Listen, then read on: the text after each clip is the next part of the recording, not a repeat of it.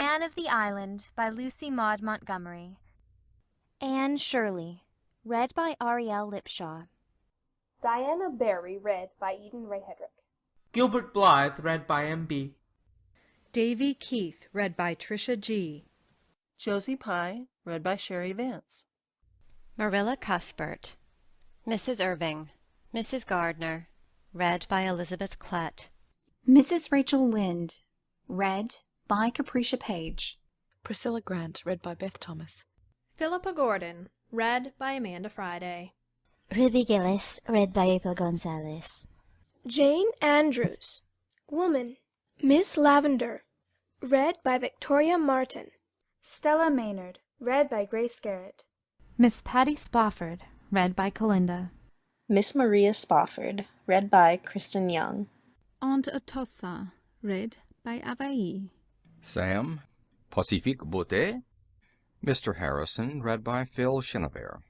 Dora Keith, read by Miss Avarice. Mrs. Gillis, read by Christine G. Aunt Jamesina, read by M.J. Frank. Paul Irving. Alec Ward, read by Justin Grant. Charlotta IV, Aline Gardner, read by Kristen Young. Royal Gardner, read by Todd. Mrs. Skinner, read by Rapunzelina. The Role of Janet, read by Sarah Holtz. Mr. Douglas, by J. Todd Martinson. Mrs. Douglas, read by Julia Niedermeyer. Dorothy Gardner, read by Charlotte Duckett. Mrs. Harmon Andrews, read by Kate Carstens.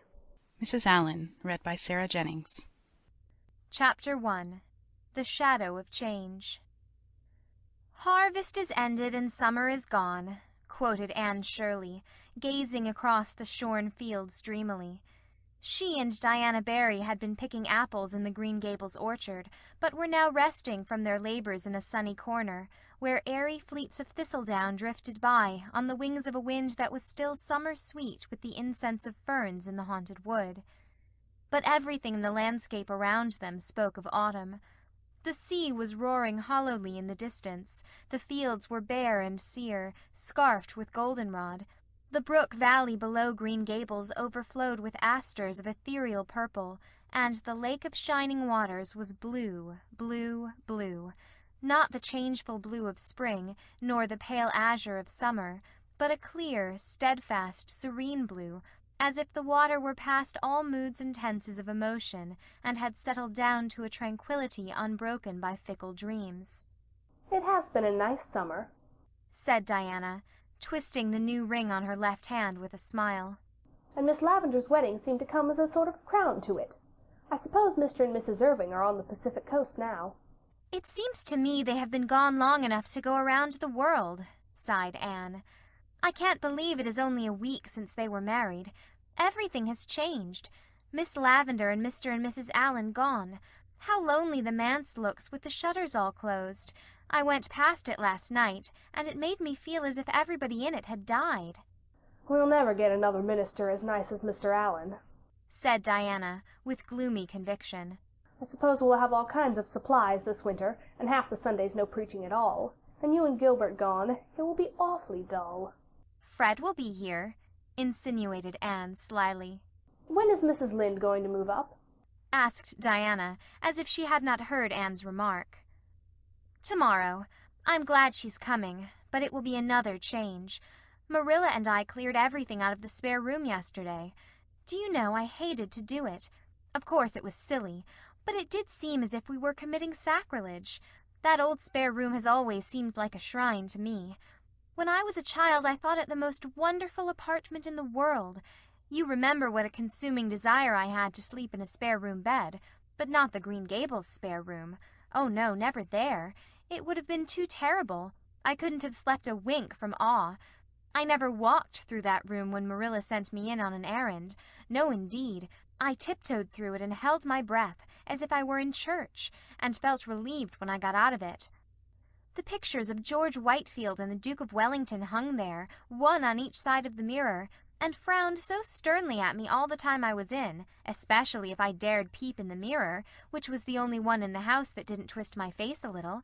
I always wondered how Marilla dared house-clean that room. And now it's not only cleaned, but stripped bare. George Whitefield and the Duke have been relegated to the upstairs hall. So passes the glory of this world, concluded Anne, with a laugh in which there was a little note of regret. It is never pleasant to have our old shrines desecrated, even when we have outgrown them. I'll be so lonesome when you go, moaned Diana for the 100th time. And to think you go next week. But we're together still, said Anne cheerily. We mustn't let next week rob us of this week's joy. I hate the thought of going myself. Home and I are such good friends. Talk of being lonesome, it's I who should groan. You'll be here with any number of your old friends, and Fred, while I shall be alone among strangers, not knowing a soul. Except Gilbert and Charlie Sloane, said Diana, imitating Anne's italics and slyness. Charlie Sloane will be a great comfort, of course, agreed Anne sarcastically, whereupon both those irresponsible damsels laughed. Diana knew exactly what Anne thought of Charlie Sloane, but despite sundry confidential talks, she did not know just what Anne thought of Gilbert Blythe. To be sure, Anne herself did not know that. The boys may be boarding at the other end of Kingsport for all I know, Anne went on. I am glad I'm going to Redmond, and I am sure I shall like it after a while. But for the first few weeks I know I won't. I shan't even have the comfort of looking forward to the weekend visit home, as I had when I went to Queen's. Christmas will seem like 1,000 years away. Everything is changing, or going to change, said Diana sadly. I have a feeling that things will never be the same again, Anne. We have come to a parting of the ways, I suppose, said Anne thoughtfully. We had to come to it. Do you think, Diana, that being grown up is really as nice as we used to imagine it would be when we were children? I don't know. There are some nice things about it, answered Diana, again caressing her ring with that little smile which always had the effect of making Anne feel suddenly left out and inexperienced. But there are so many puzzling things, too. Sometimes I feel as if being grown up just frightened me, and then I would give anything to be a little girl again. I suppose we'll get used to being grown up in time, said Anne cheerfully. There won't be so many unexpected things about it by and by, though after all, I fancy it's the unexpected things that give spice to life. We're 18, Diana. In 2 more years we'll be 20. When I was 10, I thought 20 was a green old age. In no time you'll be a staid, middle-aged matron, and I shall be nice old maid Aunt Anne, coming to visit you on vacations. You'll always keep a corner for me, won't you, Di, darling? Not the spare room, of course. Old maids can't aspire to spare rooms, and I shall be as humble as Uriah Heep, and quite content with a little over the porch or off the parlour cubbyhole. What nonsense you do talk, Anne, laughed Diana. You'll marry somebody splendid and handsome and rich, and no spare room in Avonlea will be half gorgeous enough for you, and you'll turn up your nose at all the friends of your youth. That would be a pity. My nose is quite nice, but I fear turning it up would spoil it, said Anne, patting that shapely organ. I haven't so many good features that I could afford to spoil those I have. So, even if I should marry the King of the Cannibal Islands, I promise you I won't turn up my nose at you, Diana. With another gay laugh, the girls separated, Diana to return to Orchard Slope, Anne to walk to the post office. She found a letter awaiting her there, and when Gilbert Blythe overtook her on the bridge over the Lake of Shining Waters, she was sparkling with the excitement of it. Priscilla Grant is going to Redmond, too, she exclaimed. Isn't that splendid? I hoped she would, but she didn't think her father would consent. He has, however, and we're to board together. I feel that I can face an army with banners, or all the professors of Redmond in one fell phalanx, with a chum like Priscilla by my side. I think we'll like Kingsport, said Gilbert. It's a nice old burg, they tell me, and has the finest natural park in the world. I've heard that the scenery in it is magnificent. I wonder if it will be, can be, any more beautiful than this, murmured Anne, looking around her with the loving, enraptured eyes of those to whom home must always be the loveliest spot in the world, no matter what fairer lands may lie under alien stars. They were leaning on the bridge of the old pond, drinking deep of the enchantment of the dusk, just at the spot where Anne had climbed from her sinking dory on the day Elaine floated down to Camelot. The fine, empurpling dye of sunset still stained the western skies, but the moon was rising, and the water lay like a great silver dream in her light. Remembrance wove a sweet and subtle spell over the two young creatures. "You're very quiet, Anne," said Gilbert at last. "I'm afraid to speak or move, for fear all this wonderful beauty will vanish just like a broken silence," breathed Anne. Gilbert suddenly laid his hand over the slender white one lying on the rail of the bridge. His hazel eyes deepened into darkness. His still boyish lips opened to say something of the dream and hope that thrilled his soul. But Anne snatched her hand away and turned quickly. The spell of the dusk was broken for her. "I must go home," she exclaimed, with a rather overdone carelessness. "Marilla had a headache this afternoon, and I'm sure the twins will be in some dreadful mischief by this time. I really shouldn't have stayed away so long."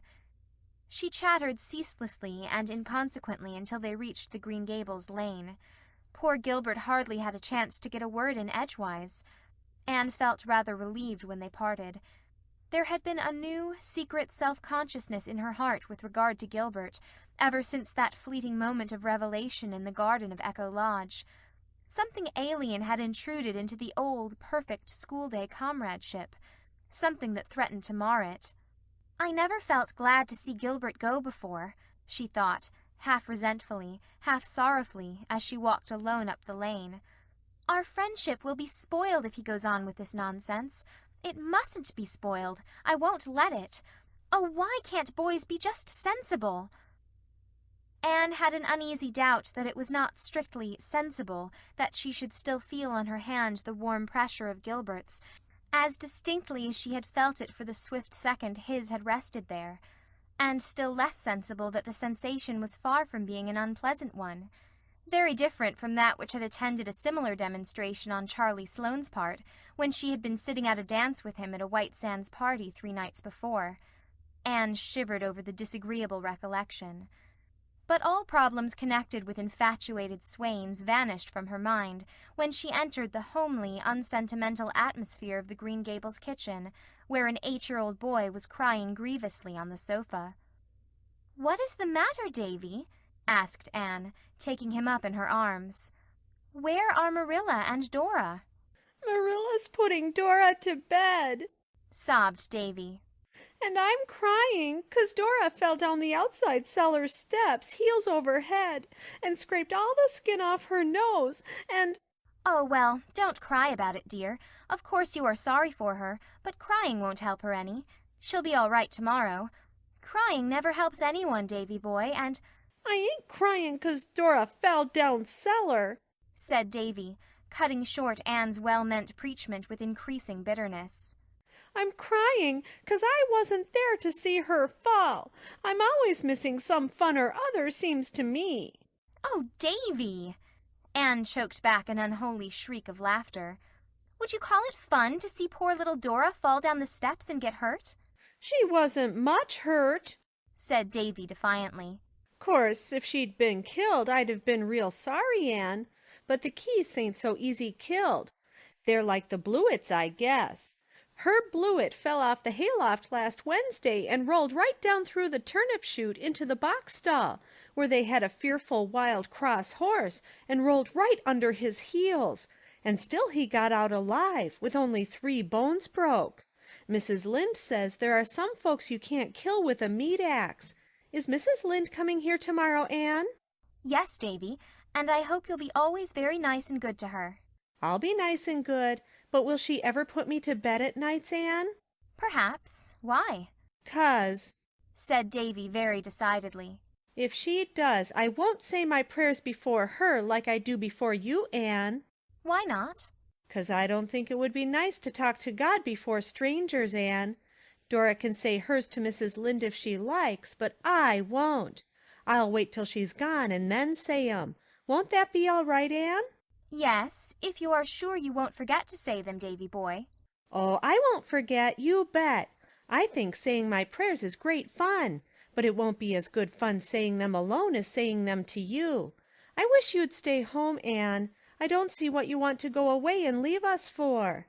"I don't exactly want to, Davy, but I feel I ought to go." "If you don't want to go, you needn't. You're grown up. When I'm grown up, I'm not going to do one single thing I don't want to do, Anne." All your life, Davy, you'll find yourself doing things you don't want to do. I won't, said Davy flatly. Catch me. I have to do things I don't want to do now, 'cause you and Marilla'll send me to bed if I don't. But when I grow up you can't do that, and there'll be nobody to tell me not to do things.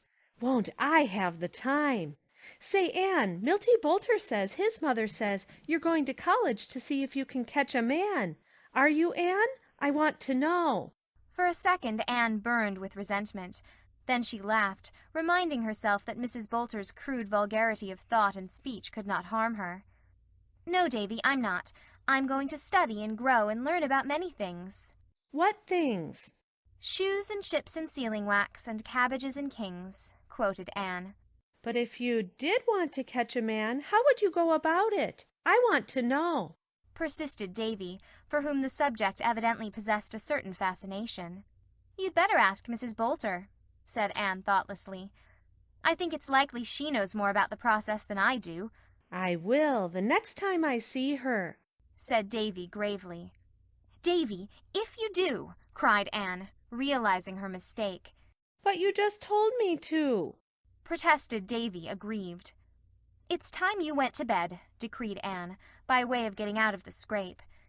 After Davy had gone to bed, Anne wandered down to Victoria Island and sat there alone, curtained with fine-spun moonlit gloom, while the water laughed around her in a duet of brook and wind. Anne had always loved that brook. Many a dream had she spun over its sparkling water in days gone by. She forgot lovelorn youths, and the cayenne speeches of malicious neighbours, and all the problems of her girlish existence. In imagination she sailed over storied seas that wash the distant shining shores of fairylands forlorn, where lost Atlantis and Elysium lie, with the evening star for pilot, to the land of heart's desire. And she was richer in those dreams than in realities, for things seen pass away, but the things that are unseen are eternal. End of chapter 1.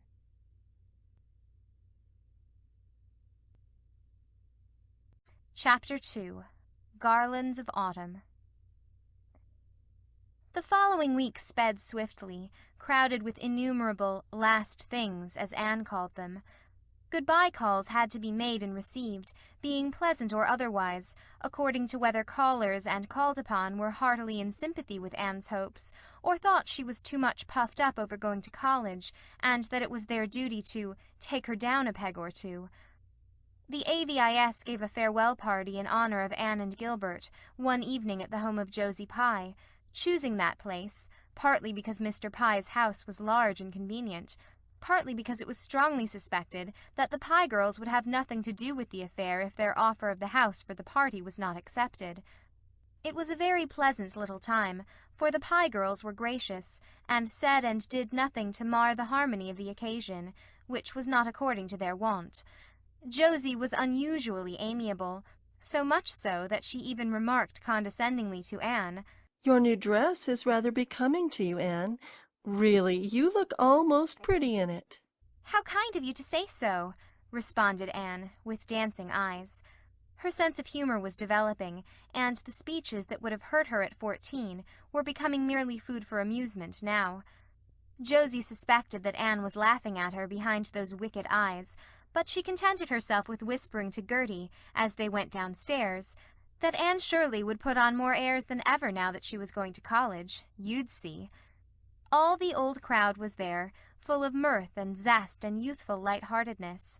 Diana Barry, rosy and dimpled, shadowed by the faithful Fred; Jane Andrews, neat and sensible and plain; Ruby Gillis, looking her handsomest and brightest in a cream silk blouse, with red geraniums in her golden hair; Gilbert Blythe and Charlie Sloane, both trying to keep as near the elusive Anne as possible; Carrie Sloane, looking pale and melancholy because, so it was reported, her father would not allow Oliver Kimball to come near the place; Moody Spurgeon Macpherson, whose round face and objectionable ears were as round and objectionable as ever; and Billy Andrews, who sat in a corner all the evening, chuckled when anyone spoke to him, and watched Anne Shirley with a grin of pleasure on his broad, freckled countenance.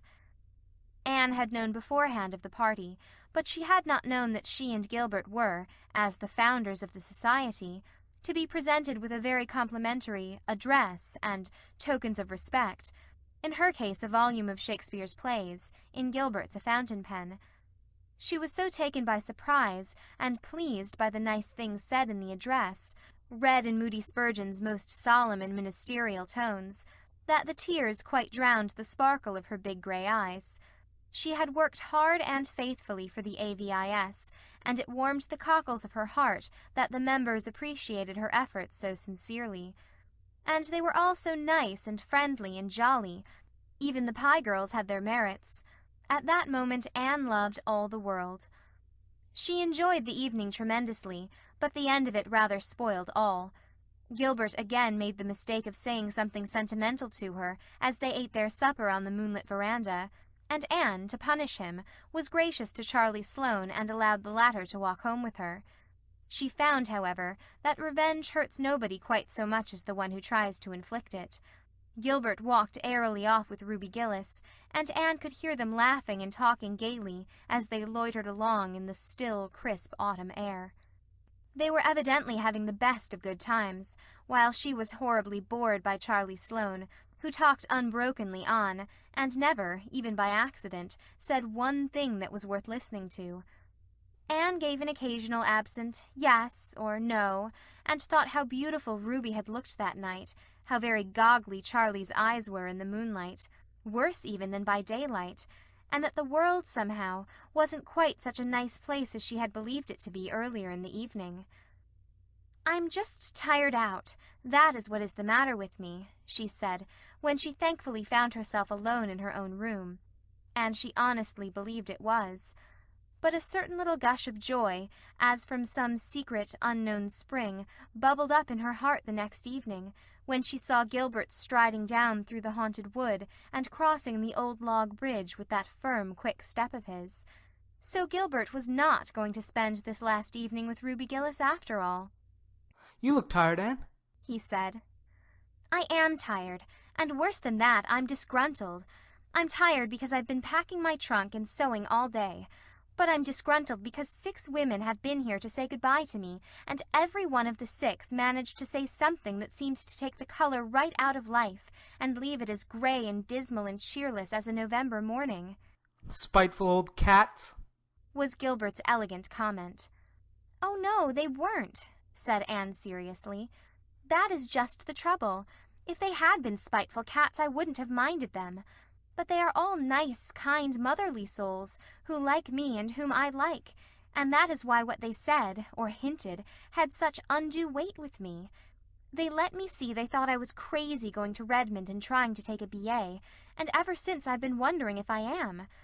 Mrs. Peter Sloane sighed and said she hoped my strength would hold out till I got through, and at once I saw myself a hopeless victim of nervous prostration at the end of my 3rd year.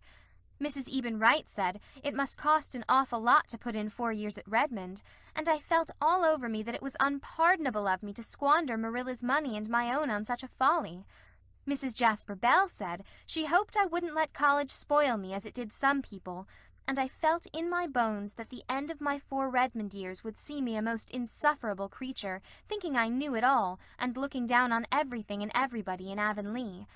Mrs. Elisha Wright said she understood that Redmond girls, especially those who belonged to Kingsport, were dreadful dressy and stuck-up, and she guessed I wouldn't feel much at home among them, and I saw myself, a snubbed, dowdy, humiliated country girl, shuffling through Redmond's classic halls in copper-toned boots. Anne ended with a laugh and a sigh commingled. With her sensitive nature all disapproval had weight, even the disapproval of those for whose opinions she had scant respect. For the time being life was savourless, and ambition had gone out like a snuffed candle. "You surely don't care for what they said," protested Gilbert. "You know exactly how narrow their outlook on life is, excellent creatures though they are. To do anything they have never done is anathema maranatha. You're the first Avonlea girl who has ever gone to college, and you know that all pioneers are considered to be afflicted with moonstruck madness." "Oh, I know, but feeling is so different from knowing.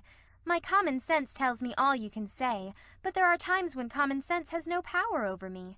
Common nonsense takes possession of my soul. Really, after Mrs. Alicia went away, I hardly had the heart to finish packing. Oh, you're just tired, Anne. Come, forget it all and take a walk with me. I'll ramble back through the woods beyond the marsh. There should be something there I want to show you. Should be? Don't you know if it is there? No, I only know it should be from something I saw there in spring. Come on. We'll pretend we're two children again, and we'll go the way of the wind. They started gaily off. Anne, remembering the unpleasantness of the preceding evening, was very nice to Gilbert, and Gilbert, who was learning wisdom, took care to be nothing save the schoolboy comrade again. Mrs. Lynde and Marilla watched them from the kitchen window. "That'll be a match some day," Mrs. Lynde said approvingly. Marilla winced slightly. In her heart she hoped it would, but it went against her grain to hear the matter spoken of in Mrs. Lynde's gossipy, matter-of-fact way. "They're only children yet," she said shortly. Mrs. Lynde laughed good-naturedly. "Anne is 18. I was married when I was that age. We old folks, Marilla, are too given to thinking children never grow up, that's what. Anne is a young woman, and Gilbert's a man, and he worships the ground she walks on, as anyone can see. He's a fine fellow, and Anne can't do better. I hope she won't get any romantic nonsense into her head at Redmond.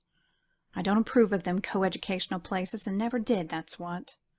I don't believe," concluded Mrs. Lynde solemnly, "that the students at such colleges ever do much else than flirt." "They must study a little," said Marilla with a smile. "Precious little," sniffed Mrs. Rachel. "However, I think Anne will. She never was flirtatious. But she doesn't appreciate Gilbert at his full value, that's what. Oh, I know girls. Charlie Sloane is wild about her, too. But I'd never advise her to marry a Sloane. The Sloanes are good, honest, respectable people, of course. But when all's said and done, they're Sloanes." Marilla nodded.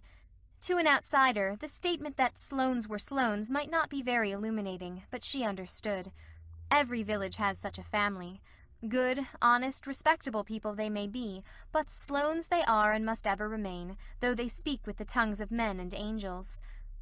Gilbert and Anne, happily unconscious that their future was thus being settled by Mrs. Rachel, were sauntering through the shadows of the haunted wood.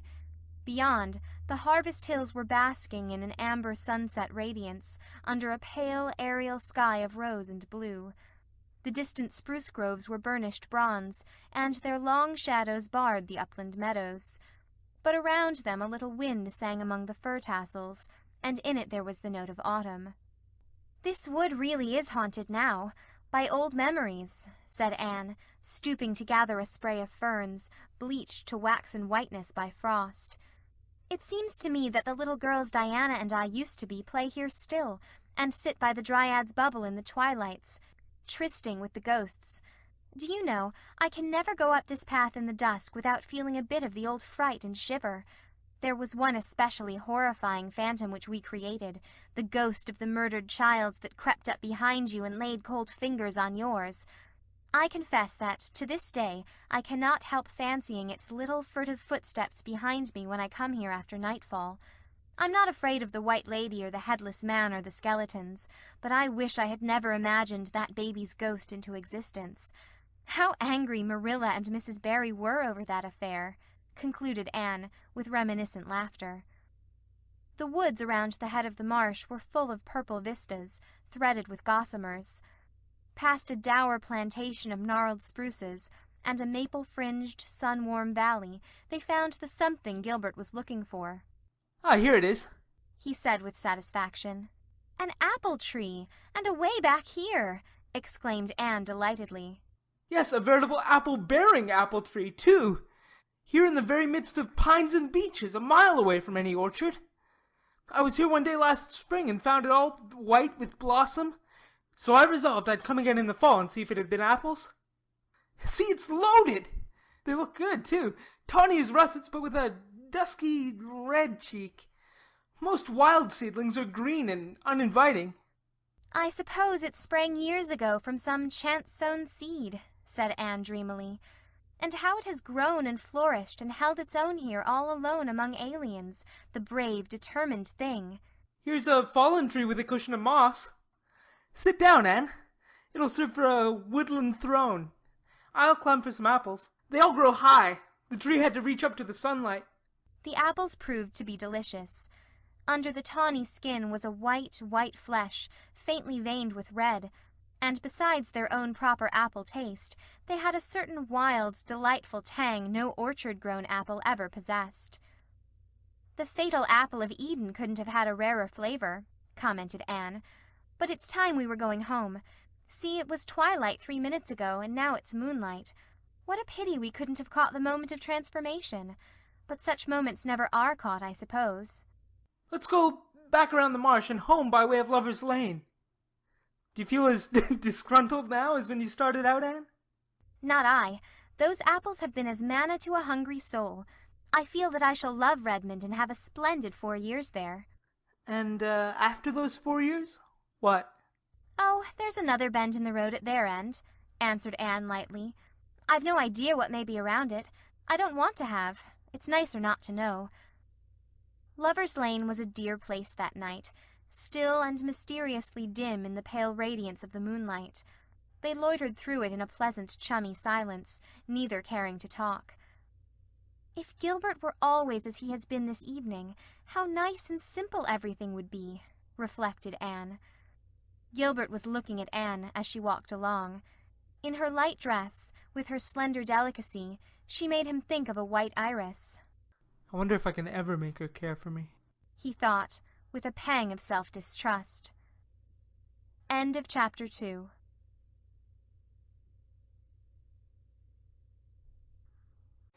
Chapter 3. Greeting and Farewell. Charlie Sloane, Gilbert Blythe, and Anne Shirley left Avonlea the following Monday morning. Anne had hoped for a fine day. Diana was to drive her to the station, and they wanted this, their last drive together for some time, to be a pleasant one. But when Anne went to bed Sunday night, the east wind was moaning around Green Gables with an ominous prophecy which was fulfilled in the morning. Anne awoke to find raindrops pattering against her window, and shadowing the pond's grey surface with widening rings. Hills and sea were hidden in mist, and the whole world seemed dim and dreary. Anne dressed in the cheerless grey dawn, for an early start was necessary to catch the boat train. She struggled against the tears that would well up in her eyes in spite of herself. She was leaving the home that was so dear to her, and something told her that she was leaving it forever, save as a holiday refuge. Things would never be the same again. Coming back for vacations would not be living there. And oh, how dear and beloved everything was! That little white porch room, sacred to the dreams of girlhood, the old Snow Queen at the window, the brook in the hollow, the Dryad's bubble, the haunted woods and Lover's Lane, all the 1,001 dear spots where memories of the old years bided. Could she ever be really happy anywhere else? Breakfast at Green Gables that morning was a rather doleful meal. Davy, for the first time in his life probably, could not eat, but blubbered shamelessly over his porridge. Nobody else seemed to have much appetite, save Dora, who tucked away her rations comfortably. Dora, like the immortal and most prudent Charlotte, who went on cutting bread and butter when her frenzied lover's body had been carried past on a shutter, was one of those fortunate creatures who are seldom disturbed by anything. Even at 8 it took a great deal to ruffle Dora's placidity. She was sorry Anne was going away, of course, but was that any reason why she should fail to appreciate a poached egg on toast? Not at all. And, seeing that Davy could not eat his, Dora ate it for him. Promptly on time Diana appeared with horse and buggy, her rosy face glowing above her raincoat. The goodbyes had to be said then somehow. Mrs. Lynde came in from her quarters to give Anne a hearty embrace and warn her to be careful of her health, whatever she did. Marilla, brusque and tearless, pecked Anne's cheek and said she supposed they'd hear from her when she got settled. A casual observer might have concluded that Anne's going mattered very little to her, unless said observer had happened to get a good look in her eyes. Dora kissed Anne primly and squeezed out 2 decorous little tears. But Davy, who had been crying on the back porch step ever since they rose from the table, refused to say good-bye at all.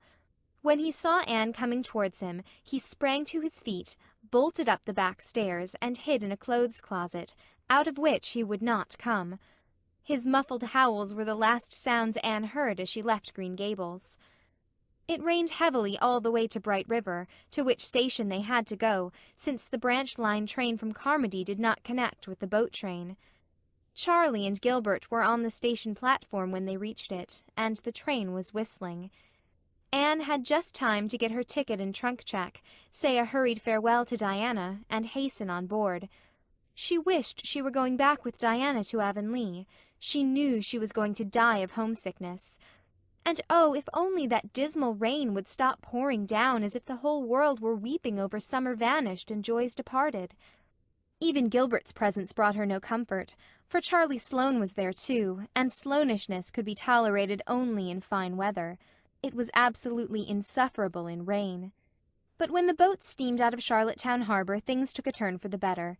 The rain ceased, and the sun began to burst out goldenly now and again between the rents in the clouds, burnishing the grey seas with copper-hued radiance, and lighting up the mists that curtained the island's red shores with gleams of gold, foretokening a fine day after all. Besides, Charlie Sloane promptly became so seasick that he had to go below, and Anne and Gilbert were left alone on deck. "I am very glad that all the Sloanes get seasick as soon as they go on water," thought Anne mercilessly. "I am sure I couldn't take my farewell look at the old sod with Charlie standing there pretending to look sentimentally at it too." "Well, we're off," remarked Gilbert, unsentimentally. "Yes, I feel like Byron's Childe Harold, only it isn't really my native shore that I'm watching," said Anne, winking her grey eyes vigorously. "Nova Scotia is that, I suppose. But one's native shore is the land one loves the best, and that's good old PEI for me. I can't believe I didn't always live here. Those 11 years before I came seem like a bad dream. It's 7 years since I crossed on this boat, the evening Mrs. Spencer brought me over from Hopetown. I can see myself, in that dreadful old wincey dress and faded sailor hat, exploring decks and cabins with enraptured curiosity. It was a fine evening, and how those red island shores did gleam in the sunshine. Now I'm crossing the strait again. Oh, Gilbert, I do hope I'll like Redmond and Kingsport, but I'm sure I won't." "Where's all your philosophy gone, Anne?" "It's all submerged under a great swamping wave of loneliness and homesickness. I've longed for 3 years to go to Redmond, and now I'm going, and I wish I weren't. Never mind. I shall be cheerful and philosophical again after I have just one good cry. I must have that, as a went, and I'll have to wait until I get into my boarding-house bed tonight, wherever it may be, before I can have it. Then Anne will be herself again. I wonder if Davy has come out of the closet yet." It was 9 that night when their train reached Kingsport, and they found themselves in the blue-white glare of the crowded station. Anne felt horribly bewildered, but a moment later she was seized by Priscilla Grant, who had come to Kingsport on Saturday. "Here you are, beloved, and I suppose you're as tired as I was when I got here Saturday night." "Tired? Priscilla, don't talk of it. I'm tired and green and provincial, and only about 10 years old. For pity's sake, take your poor broken-down chum to some place where she can hear herself think." "I'll take you right up to our boarding-house. I've a cab ready outside." "It's such a blessing you're here, Prissy. If you weren't, I think I should just sit down on my suitcase, here and now, and weep bitter tears. What a comfort one familiar face is in a howling wilderness of strangers." "Is that Gilbert Blythe over there, Anne? How he has grown up this past year. He was only a schoolboy when I taught in Carmody. And of course that's Charlie Sloane. He hasn't changed. Couldn't. He looked just like that when he was born, and he'll look like that when he's 80. This way, dear. We'll be home in 20 minutes. "Home?" groaned Anne. "You mean we'll be in some horrible boarding-house, in a still more horrible hall bedroom, looking out on a dingy backyard." "It isn't a horrible boarding-house, Anne girl. Here's our cab. Hop in. The driver will get your trunk. Oh, yes, the boarding-house. It's really a very nice place of its kind, as you'll admit tomorrow morning when a good night's sleep has turned your blues rosy pink. It's a big, old-fashioned grey stone house on St. John Street, just a nice little constitutional from Redmond. It used to be the residence of great folk, but fashion has deserted St. John Street, and its houses only dream now of better days. They're so big that people living in them have to take boarders just to fill up. At least, that is the reason our landladies are very anxious to impress on us. They're delicious, Anne. Our landladies, I mean." "How many are there?" 2. Miss Hannah Harvey and Miss Ada Harvey. They were born twins about 50 years ago. I can't get away from twins, it seems, smiled Anne. Wherever I go they confront me. Oh, they're not twins now, dear. After they reach the age of 30, they never were twins again. Miss Hannah has grown old, not too gracefully, and Miss Ada has stayed 30, less gracefully still. I don't know whether Miss Hannah can smile or not. I've never caught her at it so far, but Miss Ada smiles all the time, and that's worse. However, they're nice, kind souls, and they take 2 boarders every year because Miss Hannah's economical soul cannot bear to waste room space. Not because they need to or have to, as Miss Ada has told me 7 times since Saturday night. As for our rooms, I admit they are whole bedrooms, and mine does look out on the backyard. Your room is the front one, and looks out on Old St. John's graveyard, which is just across the street. That sounds gruesome, shivered Anne. I think I'd rather have the backyard view. Oh, no, you wouldn't. Wait and see.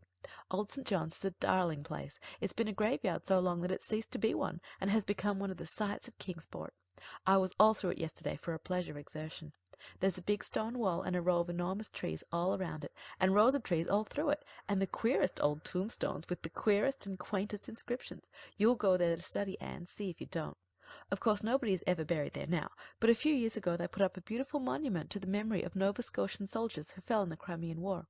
It's just opposite the entrance gates, and there's scope for imagination in it, as you used to say. Here's your trunk at last, and the boys are coming to say good night. Must I really shake hands with Charlie Sloane, Anne? His hands are always so cold and fishy-feeling. We must ask them to call occasionally. Miss Hannah gravely told me we could have young gentlemen callers 2 evenings in the week, if they went away at a reasonable hour. And Miss Ada asked me, smiling, please to be sure they didn't sit on her beautiful cushions. I promised to see to it, but goodness knows where else they can sit, unless they sit on the floor. There are cushions on everything. Miss Ada even has an elaborate Battenberg one on top of the piano. Anne was laughing by this time. Priscilla's gay chatter had the intended effect of cheering her up. Homesickness vanished for the time being, and did not even return in full force when she finally found herself alone in her little bedroom. She went to her window and looked out. The street below was dim and quiet. Across it the moon was shining above the trees in Old St. John's, just behind the great dark head of the lion on the monument. Anne wondered if it could have been only that morning that she had left Green Gables. She had the sense of a long passage of time which one day of change and travel gives. I suppose that very moon is looking down on Green Gables now, she mused. But I won't think about it. That way homesickness lies. I'm not even going to have my good cry. I'll put that off to a more convenient season, and just now I'll go calmly and sensibly to bed and to sleep. End of Chapter 3.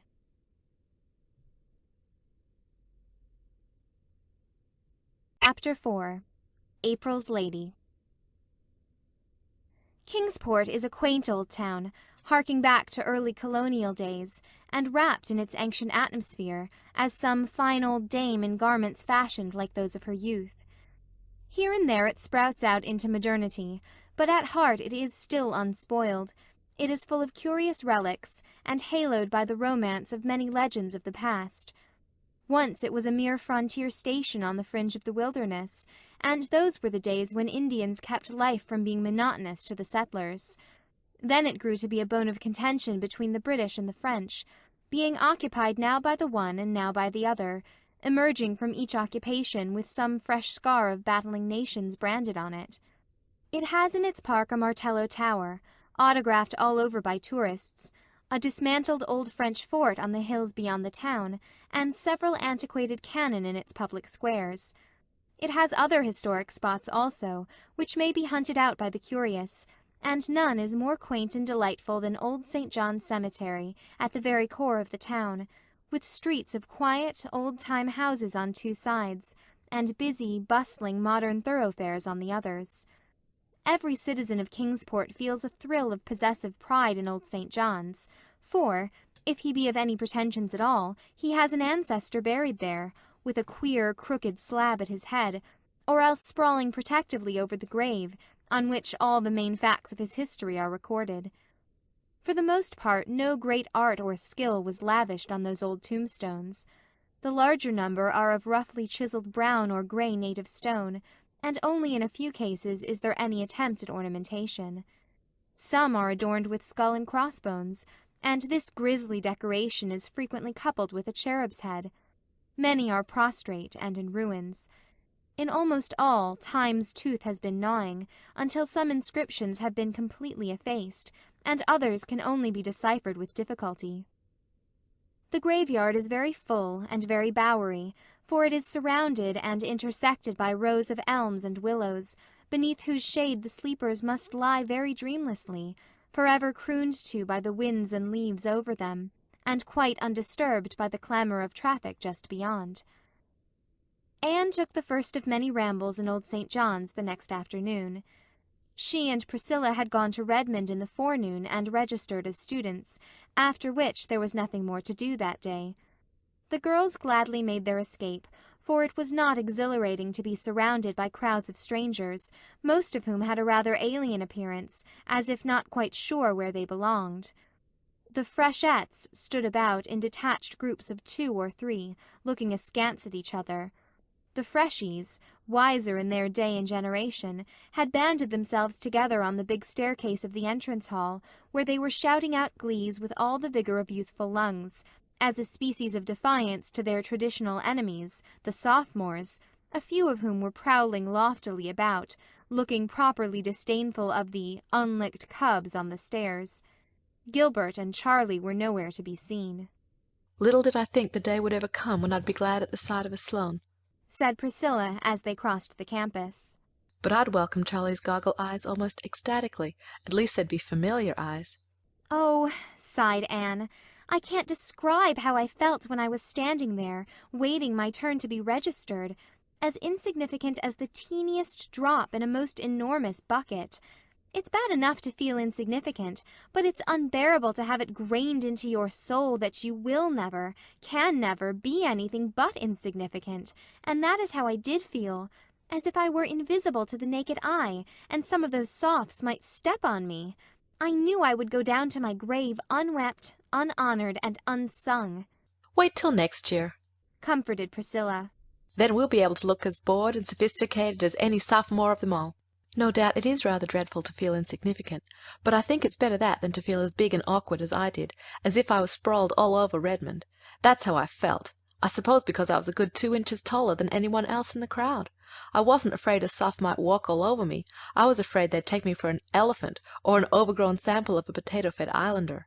I suppose the trouble is we can't forgive Big Redmond for not being Little Queens, said Anne, gathering about her the shreds of her old cheerful philosophy to cover her nakedness of spirit.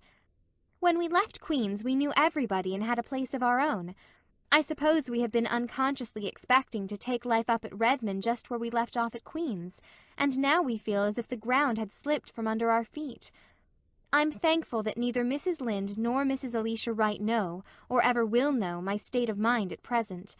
They would exult in saying I told you so, and be convinced it was the beginning of the end, whereas it is just the end of the beginning. Exactly. That sounds more Annish. In a little while we'll be acclimated and acquainted, and all will be well. Anne, did you notice the girl who stood alone just outside the door of the co-ed's dressing-room all the morning? The pretty one with the brown eyes and the crooked mouth? Yes, I did. I noticed her particularly, because she seemed the only creature there who looked as lonely and friendless as I felt. I had you, but she had no one. I think she felt pretty all by herselfish, too. Several times I saw her make a motion as if to cross over to us, but she never did it. Too shy, I suppose. I wish she would come. If I hadn't felt so much like the aforesaid elephant, I'd have gone to her. But I couldn't lumber across the big hall with all those boys howling on the stairs. She was the prettiest freshette I saw today, but probably favour is deceitful, and even beauty is vain on your first day at Redmond, concluded Priscilla with a laugh. I'm going across to Old St. John's after lunch, said Anne. I don't know that a graveyard is a very good place to go to get cheered up, but it seems the only get-at-able place where there are trees, and trees I must have. I'll sit on one of those old slabs and shut my eyes and imagine I'm in the Avonlea woods. Anne did not do that, however, for she found enough of interest in Old St. John's to keep her eyes wide open. They went in by the entrance gates, past the simple, massive stone arch surmounted by the great Lion of England. And on Inkerman yet the wild bramble is gory, and those bleak heights henceforth shall be famous in story, quoted Anne, looking at it with a thrill. They found themselves in a dim, cool, green place where winds were fond of purring. Up and down the long grassy aisles they wandered, reading the quaint, voluminous epitaphs, carved in an age that had more leisure than our own.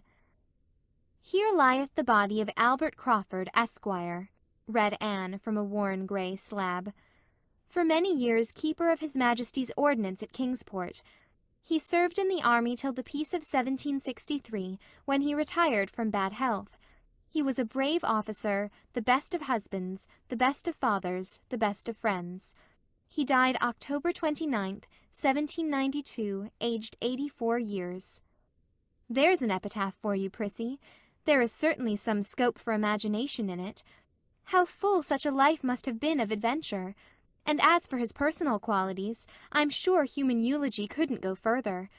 I wonder if they told him he was all those best things while he was alive." "Here's another," said Priscilla. "Listen. To the memory of Alexander Ross, who died on the 22nd of September, 1840, aged 43 years. This is raised as a tribute of affection by one whom he served so faithfully for 27 years that he was regarded as a friend, deserving the fullest confidence and attachment." "A very good epitaph," commented Anne thoughtfully. "I wouldn't wish a better. We are all servants of some sort, and if the fact that we are faithful can be truthfully inscribed on our tombstones, nothing more need be added. Here's a sorrowful little grey stone, Prissy. To the memory of a favourite child. And here is another, erected to the memory of one who is buried elsewhere. I wonder where that unknown grave is. Really, Pris, the graveyards of today will never be as interesting as this. You were right. I shall come here often. I love it already. I see we're not alone here. There's a girl down at the end of this avenue." "Yes, and I believe it's the very girl we saw at Redmond this morning. I've been watching her for 5 minutes. She has started to come up the avenue exactly half a dozen times, and half a dozen times she has turned and gone back. Either she's dreadfully shy, or she has got something on her conscience. Let's go and meet her. It's easier to get acquainted in a graveyard than at Redmond, I believe." They walked down the long grassy arcade towards the stranger, who was sitting on a grey slab under an enormous willow. She was certainly very pretty, with a vivid, irregular, bewitching type of prettiness. There was a gloss as of brown nuts on her satin-smooth hair, and a soft, ripe glow on her round cheeks. Her eyes were big and brown and velvety, under oddly pointed black brows, and her crooked mouth was rose-red. She wore a smart brown suit, with 2 very modish little shoes peeping from beneath it, and her hat of dull pink straw, wreathed with golden-brown poppies, had the indefinable, unmistakable air which pertains to the creation of an artist in millinery. Priscilla had a sudden stinging consciousness that her own hat had been trimmed by her village store milliner, and Anne wondered uncomfortably if the blouse she had made herself, and which Mrs. Lynde had fitted, looked very countrified and home-made beside the stranger's smart attire. For a moment both girls felt like turning back. But they had already stopped and turned towards the grey slab. It was too late to retreat, for the brown-eyed girl had evidently concluded that they were coming to speak to her.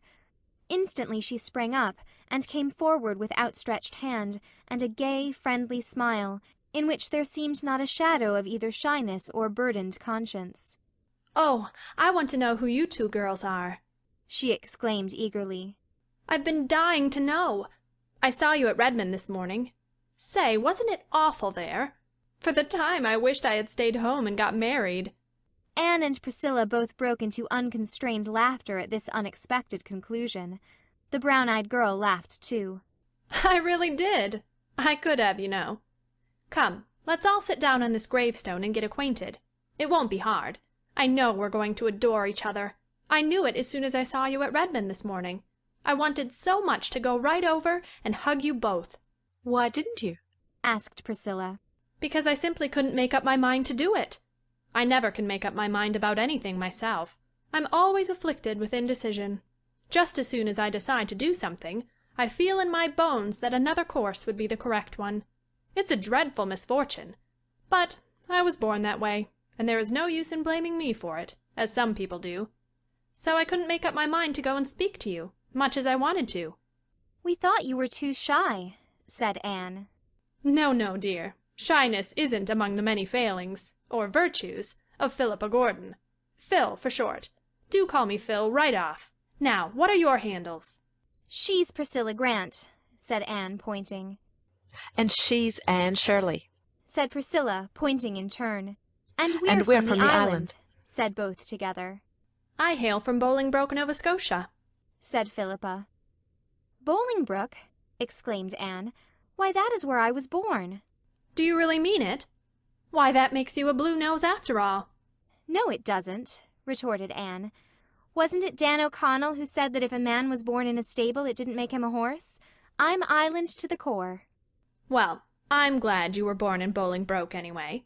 It makes us kind of neighbors, doesn't it? And I like that, because when I tell you secrets, it won't be as if I were telling them to a stranger. I have to tell them. I can't keep secrets. It's no use to try. That's my worst failing. That and indecision, as aforesaid. Would you believe it? It took me half an hour to decide which hat to wear when I was coming here. Here, to a graveyard! At first I inclined to my brown one, with the feather, but as soon as I put it on, I thought this pink one with the floppy brim would be more becoming.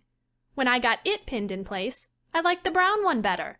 At last I put them close together on the bed, shut my eyes, and jabbed with a hat pin. The pin speared the pink one, so I put it on. It is becoming, isn't it? Tell me, what do you think of my looks? At this naive demand, made in a perfectly serious tone, Priscilla laughed again.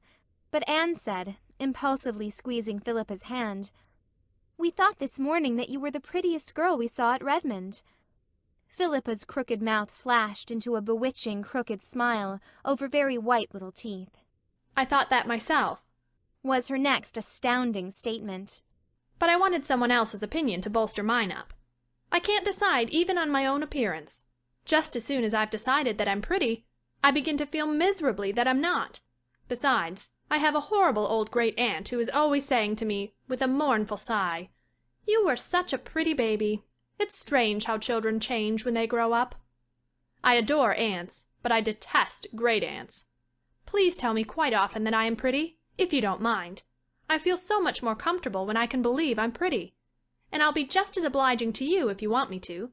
I can be, with a clear conscience." "Thanks," laughed Anne. "But Priscilla and I are so firmly convinced of our own good looks that we don't need any assurance about them, so you needn't trouble." "Oh, you're laughing at me. I know you think I'm abominably vain, but I'm not. There really isn't one spark of vanity in me, and I'm never a bit grudging about paying compliments to other girls, when they deserve them. I'm so glad I know you folks. I came up on Saturday, and I've nearly died of homesickness ever since. It's a horrible feeling, isn't it? In Bolingbroke I'm an important personage, and in Kingsport I'm just nobody. There were times when I could feel my soul turning a delicate blue. Where do you hang out?" 38 St. John's Street. "Better and better. Why, I'm just around the corner on Wallace Street. I don't like my boarding house, though. It's bleak and lonesome, and my room looks out on such an unholy backyard. It's the ugliest place in the world. As for cats, well, surely all the Kingsport cats can't congregate there at night, but half of them must. I adore cats on hearth rugs, snoozing before nice friendly fires, but cats in backyards at midnight are totally different animals. The first night I was here, I cried all night, and so did the cats. You should have seen my nose in the morning. How I wished I had never left home." "I don't know how you managed to make up your mind to come to Redmond at all, if you're really such an undecided person," said amused Priscilla. "Bless your heart, honey. I didn't. It was father who wanted me to come here. His heart was set on it. Why, I don't know. It seems perfectly ridiculous to think of me studying for a B.A. degree, doesn't it? Not but what I can do it all right. I have heaps of brains." "Oh?" said Priscilla vaguely. "Yes, but it's such hard work to use them. And B.A.'s are such learned, dignified, wise, solemn creatures. They must be. No, I didn't want to come to Redmond. I did it just to oblige father. He is such a duck. Besides, I knew if I stayed home I'd have to get married. Mother wanted that. Wanted it decidedly. Mother has plenty of decision. But I really hated the thought of being married for a few years yet. I want to have heaps of fun before I settle down. And, ridiculous as the idea of my being a B.A. is, the idea of my being an old married woman is still more absurd, isn't it? I'm only 18. No, I concluded I would rather come to Redmond than be married. Besides, how could I ever have made up my mind which man to marry? Were there so many? Laughed Anne. Heaps. The boys like me awfully. They really do. But there were only 2 that mattered. The rest were all too young and too poor. I must marry a rich man, you know. Why must you? Honey, you couldn't imagine me being a poor man's wife, could you? I can't do a single useful thing, and I am very extravagant. Oh no, my husband must have heaps of money. So that narrowed them down to 2. But I couldn't decide between 2 any easier than between 200. I knew perfectly well that whichever one I chose, I'd regret all my life that I hadn't married the other. Didn't you love either of them? Asked Anne, a little hesitatingly. It was not easy for her to speak to a stranger of the great mystery and transformation of life. Goodness, no. I couldn't love anybody. It isn't in me. Besides, I wouldn't want to. Being in love makes you a perfect slave, I think. And it would give a man such power to hurt you. I'd be afraid. No, no. Alec and Alonzo are 2 dear boys, and I like them both so much that I really don't know which I like the better. That is the trouble. Alec is the best looking, of course, and I simply couldn't marry a man who wasn't handsome. He is good-tempered, too, and has lovely curly black hair. He's rather too perfect. I don't believe I'd like a perfect husband. Somebody I could never find fault with. Then why not marry Alonzo? Asked Priscilla gravely. Think of marrying a name like Alonzo, said Phil dolefully. I don't believe I could endure it. But he has a classic nose, and it would be a comfort to have a nose in the family that could be depended on. I can't depend on mine. So far, it takes after the Gordon pattern, but I'm so afraid it will develop Byrne tendencies as I grow older. I examine it every day anxiously to make sure it's still Gordon. Mother was a Byrne, and has the Byrne nose, in the Byrnest degree. Wait till you see it. I adore nice noses. Your nose is awfully nice, Anne Shirley. Alonzo's nose nearly turned the balance in his favor, but Alonzo! No, I couldn't decide. If I could have done as I did with the hats, stood them both up together, shut my eyes, and jabbed with a hat pin, it would have been quite easy. What did Alec and Alonzo feel like when you came away? Queried Priscilla. Oh, they still have hope. I told them they'd have to wait till I could make up my mind. They're quite willing to wait. They both worship me, you know. Meanwhile, I intend to have a good time. I expect I shall have heaps of beaux at Redmond. I can't be happy unless I have, you know. But don't you think the freshmen are fearfully homely? I saw only one really handsome fellow among them. He went away before you came. I heard his chum call him Gilbert. His chum had eyes that stuck out that far. But you're not going yet, girls. Don't go yet. I think we must, said Anne, rather coldly. It's getting late, and I've some work to do. But you'll both come to see me, won't you? Asked Philippa, getting up and putting an arm around each. And let me come to see you. I want to be chummy with you. I've taken such a fancy to you both, and I haven't quite disgusted you with my frivolity, have I? Not quite, laughed Anne, responding to Phil's squeeze with a return of cordiality. Because I'm not half so silly as I seem on the surface, you know. You just accept Philippa Gordon, as the Lord made her, with all her faults, and I believe you'll come to like her. Isn't this graveyard a sweet place? I'd love to be buried here. Here's a grave I didn't see before. This one in the iron railing. Oh, girls, look, see? The stone says it's the grave of a middy who was killed in the fight between the Shannon and the Chesapeake. Just fancy. Anne paused by the railing and looked at the worn stone, her pulses thrilling with sudden excitement. The old graveyard, with its overarching trees and long aisles of shadows, faded from her sight. Instead, she saw the Kingsport harbor of nearly a century agone. Out of the mist came slowly a great frigate, brilliant with the meteor flag of England. Behind her was another, with a still, heroic form, wrapped in his own starry flag, lying on the quarter-deck, the gallant Lawrence.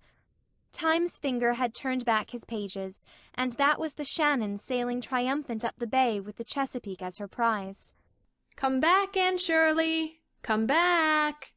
Laughed Philippa, pulling her arm. You're 100 years away from us. Come back! Anne came back with a sigh. Her eyes were shining softly. I've always loved that old story, she said, And although the English won that victory, I think it was because of the brave, defeated commander I love it. This grave seems to bring it so near and make it so real. This poor little middy was only 18. He died of desperate wounds received in gallant action.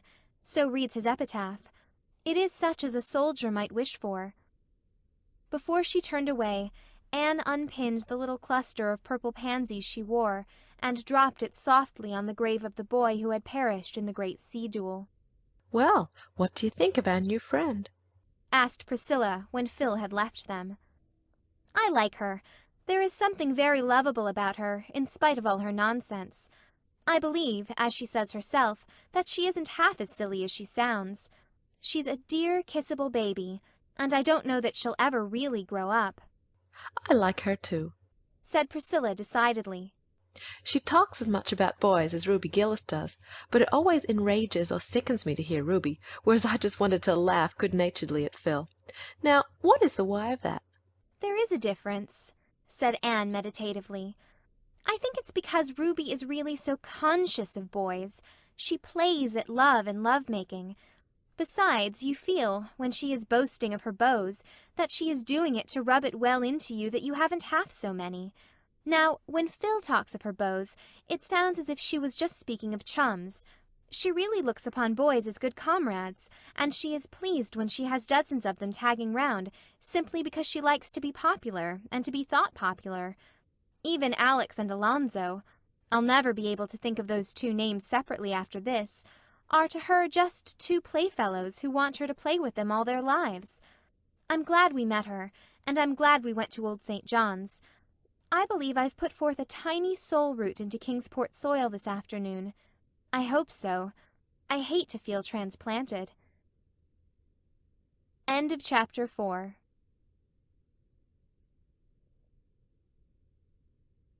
Chapter 5. Letters from Home. For the next 3 weeks, Anne and Priscilla continued to feel as strangers in a strange land.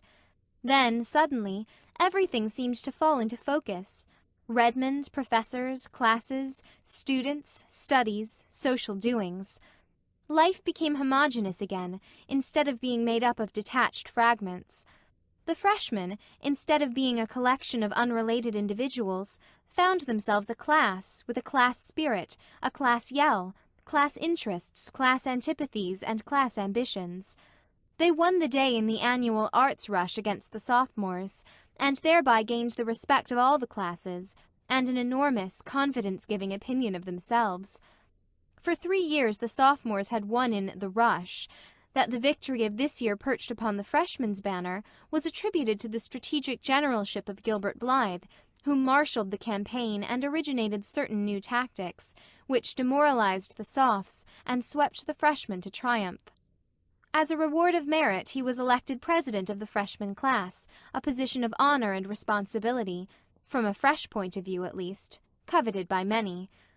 He was also invited to join the Lambs, Redmondese for Lambda Theta, a compliment rarely paid to a freshman. As a preparatory initiation ordeal, he had to parade the principal business streets of Kingsport for a whole day wearing a sunbonnet and a voluminous kitchen apron of gaudily flowered calico. This he did cheerfully, doffing his sunbonnet with courtly grace when he met ladies of his acquaintance. Charlie Sloane, who had not been asked to join the Lambs, told Anne he did not see how Blythe could do it, and he, for his part, could never humiliate himself so. "Fancy Charlie Sloane in a calico apron and a sunbonnet," giggled Priscilla. "He'd look exactly like his old grandmother Sloane. Gilbert, now, looked as much like a man in them as in his own proper habiliments." Anne and Priscilla found themselves in the thick of the social life of Redmond. That this came about so speedily was due in great measure to Philippa Gordon. Philippa was the daughter of a rich and well-known man, and belonged to an old and exclusive Blue-Nose family. This, combined with her beauty and charm, a charm acknowledged by all who met her, promptly opened the gates of all cliques, clubs, and classes in Redmond to her, and where she went, Anne and Priscilla went too. Phil adored Anne and Priscilla, especially Anne. She was a loyal little soul, crystal-free from any form of snobbishness. Love me, love my friends, seemed to be her unconscious motto. Without effort, she took them with her into her ever-widening circle of acquaintanceship, and the two Avonlea girls found their social pathway at Redmond made very easy and pleasant for them, to the envy and wonderment of the other freshettes, who, lacking Philippa's sponsorship, were doomed to remain rather on the fringe of things during their first college year. To Anne and Priscilla, with their more serious views of life, Phil remained the amusing, lovable baby she had seemed on their first meeting. Yet, as she said herself, she had heaps of brains. When or where she found time to study was a mystery, for she seemed always in demand for some kind of fun, and her home evenings were crowded with callers. She had all the beaux that heart could desire, for 9/10 of the freshmen and a big fraction of all the other classes were rivals for her smiles. She was naively delighted over this, and gleefully recounted each new conquest to Anne and Priscilla, with comments that might have made the unlucky lovers' ears burn fiercely. "Alec and Alonzo don't seem to have any serious rival yet," remarked Anne teasingly. "Not one," agreed Philippa. "I write them both every week, and tell them all about my young men here. I'm sure it must amuse them. But, of course, the one I like best I can't get. Gilbert Blythe won't take any notice of me, except to look at me as if I were a nice little kitten he'd like to pat. Too well I know the reason. I owe you a grudge, Queen Anne. I really ought to hate you, and instead I love you madly, and I'm miserable if I don't see you every day. You're different from any girl I ever knew before. When you look at me in a certain way, I feel what an insignificant, frivolous little beast I am, and I long to be better, and wiser, and stronger. And then I make good resolutions. But the first nice-looking manny who comes my way knocks them all out of my head. Isn't college life magnificent? It's so funny to think I hated it that first day. But if I hadn't, I might never got really acquainted with you. Anne, please tell me over again that you like me a little bit. I yearn to hear it." "I like you a big bit, and I think you're a dear, sweet, adorable, velvety, clawless little kitten," laughed Anne. "But I don't see when you ever get time to learn your lessons." Phil must have found time, for she held her own in every class of her year. Even the grumpy old professor of mathematics, who detested coeds, and had bitterly opposed their admission to Redmond, couldn't floor her. She led the freshettes everywhere, except in English, where Anne Shirley left her far behind. Anne herself found the studies of her freshman year very easy, thanks in great part to the steady work she and Gilbert had put in during those 2 past years in Avonlea. This left her more time for a social life which she thoroughly enjoyed. But never for a moment did she forget Avonlea and the friends there. To her, the happiest moments in each week were those in which letters came from home. It was not until she had got her first letters that she began to think she could ever like Kingsport or feel at home there. Before they came, Avonlea had seemed thousands of miles away. Those letters brought it near, and linked the old life to the new so closely that they began to seem one and the same, instead of 2 hopelessly segregated existences. The first batch contained 6 letters, from Jane Andrews, Ruby Gillis, Diana Barry, Marilla, Mrs. Lynde, and Davy.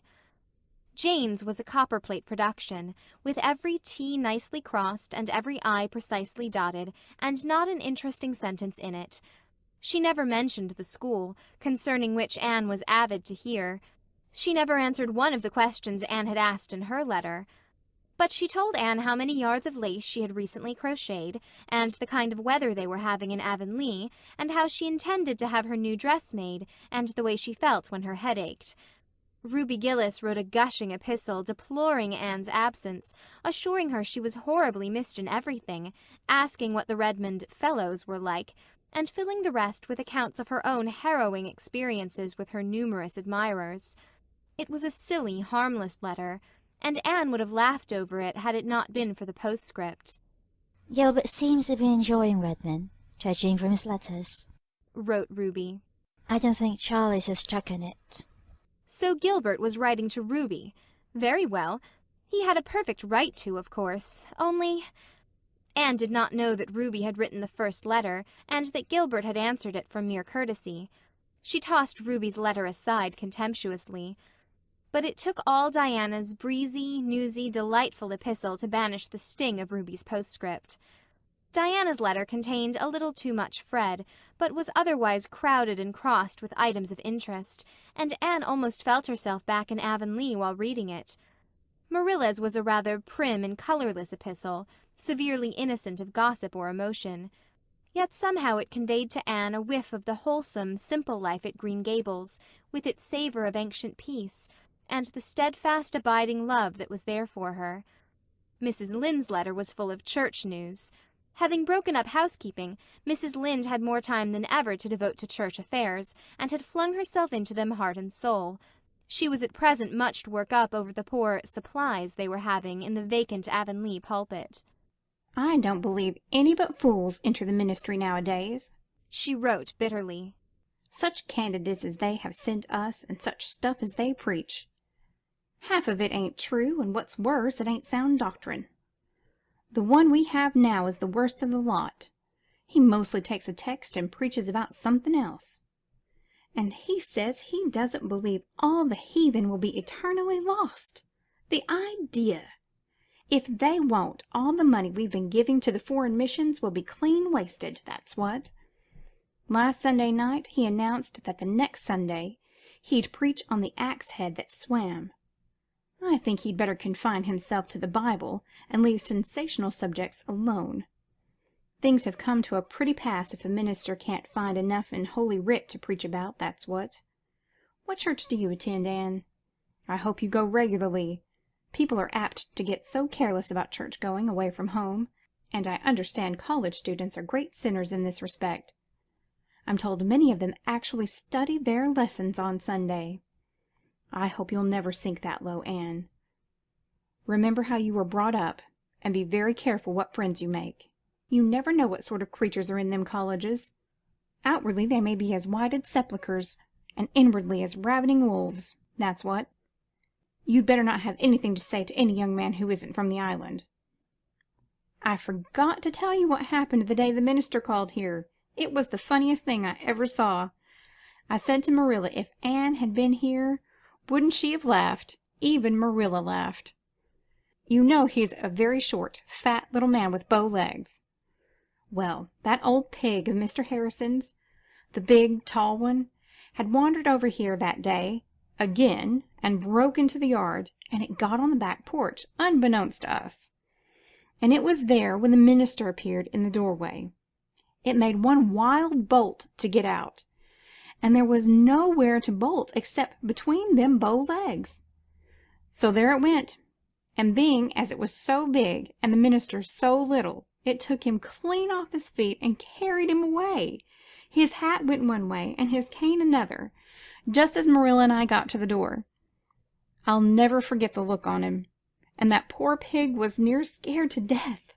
I'll never be able to read that account in the Bible of the swine that rushed madly down the steep place into the sea, without seeing Mr. Harrison's pig careening down the hill with that minister. I guess the pig thought he had the old boy on his back instead of inside of him. I was thankful the twins weren't about. It wouldn't have been a right thing for them to have seen a minister in such an undignified predicament. Just before they got to the brook, the minister jumped off or fell off. The pig rushed through the brook like mad and up through the woods. Marilla and I run down and helped the minister get up and brush his coat. He wasn't hurt, but he was mad. He seemed to hold Marilla and me responsible for it all, though we told him the pig didn't belong to us and had been pestering us all summer. Besides, what did he come to the back door for? You'd never have caught Mr. Allen doing that. It'll be a long time before we get a man like Mr. Allen. But it's an ill wind that blows no good. I've never seen hoof nor hair of that pig since, and it's my belief we never will. Things is pretty quiet in Avonlea. I don't find Green Gables as lonesome as I expected. I think I'll start another cotton warp quilt this winter. Mrs. Silas Sloane has a handsome new apple leaf pattern. When I feel that I must have some excitement, I'll read the murder trials in that Boston paper my niece sends me. I never used to do it, but they're real interesting. The States must be an awful place. I hope you'll never go there, Anne. But the way girls roam over the earth now is something terrible. It always makes me think of Satan in the book of Job, going to and fro and walking up and down.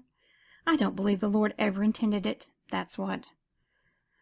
Davy has been pretty good since you went away. One day he was bad, and Marilla punished him by making him wear Dora's apron all day. And then he went and cut all Dora's aprons up. I spanked him for that. And then he went and chased my rooster to death. The McPhersons have moved down to my place. She's a great housekeeper and very particular. She's rooted all my June lilies up, because she says that they make the garden look so untidy. Thomas set them lilies out when we were married. Her husband seems a nice sort of man, but she can't get over being an old maid, that's what. Don't study too hard, and be sure to put your winter underclothes on as soon as the weather gets cold. Marilla worries about you a lot, but I tell her you've got a lot more sense than I ever thought you would have at one time, and that you'll be all right. Davy's letter plunged into a grievance at the start. Dear Anne, please write and tell Marilla not to tie me to the rail of the bridge when I go fishing. The boys make fun of me when she does. It's awful lonesome here without you, but great fun in school. Jane Andrews is crosser than you. I scared Mrs. Lynde with a jack-o'-lantern last night. She was awful mad, and she was mad 'cause I chased her old rooster round the yard till he fell down dead. I didn't mean to make him fall down dead. What made him die, Anne? I want to know. Mrs. Lynde threw him into the pig pen. She might have sold him to Mr. Blair. Mr. Blair is giving 50 cents apiece for good dead roosters now. I heard Mrs. Lynde asking the minister to pray for her. What did she do that was so bad, Anne? I want to know. I've got a kite with a magnificent tail, Anne. Milty Boulter told me a great story in school yesterday. It is true. Old Joe Mosey and Leon were playing cards one night last week in the woods. The cards were on a stump, and a big black man bigger than the trees came along and grabbed the cards and the stump and disappeared with a noise like thunder. I'll bet they were scared. Milty says the black man was the old Harry. Was he, Anne? I want to know.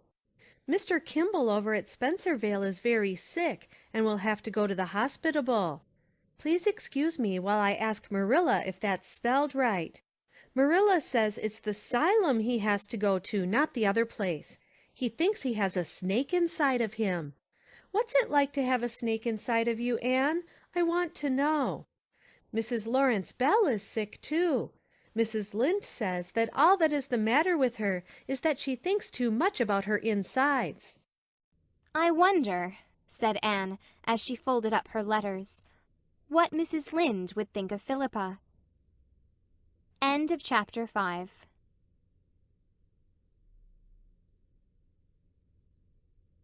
Chapter 6. In the Park. What are you going to do with yourselves today, girls? Asked Philippa, popping into Anne's room one Saturday afternoon. We are going for a walk in the park, answered Anne. I ought to stay in and finish my blouse, but I couldn't sew on a day like this. There's something in the air that gets into my blood and makes a sort of glory in my soul. My fingers would twitch and I'd sew a crooked seam. So it's ho for the park in the pines. Does we include anyone but yourself and Priscilla? Yes, it includes Gilbert and Charlie, and we'll be very glad if it will include you also. But, said Philippa dolefully, if I go, I'll have to be gooseberry, and that will be a new experience for Philippa Gordon. Well, new experiences are broadening. Come along and you'll be able to sympathize with all poor souls who have to play gooseberry often. But where are all the victims? Oh, I was tired of them all, and simply couldn't be bothered with any of them today. Besides, I've been feeling a little blue. Just a pale, elusive azure. It isn't serious enough for anything darker. I wrote Alec and Alonzo last week. I put the letters into envelopes and addressed them, but I didn't seal them up. That evening something funny happened. That is, Alec would think it funny, but Alonzo wouldn't be likely to. I was in a hurry, so I snatched Alec's letter, as I thought, out of the envelope and scribbled down a postscript. Then I mailed both letters. I got Alonzo's reply this morning. Girls, I had put that postscript to his letter, and he was furious. Of course he'll get over it, and I don't care if he doesn't, but it spoiled my day. So I thought I'd come to you darlings to get cheered up. After the football season opens, I won't have any spare Saturday afternoons. I adore football. I've got the most gorgeous cap and sweater, striped in Redmond colors, to wear to the games. To be sure, a little way off, I'll look like a walking barber's pole. Do you know that Gilbert of yours has been elected captain of the freshman football team? Yes, he told us so last evening, said Priscilla, seeing that outraged Anne would not answer. He and Charlie were down. We knew they were coming, so we painstakingly put out of sight or out of reach all Miss Ada's cushions. That very elaborate one with the raised embroidery I dropped on the floor in the corner behind the chair it was on. I thought it would be safe there, but would you believe it? Charlie Sloane made for that chair, noticed the cushion behind it, solemnly fished it up, and sat on it the whole evening. Such a wreck of a cushion as it was! Poor Miss Ada asked me today, still smiling, but oh so reproachfully, why I had allowed it to be sat upon. I told her I hadn't, that it was a matter of predestination coupled with inveterate Sloanishness, and I wasn't a match for both combined. Miss Ada's cushions are really getting on my nerves, said Anne. She finished 2 new ones last week, stuffed and embroidered within an inch of their lives. There being absolutely no other cushionless place to put them, she stood them up against the wall on the stair landing. They topple over half the time, and if we come up or down the stairs in the dark, we fall over them. Last Sunday, when Dr. Davis prayed for all those exposed to the perils of the sea, I added in thought, "And for all those who live in houses where cushions are loved not wisely but too well." There, we're ready, and I see the boys coming through Old St. John's. Do you cast in your lot with us, Phil? I'll go, if I can walk with Priscilla and Charlie. That will be a bearable degree of gooseberry. That Gilbert of yours is a darling, Anne. But why does he go around so much with goggle eyes? Anne stiffened. She had no great liking for Charlie Sloane, but he was of Avonlea, so no outsider had any business to laugh at him. Charlie and Gilbert have always been friends, she said coldly. Charlie is a nice boy. He's not to blame for his eyes. Don't tell me that. He is. He must have done something dreadful in a previous existence to be punished with such eyes. Pris and I are going to have such sport with him this afternoon. We'll make fun of him to his face, and he'll never know it. Doubtless, the abandoned peas, as Anne called them, did carry out their amiable intentions. But Sloane was blissfully ignorant. He thought he was quite a fine fellow to be walking with 2 such co-eds, especially Philippa Gordon, the class beauty and belle. It must surely impress Anne. She would see that some people appreciated him at his real value. Gilbert and Anne loitered a little behind the others, enjoying the calm, still beauty of the autumn afternoon under the pines of the park, on the road that climbed and twisted round the harbour shore. "The silence here is like a prayer, isn't it?" said Anne, her face upturned to the shining sky. "How I love the pines! They seem to strike their roots deep into the romance of all the ages. It is so comforting to creep away now and then for a good talk with them. I always feel so happy out here." And so, in mountain solitudes o'ertaken as by some spell divine, their cares drop from them like the needles shaken from out the gusty pine, quoted Gilbert. They make our little ambitions seem rather petty, don't they, Anne? "I think, if ever any great sorrow came to me, I would come to the pines for comfort," said Anne dreamily. I hope no great sorrow ever will come to you, Anne, said Gilbert, who could not connect the idea of sorrow with the vivid, joyous creature beside him, unwitting that those who can soar to the highest heights can also plunge to the deepest depths, and that the natures which enjoy most keenly are those which also suffer most sharply. "But there must, sometime," mused Anne. "Life seems like a cup of glory held to my lips just now, but there must be some bitterness in it. There is in every cup. I shall taste mine some day. Well, I hope I shall be strong and brave to meet it, and I hope it won't be through my own fault that it will come. Do you remember what Dr. Davis said last Sunday evening? That the sorrows God sent us brought comfort and strength with them, while the sorrows we brought on ourselves, through folly or wickedness, were by far the hardest to bear. But we mustn't talk of sorrow on an afternoon like this. It's meant for the sheer joy of living, isn't it?" If I had my way, I'd shut everything out of your life but happiness and pleasure, Anne, said Gilbert in the tone that meant danger ahead. "Then you would be very unwise," rejoined Anne hastily. "I'm sure no life can be properly developed and rounded out without some trial and sorrow. though I suppose it is only when we are pretty comfortable that we admit it. Come, the others have got to the pavilion and are beckoning to us." They all sat down in the little pavilion to watch an autumn sunset of deep red fire and pallid gold. To their left lay Kingsport, its roofs and spires dim in their shroud of violet smoke. To their right lay the harbour, taking on tints of rose and copper as it stretched out into the sunset. Before them the water shimmered, satin smooth and silver grey, and beyond, clean-shaven William's Island loomed out of the mist, guarding the town like a sturdy bulldog. Its lighthouse beacon flared through the mist like a baleful star, and was answered by another in the far horizon. "Did you ever see such a strong-looking place?" asked Philippa. "I don't want William's Island especially, but I'm sure I couldn't get it if I did. Look at that sentry on the summit of the fort, right beside the flag. Doesn't he look as if he had stepped out of a romance?" "Speaking of romance," said Priscilla, "we've been looking for heather, but of course we couldn't find any. It's too late in the season, I suppose." "Heather?" exclaimed Anne. "Heather doesn't grow in America, does it?" "There are just 2 patches of it in the whole continent," said Phil. "One right here in the park, and one somewhere else in Nova Scotia. I forget where. The famous Highland Regiment, the Black Watch, camped here one year, and when the men shook out the straw of their beds in the spring, some seeds of heather took root." "Oh, how delightful!" said enchanted Anne. "Let's go home around by Spofford Avenue," suggested Gilbert. "We can see all the handsome houses where the wealthy nobles dwell. Spofford Avenue is the finest residential street in Kingsport. Nobody can build on it unless he's a millionaire." "Oh, do," said Phil. "There's a perfectly killing little place I want to show you, Anne. It wasn't built by a millionaire. It's the first place after you leave the park, and must have grown while Spofford Avenue was still a country road. It did grow. It wasn't built. I don't care for the houses on the avenue. They're too brand new and plate glassy. But this little spot is a dream, and its name—but wait till you see it." They saw it as they walked up the pine-fringed hill from the park. Just on the crest, where Spofford Avenue petered out into a plain road, was a little white frame house with groups of pines on either side of it, stretching their arms protectingly over its low roof. It was covered with red and gold vines, through which its green-shuttered windows peeped.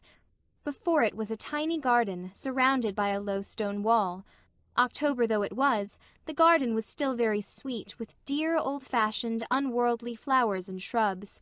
Sweet may, southernwood, lemon verbena, alyssum, petunias, marigolds, and chrysanthemums. A tiny brick wall, in herringbone pattern, led from the gate to the front porch. The whole place might have been transplanted from some remote country village, yet there was something about it that made its nearest neighbour, the big lawn-encircled palace of a tobacco king, look exceedingly crude and showy and ill-bred by contrast. As Phil said, it was the difference between being born and being made. "It's the dearest place I ever saw," said Anne delightedly. "It gives me one of my old, delightful, funny aches. It's dearer and quainter than even Miss Lavendar's stone house." "It's the name I want you to notice especially," said Phil. "Look, in white letters, around the archway over the gate. Patty's Place. Isn't that killing? Especially on this avenue of pinehurst and elmwolds and cedar crofts. Patty's Place, if you please. I adore it." "Have you any idea who Patty is?" asked Priscilla. "Patty Spofford is the name of the old lady who owns it, I've discovered. She lives there with her niece, and they've lived there for hundreds of years, more or less. Maybe a little less, Anne. Exaggeration is merely a flight of poetic fancy. I understand that wealthy folk have tried to buy the lot time and again. It's really worth a small fortune now, you know. But Patty won't sell upon any consideration. And there's an apple orchard behind the house, in place of a backyard. You'll see it when we get a little past. A real apple orchard on Spofford Avenue." "I'm going to dream about Patty's Place tonight," said Anne. "Why, I feel as if I belonged to it. I wonder if, by any chance, we'll ever see the inside of it." "It isn't likely," said Priscilla. Anne smiled mysteriously.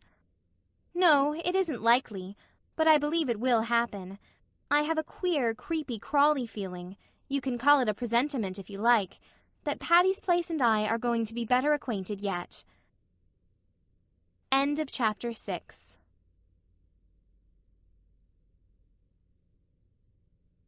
Chapter 7 Home Again. Those first 3 weeks at Redmond had seemed long, but the rest of the term flew by on wings of wind. Before they realized it, the Redmond students found themselves in the grind of Christmas examinations, emerging therefrom more or less triumphantly. The honor of leading in the freshman classes fluctuated between Anne, Gilbert, and Philippa. Priscilla did very well. Charlie Sloane scraped through respectably, and comported himself as complacently as if he had led in everything. "I can't really believe that this time tomorrow I'll be in Green Gables," said Anne on the night before departure. "But I shall be. And you, Phil, will be in Bolingbroke with Alec and Alonzo." "I'm longing to see them," admitted Phil, between the chocolate she was nibbling. "They really are such dear boys, you know. There's to be no end of dances and drives and general jamborees. I shall never forgive you, Queen Anne, for not coming home with me for the holidays." "Never means 3 days with you, Phil. It was dear of you to ask me, and I'd love to go to Bolingbroke some day. But I can't go this year. I must go home. You don't know how my heart longs for it." "You won't have much of a time," said Phil scornfully. "There'll be 1 or 2 quilting parties, I suppose. And all the old gossips will talk you over to your face and behind your back. You'll die of lonesomeness, child." "In Avonlea," said Anne, highly amused. "Now, if you'd come with me, you'd have a perfectly gorgeous time. Bolingbroke would go wild over you, Queen Anne. Your hair and your style and, oh, everything.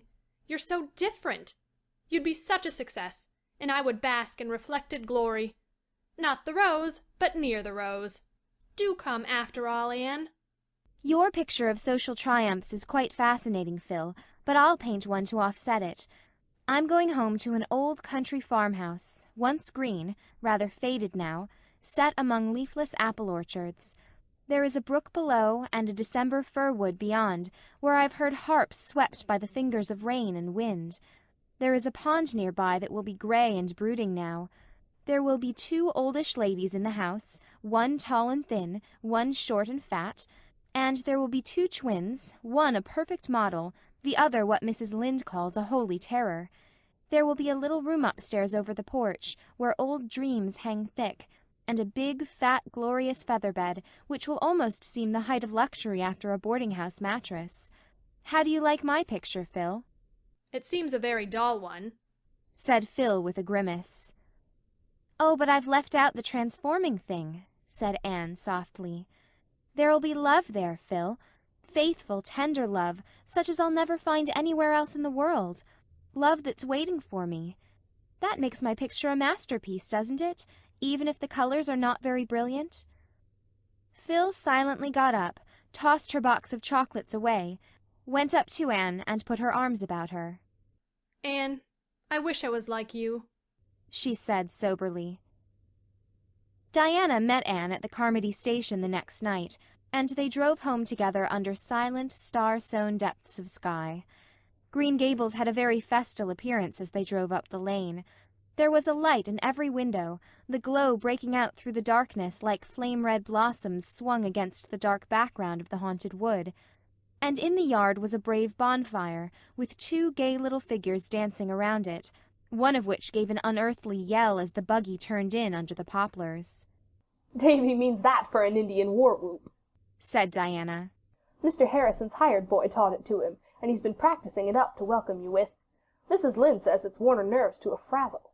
He creeps up behind her, you know, and then lets go. He was determined to have a bonfire for you, too. He's been piling up branches for a fortnight and pestering Marilla to be let pour some kerosene oil over it before setting it on fire. I guess she did, by the smell, though Mrs. Lynde said up to the last that Davy would blow himself and everybody else up if he was let." Anne was out of the buggy by this time, and Davy was rapturously hugging her knees, while even Dora was clinging to her hand. "Isn't that a bully bonfire, Anne? Just let me show you how to poke it. See the sparks? I did it for you, Anne, 'cause I was so glad you were coming home." The kitchen door opened, and Marilla's spare form darkened against the inner light. She preferred to meet Anne in the shadows, for she was horribly afraid that she was going to cry with joy. She, stern, repressed Marilla, who thought all display of deep emotion unseemly. Mrs. Lynde was behind her, sonsy, kindly, matronly, as of yore. The love that Anne had told Phil was waiting for her surrounded her and enfolded her with its blessing and its sweetness.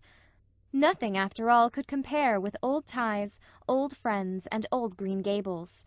How starry Anne's eyes were as they sat down to the loaded supper table, how pink her cheeks, how silver clear her laughter. And Diana was going to stay all night, too. How like the dear old times it was. And the rosebud tea set graced the table. With Marilla, the force of nature could no further go. "I suppose you and Diana will now proceed to talk all night," said Marilla sarcastically as the girls went upstairs. Marilla was always sarcastic after any self-betrayal.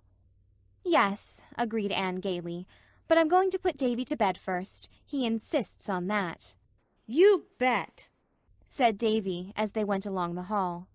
"I want somebody to say my prayers to again. It's no fun saying them alone." "You don't say them alone, Davy. God is always with you to hear you." "Well, I can't see him," objected Davy. "I want to pray to somebody I can see, but I won't say them to Mrs. Lynde or Marilla. There now." Nevertheless, when Davy was garbed in his gray flannel nightie, he did not seem in a hurry to begin. He stood before Anne, shuffling one bare foot over the other, and looked undecided. "Come, dear, kneel down," said Anne. Davy came and buried his head in Anne's lap, but he did not kneel down. "Anne," he said in a muffled voice, "I don't feel like praying after all. I haven't felt like it for a week now. I didn't pray last night, nor the night before." "Why not, Davy?" asked Anne gently. You won't be mad if I tell you?" implored Davy. Anne lifted the little gray flannelled body on her knee and cuddled his head on her arm. "Do I ever get mad when you tell me things, Davy?" "No, you never do. But you get sorry, and that's worse. You'll be awful sorry when I tell you this, Anne, and you'll be ashamed of me, I s'pose." "Have you done something naughty, Davy? And is that why you can't say your prayers?" "No, I haven't done anything naughty yet, but I want to do it." "What is it, Davy?" I want to say a bad word, Anne," blurted out Davy with a desperate effort. "I heard Mr. Harrison's hired boy say it one day last week, and ever since I've been wanting to say it all the time, even when I'm saying my prayers." "Say it then, Davy." Davy lifted his flushed face in amazement. "But, Anne, it's an awful bad word." "Say it." Davy gave her another incredulous look. Then in a low voice he said the dreadful word. The next minute his face was burrowing against her. "Oh, Anne, I'll never say it again, never.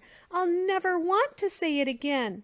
I knew it was bad, but I didn't suppose it was I didn't suppose it was like that." "No, I don't think you'll ever want to say it again, Davy, or think it either. And I wouldn't go about much with Mr. Harrison's hired boy if I were you." "He can make bully war whoops," said Davy a little regretfully. "But you don't want your mind filled with bad words, do you, Davy? Words that will poison it and drive out all that is good and manly?" "No," said Davy, owl-eyed with introspection. "Then don't go with those people who use them. And now do you feel as if you could say your prayers, Davy?" "Oh, yes," said Davy, eagerly wriggling down on his knees. "I can say them now all right. I ain't scared now to say if I should die before I wake, like I was when I was wanting to say that word." Probably Anne and Diana did empty out their souls to each other that night, but no record of their confidences has been preserved. They both looked as fresh and bright-eyed at breakfast as only youth can look after unlawful hours of revelry and confession. There had been no snow up to this time, but as Diana crossed the old log bridge on her homeward way, the white flakes were beginning to flutter down over the fields and woods, russet and gray in their dreamless sleep. Soon the far-away slopes and hills were dim and wraith-like through their gauzy scarfing, as if pale autumn had flung a misty bridal veil over her hair and was waiting for her wintry bridegroom. So they had a white Christmas after all, and a very pleasant day it was. In the forenoon, letters and gifts came from Miss Lavendar and Paul. Anne opened them in the cheerful Green Gables kitchen, which was filled with what Davy, sniffing in ecstasy, called pretty smells. Miss Lavendar and Mr. Irving are settled in their new home now, reported Anne. I am sure Miss Lavendar is perfectly happy. I know it by the general tone of her letter, but there's a note from Charlotta the Fourth. She doesn't like Boston at all, and she is fearfully homesick. Miss Lavendar wants me to go through to Echo Lodge some day while I'm home and light a fire to air it, and see that the cushions aren't getting moldy. I think I'll get Diana to go over with me next week, and we can spend the evening with Theodora Dix. I want to see Theodora. By the way, is Ludovic Speed still going to see her? They say so, said Marilla. And he's likely to continue it. Folks have given up expecting that courtship will ever arrive anywhere. I'd hurry him up a bit. If I was Theodora, that's what, said Mrs. Lynde, and there is not the slightest doubt but that she would. There was also a characteristic scrawl from Philippa, full of Alec and Alonzo, what they said and what they did, and how they looked when they saw her. But I can't make up my mind yet which to marry, wrote Phil.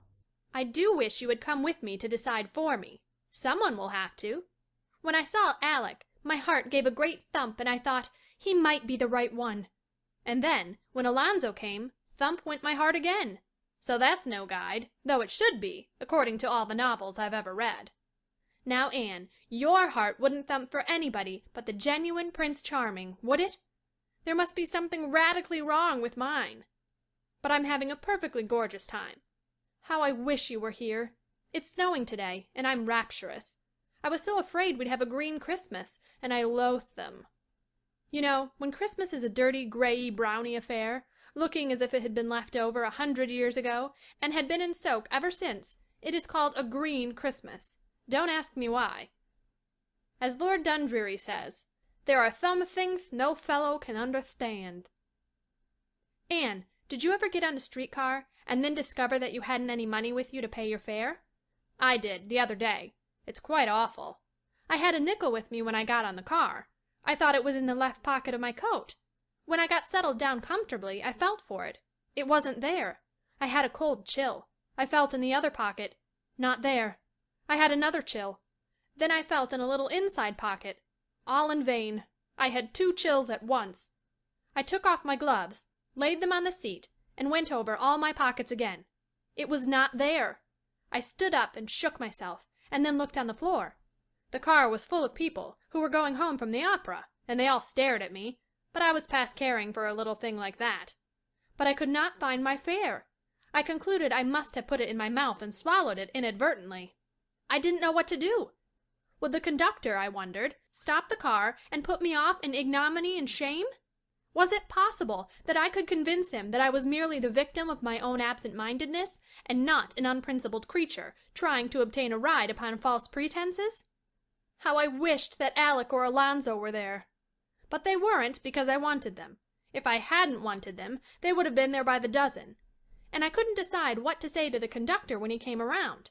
As soon as I got one sentence of explanation mapped out in my mind, I felt nobody could believe it, and I must compose another. It seemed there was nothing to do but trust in Providence, and for all the comfort that gave me, I might as well have been the old lady who, when told by the captain during a storm that she must put her trust in the Almighty, exclaimed, "Oh, Captain, is it as bad as that?" Just at the conventional moment, when all hope had fled, and the conductor was holding out his box to the passenger next to me, I suddenly remembered where I'd put that wretched coin of the realm. I hadn't swallowed it after all. I meekly fished it out of the index finger of my glove and poked it in the box. I smiled at everybody and felt it was a beautiful world. The visit to Echo Lodge was not the least pleasant of many pleasant holiday outings. Anne and Diana went back to it by the old way of the beech woods, carrying a lunch-basket with them. Echo Lodge, which had been closed ever since Miss Lavendar's wedding, was briefly thrown open to wind and sunshine once more, and firelight glimmered again in the little rooms. The perfume of Miss Lavendar's rose bowl still filled the air. It was hardly possible to believe that Miss Lavendar would not come tripping in presently, with her brown eyes a-star with welcome, and that Charlotta the Fourth, blue of bow and wide of smile, would not pop through the door. Paul, too, seemed hovering around, with his fairy fancies. "It really makes me feel a little bit like a ghost revisiting the old-time glimpses of the moon," laughed Anne.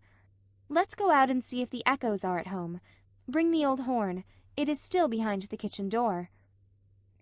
The echoes were at home, over the white river, as silver clear and multitudinous as ever, and when they had ceased to answer, the girls locked up Echo Lodge again, and went away in the perfect half-hour that follows the rose and saffron of a winter sunset. End of Chapter 7.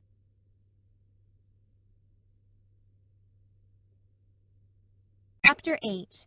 Anne's First Proposal. The old year did not slip away in a green twilight with a pinky-yellow sunset.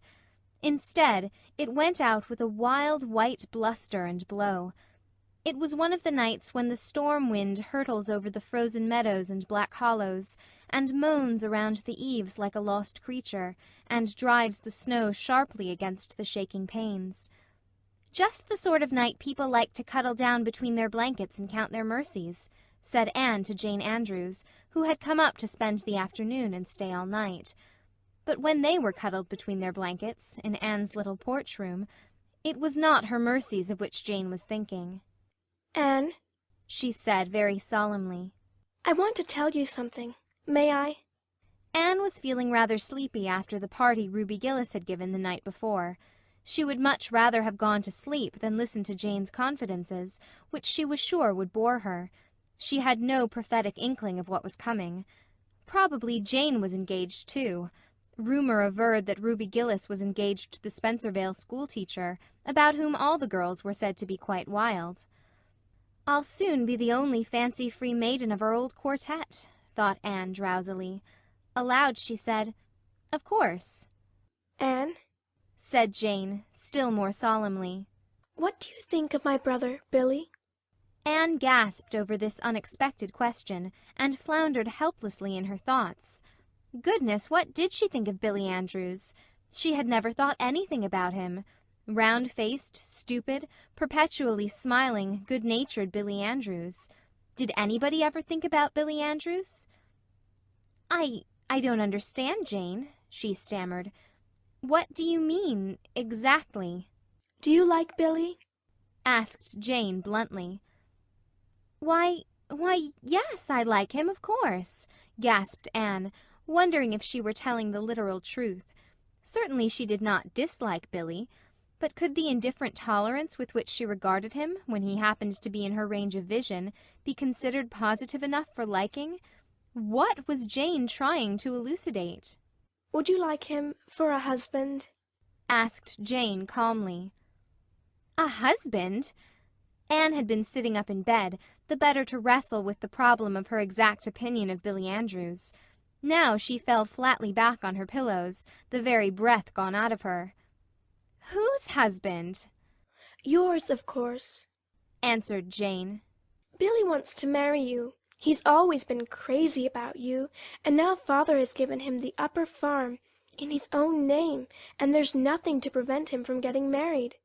But he's so shy he couldn't ask you himself if you'd have him. So he got me to do it.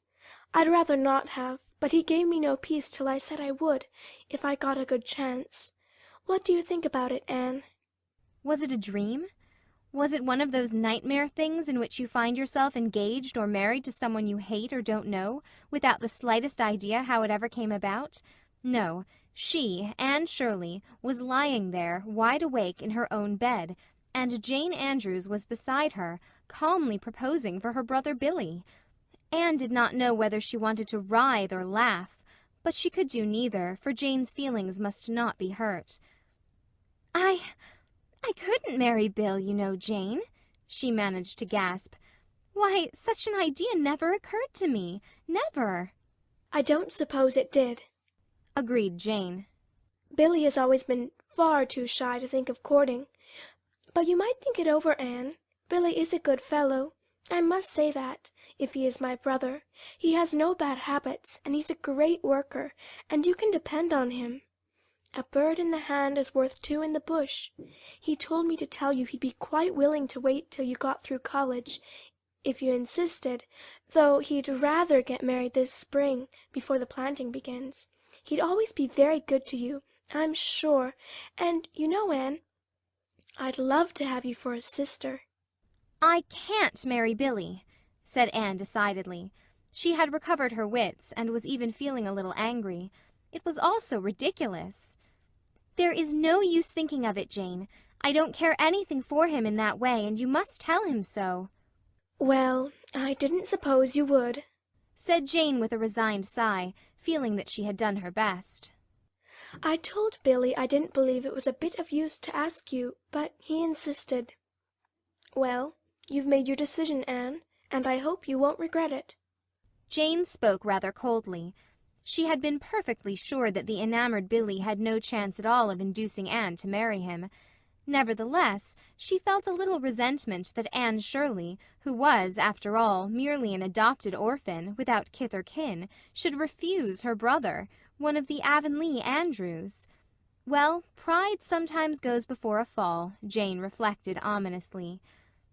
Anne permitted herself to smile in the darkness over the idea that she might ever regret not marrying Billy Andrews. "I hope Billy won't feel very badly over it," she said nicely. Jane made a movement as if she were tossing her head on her pillow. "Oh, he won't break his heart. Billy has too much good sense for that. He likes Nettie Blewett pretty well, too, and Mother would rather he married her than anyone. She's such a good manager and saver. I think, when Billy is once sure you won't have him, he'll take Nettie. Please don't mention this to anyone. Will you, Anne?" "Certainly not," said Anne, who had no desire whatever to publish abroad the fact that Billy Andrews wanted to marry her, preferring her, when all was said and done, to Nettie Blewett. Nettie Blewett! "And now, I suppose, we'd better go to sleep," suggested Jane. To sleep went Jane easily and speedily, but, though very unlike Macbeth in most respects, she had certainly contrived to murder sleep for Anne.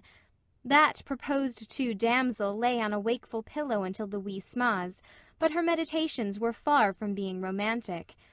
It was not, however, until the next morning that she had an opportunity to indulge in a good laugh over the whole affair.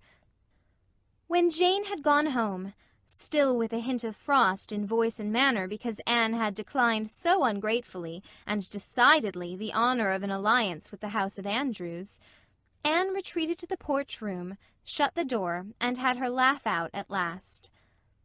"If I could only share the joke with someone," she thought. "But I can't. Diana is the only one I'd want to tell, and even if I hadn't sworn secrecy to Jane, I can't tell Diana things now. She tells everything to Fred. I know she does. Well, I've had my first proposal. I supposed it would come some day, but I certainly never thought it would be by proxy. It's awfully funny, and yet there's a sting in it too, somehow." Anne knew quite well wherein the sting consisted, though she did not put it into words. She had had her secret dreams of the first time someone should ask her the great question, and it had, in those dreams, always been very romantic and beautiful, and the someone was to be very handsome and dark-eyed and distinguished-looking and eloquent, whether he were Prince Charming to be enraptured with yes, or one to whom a regretful, beautifully worded, but hopeless refusal must be given. If the latter, the refusal was to be expressed so delicately that it would be next best thing to acceptance, and he would go away, after kissing her hand, assuring her of his unalterable, lifelong devotion. And it would always be a beautiful memory, to be proud of and a little sad about also. And now, this thrilling experience had turned out to be merely grotesque. Billy Andrews had got his sister to propose for him because his father had given him the upper farm, and if Anne wouldn't have him, Nettie Blewett would. There was romance for you with a vengeance. Anne laughed, and then sighed. The bloom had been brushed from one little maiden dream. Would the painful process go on until everything became prosaic and humdrum? End of Chapter 8.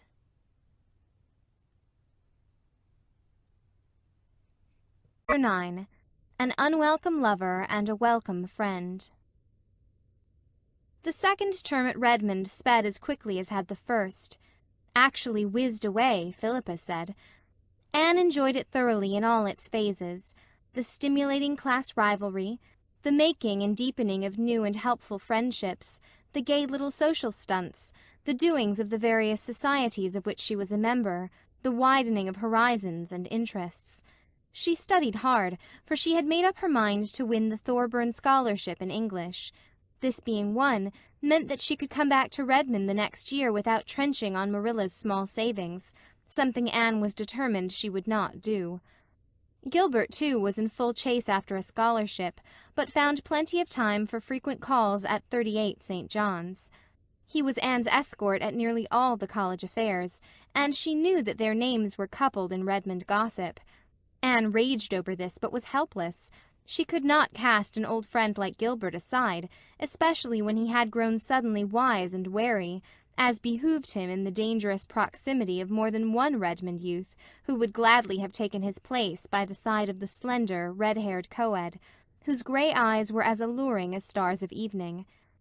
Anne was never attended by the crowd of willing victims who hovered around Philippa's conquering march through her freshman year, but there was a lanky, brainy freshie, a jolly little round sophomore, and a tall, learned junior who all liked to call at 38 St. John's, and talk over ologies and isms, as well as lighter subjects, with Anne, in the becushioned parlour of that domicile.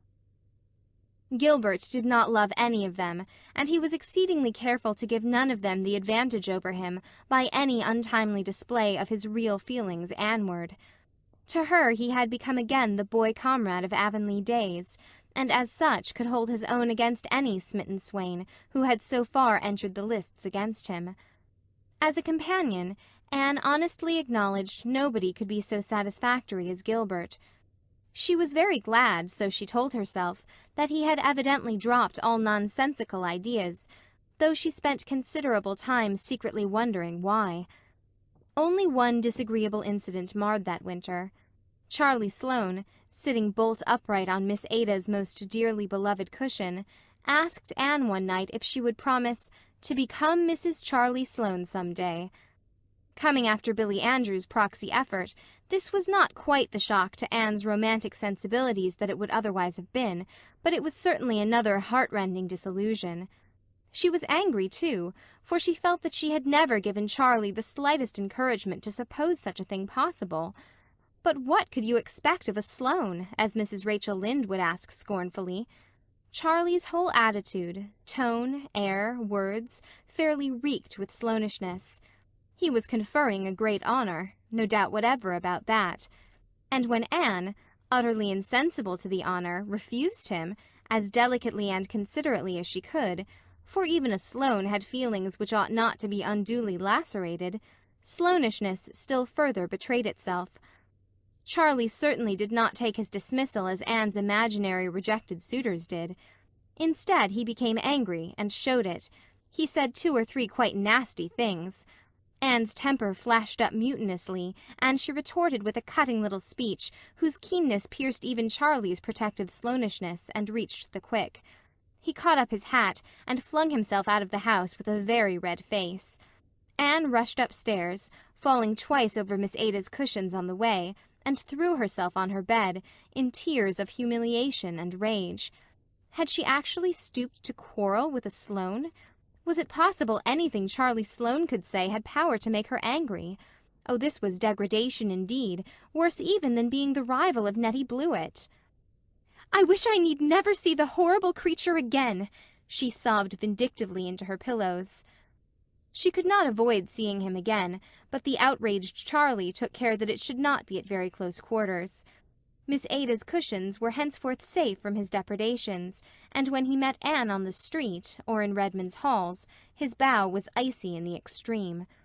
Relations between these 2 old schoolmates continued to be thus strained for nearly a year. Then Charlie transferred his blighted affections to a round, rosy, snub-nosed, blue-eyed little sophomore who appreciated them as they deserved, whereupon he forgave Anne and condescended to be civil to her again, in a patronizing manner intended to show her just what she had lost. One day Anne scurried excitedly into Priscilla's room. "Read that," she cried, tossing Priscilla a letter. "It's from Stella, and she's coming to Redmond next year.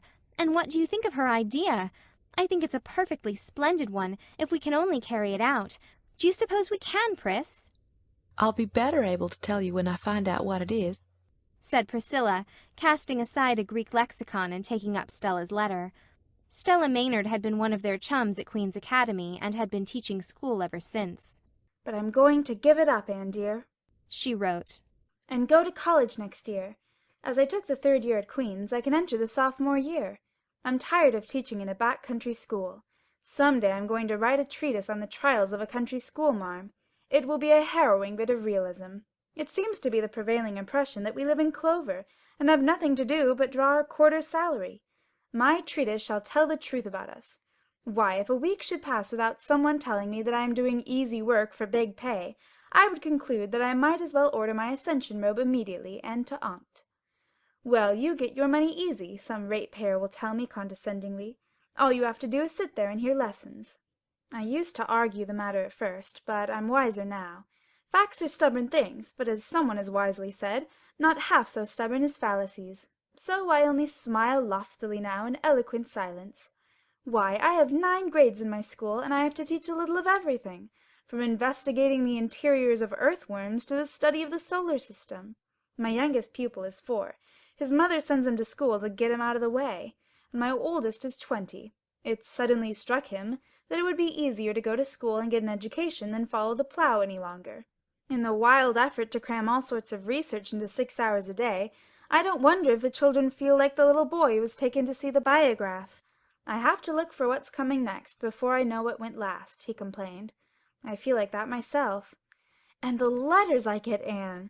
Tommy's mother writes me that Tommy is not coming on in arithmetic as fast as she would like. He is only in simple reduction yet, and Johnny Johnson is in fractions, and Johnny isn't half as smart as her Tommy, and she can't understand it. And Susie's father wants to know why Susie can't write a letter without misspelling half the words. And Dick's aunt wants me to change his seat, because that bad brown boy he is sitting with is teaching him to say naughty words. As to the financial part, but I'll not begin on that. Those whom the gods wish to destroy, they first make country schoolmarms. There, I feel better after that growl. After all, I've enjoyed these past 2 years, but I'm coming to Redmond. And now, Anne, I've a little plan. You know how I loathe boarding. I've boarded for 4 years, and I'm so tired of it. I don't feel like enduring 3 years more of it. Now, why can't you and Priscilla and I club together, rent a little house somewhere in Kingsport, and board ourselves? It would be cheaper than any other way. Of course, we would have to have a housekeeper, and I have one ready on the spot. You've heard me speak of Aunt Jamesina? She's the sweetest aunt that ever lived, in spite of her name. She can't help that. She was called Jamesina because her father, whose name was James, was drowned at sea a month before she was born. I always call her Aunt Jimsy. Well, her only daughter is recently married and gone to the foreign mission field. Aunt Jamesina is left alone in a big house, and she is horribly lonesome. She will come to Kingsport and keep house for us if we want her, and I know you'll both love her. The more I think of the plan, the more I like it. We could have such good, independent times. Now, if you and Priscilla agree to it, wouldn't it be a good idea for you, who are on the spot, to look around and see if you can find a suitable house this spring? That would be better than leaving it till the fall.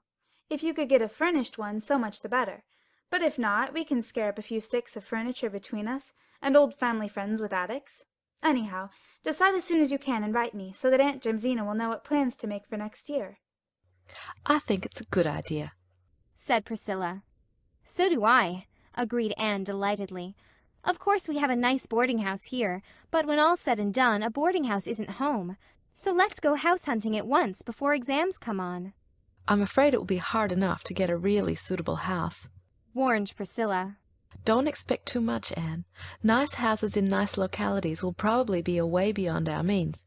We'll likely have to content ourselves with a shabby little place on some street whereon live people whom to know is to be unknown, and make life inside compensate for the outside. Accordingly they went house hunting, but to find just what they wanted proved even harder than Priscilla had feared. Houses there were galore, furnished and unfurnished, but one was too big, another too small, this one too expensive, that one too far from Redmond. Exams were on and over. The last week of the term came, and still their house of dreams, as Anne called it, remained a castle in the air. We shall have to give up and wait till the fall, I suppose, said Priscilla wearily, as they rambled through the park on one of April's darling days of breeze and blue, when the harbour was creaming and shimmering beneath the pearl-hued mists floating over it. We may find some shack to shelter us then, and if not, boarding-houses we shall have always with us.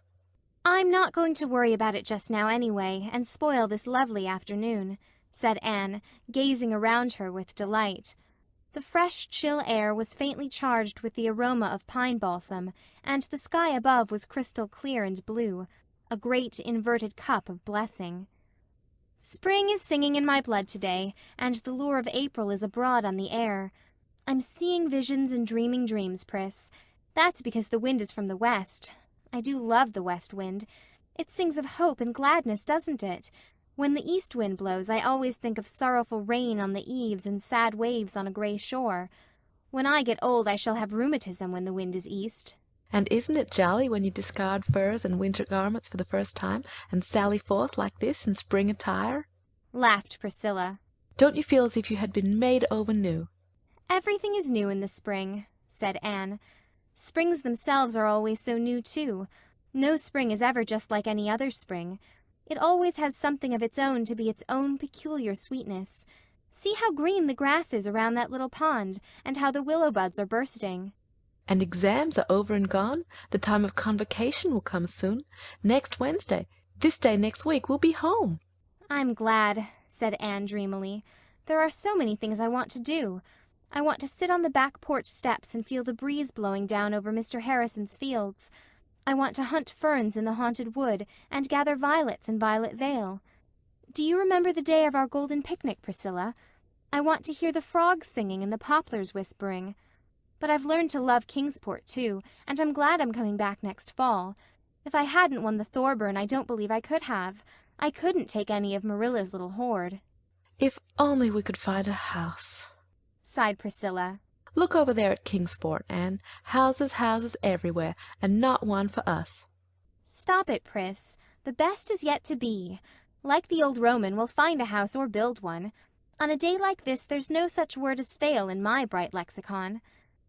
They lingered in the park until sunset, living in the amazing miracle and glory and wonder of the springtide, and they went home as usual by way of Spofford Avenue, that they might have the delight of looking at Patty's Place. I feel as if something mysterious were going to happen right away, by the pricking of my thumbs, said Anne, as they went up the slope. It's a nice storybookish feeling. Why, Priscilla Grant, look over there and tell me if it's true, or am I seeing things? Priscilla looked. Anne's thumbs and eyes had not deceived her. Over the arched gateway of Patty's Place dangled a little modest sign. It said, "To let, furnished. Inquire within." Priscilla, said Anne in a whisper, do you suppose it's possible that we could rent Patty's Place? No, I don't, averred Priscilla. It would be too good to be true.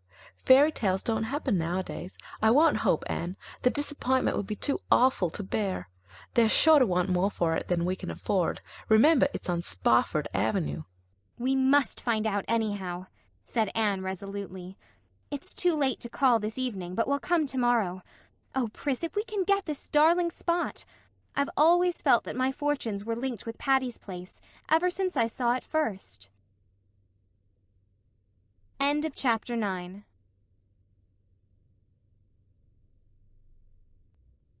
Chapter 10. Patty's Place. The next evening found them treading resolutely the herringbone walk through the tiny garden. The April wind was filling the pine trees with its roundelay, and the grove was alive with robins, great, plump, saucy fellows, strutting along the paths. The girls rang rather timidly, and were admitted by a grim and ancient handmaiden. The door opened directly into a large living-room, where by a cheery little fire sat two other ladies, both of whom were also grim and ancient. Except that one looked to be about 70 and the other 50, there seemed little difference between them. Each had amazingly big, light-blue eyes behind steel-rimmed spectacles. Each wore a cap and a grey shawl. Each was knitting without haste and without rest. Each rocked placidly and looked at the girls without speaking. And just behind each sat a large white china dog, with round green spots all over it, a green nose, and green ears. Those dogs captured Anne's fancy on the spot. They seemed like the twin guardian deities of Patty's Place. For a few minutes nobody spoke. The girls were too nervous to find words, and neither the ancient ladies nor the china dogs seemed conversationally inclined. Anne glanced about the room. What a dear place it was! Another door opened out of it directly into the pine grove, and the robins came boldly up on the very step. The floor was spotted with round, braided mats, such as Marilla made at Green Gables, but which were considered out of date everywhere else, even in Avonlea. And yet here they were on Spofford Avenue. A big, polished grandfather's clock ticked loudly and solemnly in a corner. There were delightful little cupboards over the mantelpiece, behind whose glass doors gleamed quaint bits of china. The walls were hung with old prints and silhouettes. In one corner the stairs went up, and at the first low turn was a long window with an inviting seat. It was all just as Anne had known it must be. By this time the silence had grown too dreadful, and Priscilla nudged Anne to intimate that she must speak. We saw by your sign that this house is to let," said Anne faintly, addressing the older lady, who was evidently Miss Patty Spofford. "Oh, yes," said Miss Patty. "I intended to take that sign down today." Then we are too late," said Anne sorrowfully. "You've let it to someone else?" "No, but we have decided not to let it at all." "Oh, I'm so sorry," exclaimed Anne impulsively. "I love this place so. I did hope we could have got it." Then did Miss Patty lay down her knitting, take off her specs, rub them, put them on again, and for the first time look at Anne as at a human being. The other lady followed her example so perfectly that she might as well have been a reflection in a mirror. "You love it?" said Miss Patty with emphasis. "Does that mean that you really love it, or that you merely like the looks of it? The girls nowadays indulge in such exaggerated statements that one never can tell what they do mean. It wasn't so in my young days. Then a girl did not say she loved turnips in just the same tone as she might have said that she loved her mother or her Saviour." Anne's conscience bore her up. "I really do love it," she said gently. "I've loved it ever since I saw it last fall. My 2 college chums and I want to keep house next year instead of boarding, so we are looking for a little place to rent, and when I saw that this house was to let I was so happy." "If you love it, you can have it," said Miss Patty. "Maria and I decided today that we would not let it after all, because we did not like any of the people who have wanted it. We don't have to let it. We can afford to go to Europe even if we don't let it. It would help us out, but not for gold will I let my home pass into the possession of such people as have come here and looked at it. You are different. I believe you do love it, and will be good to it. You can have it." If we can afford to pay what you ask for it," hesitated Anne. Miss Patty named the amount required. Anne and Priscilla looked at each other. Priscilla shook her head. "I'm afraid we can't afford quite so much," said Anne, choking back her disappointment. "You see, we are only college girls, and we are poor." "What were you thinking you could afford?" demanded Miss Patty, ceasing not to knit. Anne named her amount. Miss Patty nodded gravely. "That will do. As I told you, it is not strictly necessary that we should let it at all.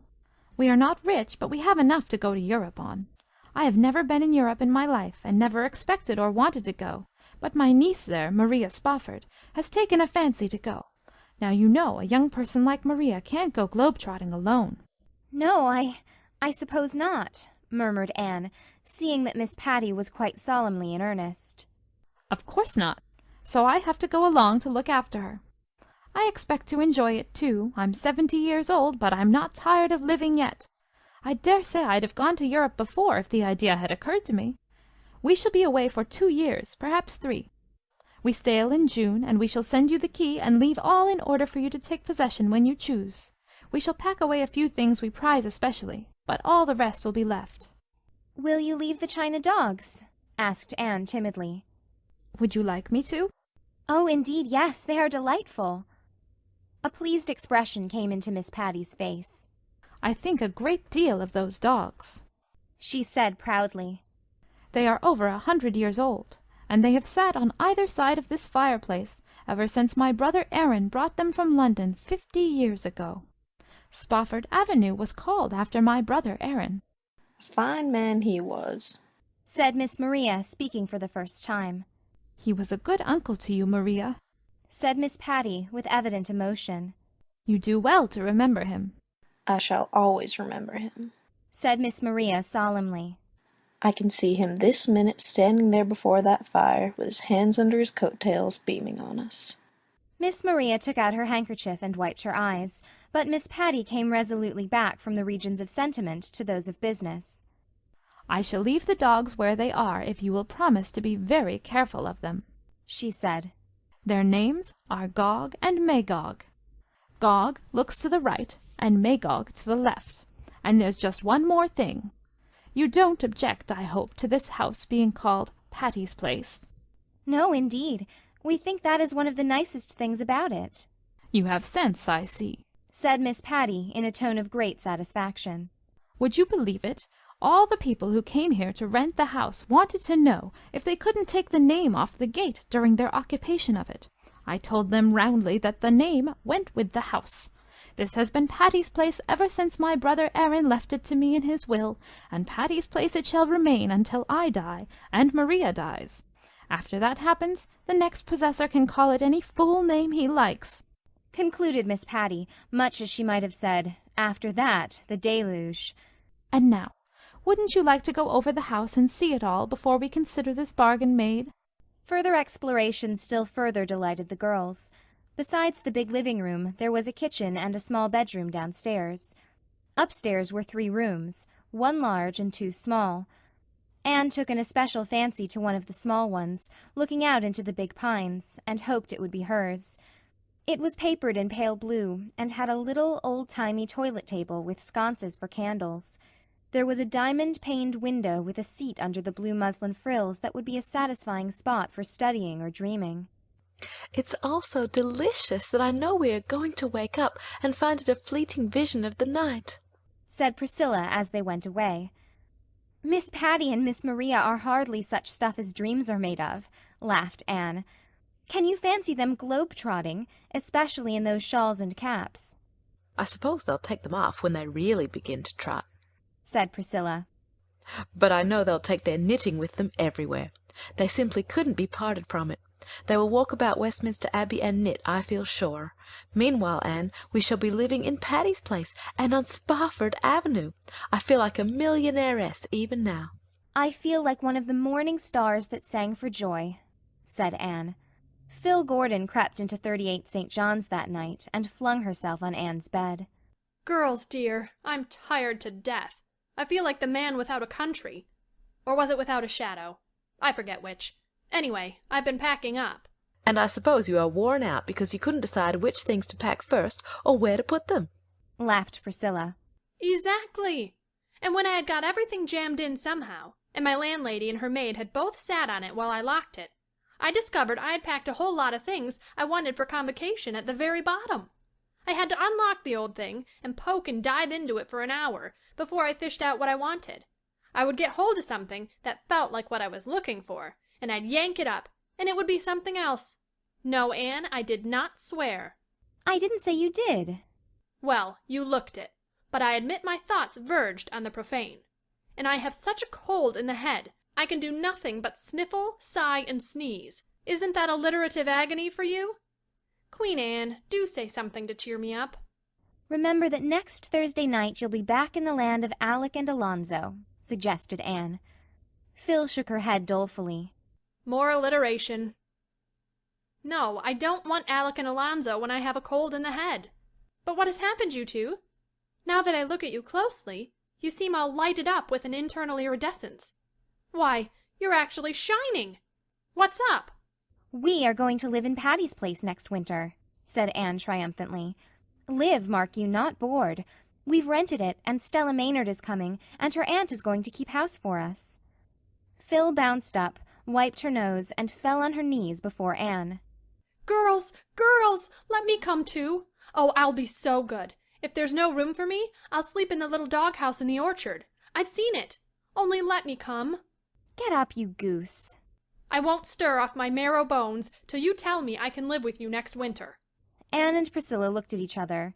Then Anne said slowly, "Phil, dear, we'd love to have you, but we may as well speak plainly. I'm poor, Pris is poor, Stella Maynard is poor. Our housekeeping will have to be very simple and our table plain. You'd have to live as we would. Now you are rich, and your boarding-house fare attests the fact. Oh, what do I care for that? Demanded Phil tragically. Better a dinner of herbs where you chums are than a stalled ox in a lonely boarding-house. Don't think I'm all stomach, girls. I'll be willing to live on bread and water, with just a leetle jam, if you'll let me come. And then, continued Anne, there will be a good deal of work to be done. Stella's aunt can't do it all. We all expect to have our chores to do. Now you— Toil not, neither do I spin, finished Philippa. But I'll learn to do things. You'll only have to show me once. I can make my own bed to begin with. And remember that, though I can't cook, I can keep my temper. That's something. And I never growl about the weather.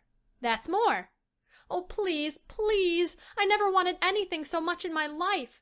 And this floor is awfully hard. There's just one more thing, said Priscilla resolutely. You, Phil, as all Redmond knows, entertain callers almost every evening. Now at Patty's Place we can't do that. We have decided that we shall be at home to our friends on Friday evenings only. If you come with us, you'll have to abide by that rule. Well, you don't think I'll mind that, do you? Why, I'm glad of it. I knew I should have had some such rule myself, but I hadn't enough decision to make it or stick to it. When I can shuffle off the responsibility on you, it will be a real relief. If you won't let me cast in my lot with you, I'll die of the disappointment, and then I'll come back and haunt you. I'll camp on the very doorstep of Patty's Place, and you won't be able to go out or come in without falling over my spook. Again Anne and Priscilla exchanged eloquent looks. Well, said Anne, of course we can't promise to take you until we've consulted with Stella, but I don't think she'll object, and as far as we are concerned, you may come in glad welcome. If you get tired of our simple life, you can leave us, and no questions asked, added Priscilla. Phil sprang up, hugged them both jubilantly, and went on her way rejoicing. I hope things will go right, said Priscilla soberly. We must make them go right, avowed Anne. I think Phil will fit into our appy little home very well. Oh, Phil's a dear to rattle around with and be chums, and of course the more there are of us, the easier it will be on our slim purses. But how will she be to live with? You have to summer and winter with anyone before you know if she's livable or not. Oh, well, we'll all be put to the test as far as that goes. And we must quit us like sensible folk, living and let live. Phil isn't selfish, though she's a little thoughtless, and I believe we will all get on beautifully in Patty's Place. End of Chapter 10. Chapter 11. The Round of Life. Anne was back in Avonlea with the luster of the Thorburn Scholarship on her brow. People told her she hadn't changed much, in a tone which hinted they were surprised and a little disappointed she hadn't. Avonlea had not changed either. At least, so it seemed at first. But as Anne sat in the Green Gables pew on the first Sunday after her return and looked over the congregation, she saw several little changes which, all coming home to her at once, made her realize that time did not quite stand still, even in Avonlea. A new minister was in the pulpit. In the pews more than one familiar face was missing forever. Old Uncle Abe, his prophesying over and done with, Mrs. Peter Sloane, who had sighed, it was to be hoped, for the last time, Timothy Cotton, who, as Mrs. Rachel Lynde said, had actually managed to die at last after practicing at it for 20 years, and old Josiah Sloane, whom nobody knew in his coffin because he had his whiskers neatly trimmed, were all sleeping in the little graveyard behind the church. And Billy Andrews was married to Nettie Blewett. They appeared out that Sunday. When Billy, beaming with pride and happiness, showed his beplumed and besilked bride into the Harmon Andrews pew, Anne dropped her lips to hide her dancing eyes. She recalled the stormy winter night of the Christmas holidays when Jane had proposed for Billy. He certainly had not broken his heart over his rejection. Anne wondered if Jane had also proposed to Nettie for him, or if he had mustered enough spunk to ask the fateful question himself. All the Andrews family seemed to share in his pride and pleasure, from Mrs. Harmon in the pew to Jane in the choir. Jane had resigned from the Avonlea school and intended to go west in the fall. "Can't get a beau in Avonlea, that's what," said Mrs. Rachel Lynde scornfully. "Says she thinks she'll have better health out west. I never heard her health was poor before." "Jane is a nice girl," Anne had said loyally. She never tried to attract attention, as some did. Oh, she never chased the boys, if that's what you mean, said Mrs. Rachel. But she'd like to be married just as much as anybody, that's what. What else would take her out west, to some forsaken place whose only recommendation is that men are plenty and women scarce? Don't you tell me. But it was not at Jane Anne gazed that day in dismay and surprise. It was at Ruby Gillis, who sat beside her in the choir. What had happened to Ruby? She was even handsomer than ever, but her blue eyes were too bright and lustrous, and the colour of her cheeks was hectically brilliant. Besides, she was very thin. The hands that held her hymn-book were almost transparent in their delicacy. "Is Ruby Gillis ill?" Anne asked of Mrs. Lynde as they went home from church. Ruby Gillis is dying of galloping consumption, said Mrs. Lynde bluntly. Everybody knows it except herself and her family. They won't give in. If you ask them, she's perfectly well. She hasn't been able to teach since she had that attack of congestion in the winter, but she says she's going to teach again in the fall. And she's after the White Sands School. She'll be in her grave, poor girl, when White Sands School opens. That's what. Anne listened in shocked silence. Ruby Gillis, her old school chum, dying? Could it be possible? Of late years they had grown apart, but the old tie of schoolgirl intimacy was there, and made itself felt sharply in the tug the news gave at Anne's heartstrings. Ruby, the brilliant, the merry, the coquettish. It was impossible to associate the thought of her with anything like death. She had greeted Anne with gay cordiality after church, and urged her to come up the next evening. "I'll be away Tuesday and Wednesday evenings," she had whispered triumphantly. "There's a concert at Carmody and a party at White Sands. Herb Spencer is going to take me. He's my latest. Be sure to come tomorrow. I'm dying for a good talk with you. I want to hear all about your doings at Redmond." Anne knew that Ruby meant she wanted to tell Anne about her own recent flirtations, but she promised to go, and Diana offered to go with her. "I've been wanting to go to see Ruby for a long while," she told Anne when they left Green Gables the next evening. "But I really couldn't go alone. It's so awful to hear Ruby rattling on as she does, and pretending there's nothing the matter with her, even when she can hardly speak for coughing.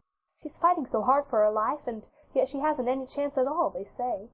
The girls walked silently down the red, twilit road. The robins were singing vespers in the high treetops, filling the golden air with their jubilant voices. The silver fluting of the frogs came from marshes and ponds, over fields where seeds were beginning to stir with life and thrill to the sunshine and rain that had drifted over them. The air was fragrant with the wild, sweet, wholesome smell of young raspberry copses. White mists were hovering in the silent hollows, and violet stars were shining bluely on the brooklands. "What a beautiful sunset," said Diana.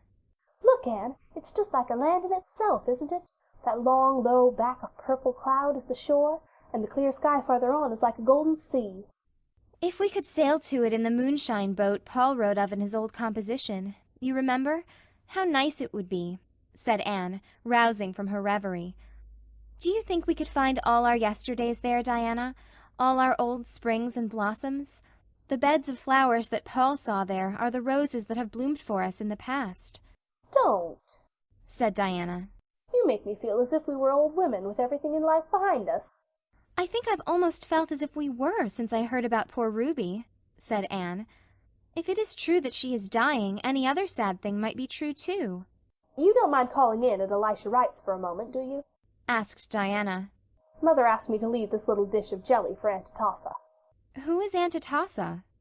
"Oh, haven't you heard? She's Mrs. Sampson Coates of Spencervale, Mrs. Elisha Wright's aunt. She's father's aunt, too. Her husband died last winter, and she was left very poor and lonely, so the Wrights took her to live with them. Mother thought we ought to take her, but father put his foot down. Live with Aunt Atossa he would not." "Is she so terrible?" asked Anne absently. "You'll probably see what she's like before we can get away," said Diana significantly. "Father says she has a face like a hatchet. It cuts the air, but her tongue is sharper still." Late as it was, Aunt Atossa was cutting potato sets in the Wright kitchen. She wore a faded old wrapper, and her gray hair was decidedly untidy. Aunt Atossa did not like being caught in a kilter, so she went out of her way to be disagreeable. "Oh, so you're Anne Shirley," she said, when Diana introduced Anne. "I've heard of you." Her tone implied that she had heard nothing good. "Mrs. Andrews was telling me you were home. She said you had improved a good deal." There was no doubt Aunt Atossa thought there was plenty of room for further improvement. She ceased not from cutting sets with much energy. "Is it any use to ask you to sit down?" she inquired sarcastically. "Of course, there's nothing very entertaining here for you. The rest are all away." Mother sent you this little pot of rhubarb jelly, said Diana pleasantly. "She made it today and thought you might like some." "Oh, thanks," said Aunt Atossa sourly. "I never fancy your mother's jelly. She always makes it too sweet. However, I'll try to worry some down. My appetite's been dreadful poor this spring. I'm far from well," continued Aunt Atossa solemnly. "But still I keep a-doing. People who can't work aren't wanted here. If it isn't too much trouble, will you be condescending enough to set the jelly in the pantry? I'm in a hurry to get these spuds done tonight. I suppose you two ladies never do anything like this. You'd be afraid of spoiling your hands." "I used to cut potato sets before we rented the farm," smiled Anne. "I do it yet," laughed Diana. "I cut sets 3 days last week. Of course," she added teasingly, "I did my hands up in lemon juice and kid gloves every night after it." Aunt Atossa sniffed.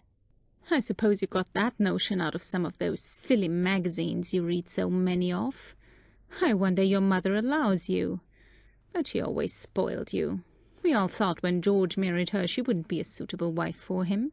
Aunt Atossa sighed heavily, as if all forebodings upon the occasion of George Barry's marriage had been amply and darkly fulfilled. "Going, are you?" she inquired, as the girls rose. "Well, I suppose you can't find much amusement talking to an old woman like me. It's such a pity the boys ain't home." "We want to run in and see Ruby Gillis a little while," explained Diana. "Oh, anything does for an excuse, of course," said Aunt Atossa amiably. "Just whip in and whip out before you have time to say how do decently. It's college airs, I suppose. You'd be wiser to keep away from Ruby Gillis. The doctors say consumption's catching. I always knew Ruby'd get something, getting off to Boston last fall for a visit. People who ain't content to stay home always catch something." "People who don't go visiting catch things too. Sometimes they even die," said Diana solemnly. "Then they don't have themselves to blame for it," retorted Aunt Atossa triumphantly. "I hear you are to be married in June, Diana." "There's no truth in that report," said Diana, blushing. "Well, don't put it off too long," said Aunt Atossa significantly. "You'll fade soon. You're all complexion and hair, and the rights are terrible fickle. You ought to wear a hat, Miss Shirley. Your nose is freckling scandalous. My, but you are red-headed. Well, I suppose we're all as the Lord made us. Give Marilla Cuthbert my respects. She's never been to see me since I come to Avonlea, but I suppose I oughtn't to complain. The Cuthberts always did think themselves a cut higher than anyone else round here." "Oh, isn't she dreadful?" gasped Diana as they escaped down the lane. "She's worse than Miss Eliza Andrews," said Anne. "But then think of living all your life with a name like Atossa. Wouldn't it sour almost anyone? She should have tried to imagine her name was Cordelia. It might have helped her a great deal. It certainly helped me in the days when I didn't like Anne." "Josie Pye will be just like her when she grows up," said Diana. "Josie's mother and Aunt Atossa are cousins, you know. Oh dear, I'm glad that's over. She's so malicious. She seems to put a bad flavor in everything. Father tells such a funny story about her. One time they had a minister in Spencervale who was a very good, spiritual man, but very deaf. He couldn't hear any ordinary conversation at all. Well, they used to have a prayer meeting on Sunday evenings, and all the church members present would get up and pray in turn, or say a few words on some Bible verse. But one evening Aunt Atossa bounced up. She didn't either pray or preach. Instead, she lit into everybody else in the church and gave them a fearful raking down, calling them right out by name and telling them how they all had behaved, and casting up all the quarrels and scandals of the past 10 years. Finally, she wound up by saying that she was disgusted with Spencervale Church, and she never meant to darken its door again, and she hoped a fearful judgment would come upon it. Then she sat down out of breath, And the minister, who hadn't heard a word she said, immediately remarked in a very devout voice, "Amen. The Lord grant our dear sister's prayer." You ought to hear father tell the story. "Speaking of stories, Diana," remarked Anne, in a significant, confidential tone, "do you know that lately I have been wondering if I could write a short story, a story that would be good enough to be published?" "Why, of course you could," said Diana, after she had grasped the amazing suggestion. "You used to write perfectly thrilling stories years ago in our old story club." "Well, I hardly meant one of that kind of stories," smiled Anne. "I've been thinking about it a little of late, but I'm almost afraid to try, for if I should fail it would be too humiliating." "I heard Priscilla say once that all Mrs. Morgan's first stories were rejected, but I'm sure yours wouldn't be, Anne, for it's likely editors have more sense nowadays." Margaret Burton, one of the junior girls at Redmond, wrote a story last winter, and it was published in the Canadian Woman. I really do think I could write one at least as good. "And will you have it published in the Canadian Woman?" "I might try one of the bigger magazines first. It all depends on what kind of a story I write." "What is it to be about?" "I don't know yet. I want to get hold of a good plot.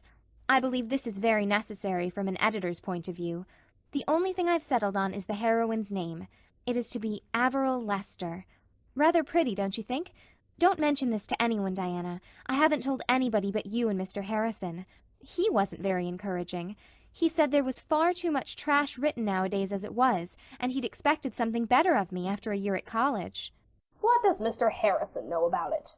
demanded Diana scornfully. They found the Gillis home gay with lights and callers. Leonard Kimball of Spencervale and Morgan Bell of Carmody were glaring at each other across the parlor.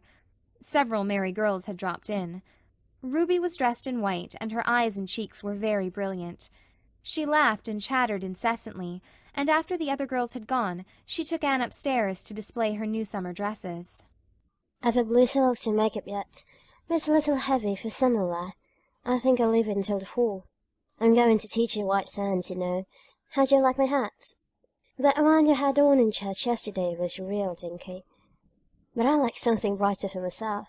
Did you notice those two ridiculous boys downstairs? They both counted too mean to sit each other out. I don't care a single bit about either of them, you know. Herb Spencer is the one I like. Sometimes I really think he's Mr. Right. At Christmas I thought of Spencervale. Schoolmaster was that, but I found out something about him that turned me against him. He nearly went insane when I turned him down. I wish those boys hadn't come tonight.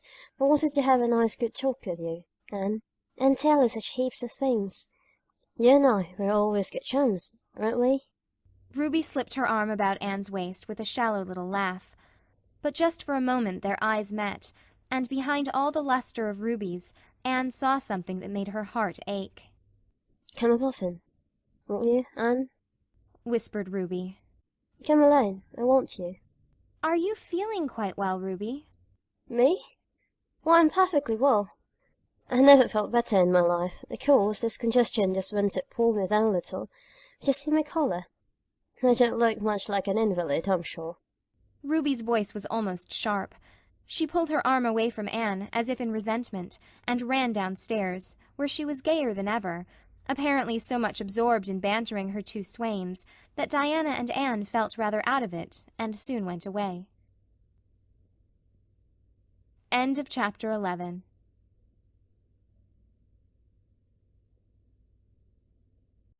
Chapter 12. Averil's Atonement. "What are you dreaming of, Anne?"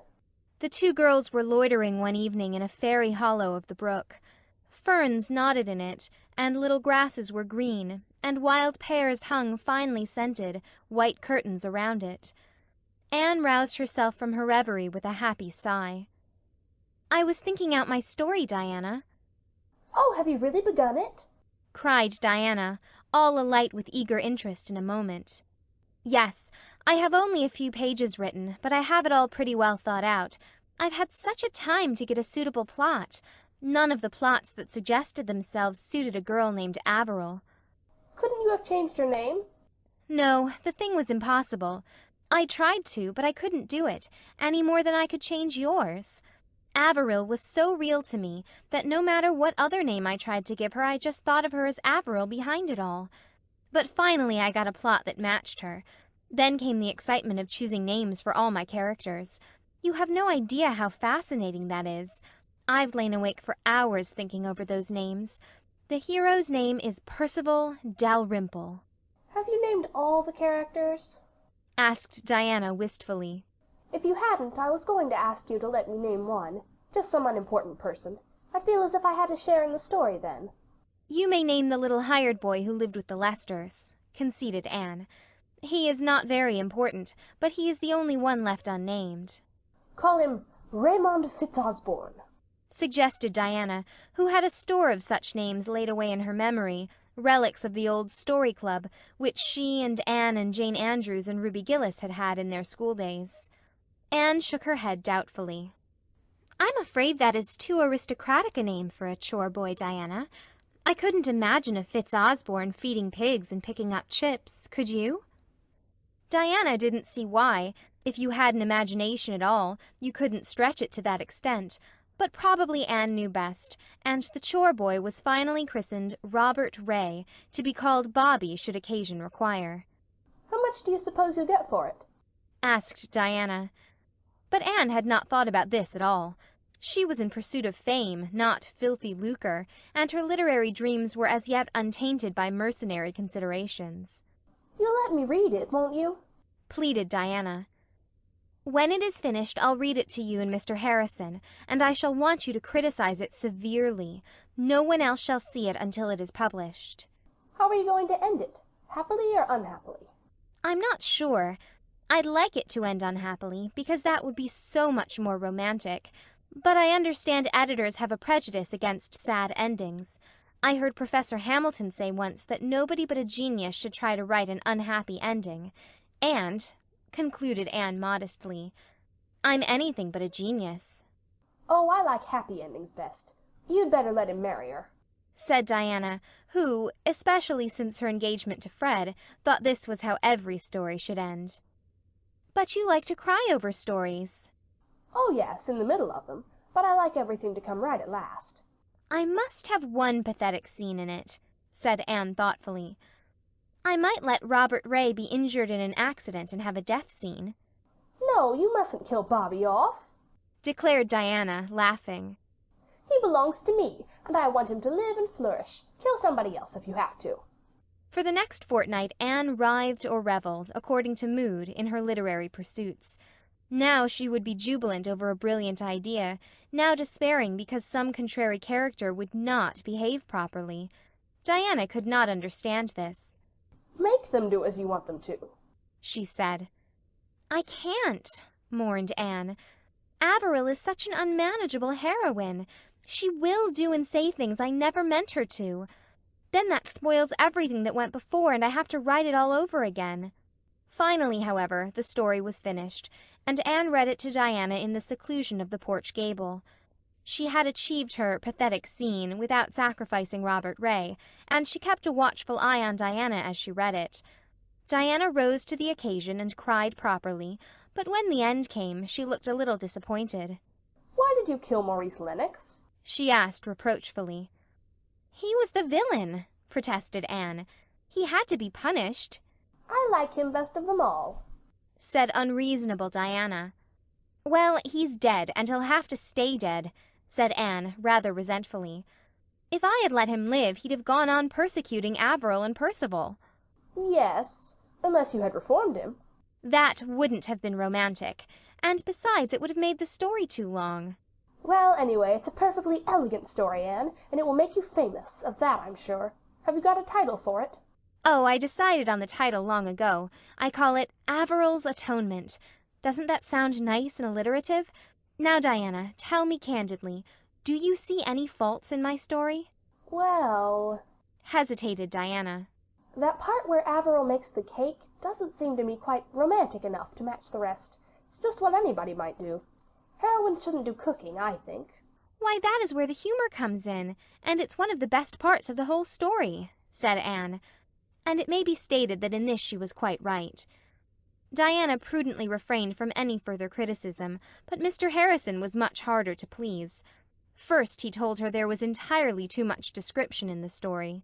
Cut out all those flowery passages, he said unfeelingly. Anne had an uncomfortable conviction that Mr. Harrison was right, and she forced herself to expunge most of her beloved descriptions, though it took 3 rewritings before the story could be pruned down to please the fastidious Mr. Harrison. "I've left out all the descriptions but the sunset," she said at last. "I simply couldn't let it go. It was the best of them all." "It hasn't anything to do with the story," said Mr. Harrison. "and you shouldn't have laid the scene among rich city people. What do you know of them? Why didn't you lay it right here in Avonlea, changing the name, of course, or else Mrs. Rachel Lynde would probably think she was the heroine." "Oh, that would never have done," protested Anne. "Avonlea is the dearest place in the world, but it isn't quite romantic enough for the scene of a story." "I dare say there's been many a romance in Avonlea, and many a tragedy, too," said Mr. Harrison dryly. "but your folks ain't like real folks anywhere. They talk too much, and use too high-flown language. There's one place where that Dalrymple chap talks even on for 2 pages, and never lets the girl get a word in edgewise. If he'd done that in real life, she'd have pitched him." "I don't believe it," said Anne flatly. In her secret soul, she thought that the beautiful, poetical things said to Averill would win any girl's heart completely. Besides, it was gruesome to hear of Averill, the stately, queen-like Averill, pitching anyone. Averill declined her suitors. "Anyhow," resumed the merciless Mr. Harrison, "I don't see why Maurice Lennox didn't get her. He was twice the man the other is. He did bad things, but he did them. Percival hadn't time for anything but mooning." "Mooning. That was even worse than pitching." "Maurice Lennox was the villain," said Anne indignantly. "I don't see why everyone likes him better than Percival." "Percival is too good. He's aggravating. Next time you write about a hero, put a little spice of human nature in him." "Averill couldn't have married Maurice. He was bad." "She'd have reformed him. You can reform a man. You can't reform a jellyfish, of course. Your story isn't bad. It's kind of interesting, I'll admit. But you're too young to write a story that would be worthwhile. Wait 10 years. Anne made up her mind that the next time she wrote a story she wouldn't ask anybody to criticize it. It was too discouraging. She would not read the story to Gilbert, although she told him about it. "If it is a success, you'll see it when it is published, Gilbert, but if it is a failure, nobody shall ever see it." Marilla knew nothing about the venture. In imagination, Anne saw herself reading a story out of a magazine to Marilla, entrapping her into praise of it, for in imagination all things are possible, and then triumphantly announcing herself the author. One day Anne took to the post office a long, bulky envelope, addressed, with the delightful confidence of youth and inexperience, to the very biggest of the big magazines. Diana was as excited over it as Anne herself. "How long do you suppose it will be before you hear from it?" she asked. "It shouldn't be longer than a fortnight. Oh, how happy and proud I shall be if it is accepted." "Of course it will be accepted, and they will likely ask you to send them more. You may be as famous as Mrs. Morgan some day, Anne, and then how proud I'll be of knowing you," said Diana, who possessed at least the striking merit of an unselfish admiration of the gifts and graces of her friends. A week of delightful dreaming followed, and then came a bitter awakening. One evening Diana found Anne in the porch gable, with suspicious-looking eyes. On the table lay a long envelope and a crumpled manuscript. "Anne, your story hasn't come back," cried Diana incredulously. "Yes, it has," said Anne shortly.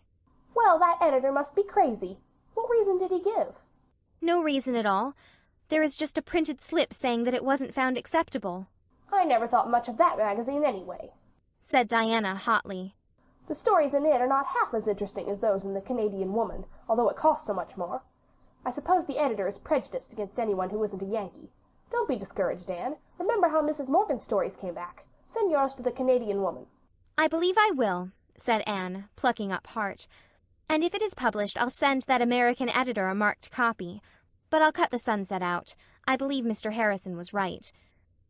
Out came the sunset, but in spite of this heroic mutilation, the editor of the Canadian Woman sent Averill's atonement back so promptly that the indignant Diana declared that it couldn't have been read at all, and vowed she was going to stop her subscription immediately. Anne took this second rejection with the calmness of despair. She locked the story away in the garret trunk where the old Story Club tales reposed, but first she yielded to Diana's entreaties and gave her a copy. "This is the end of my literary ambitions," she said bitterly. She never mentioned the matter to Mr. Harrison, but one evening he asked her bluntly if her story had been accepted. "No, the editor wouldn't take it," she answered briefly. Mr. Harrison looked sideways at the flushed, delicate profile.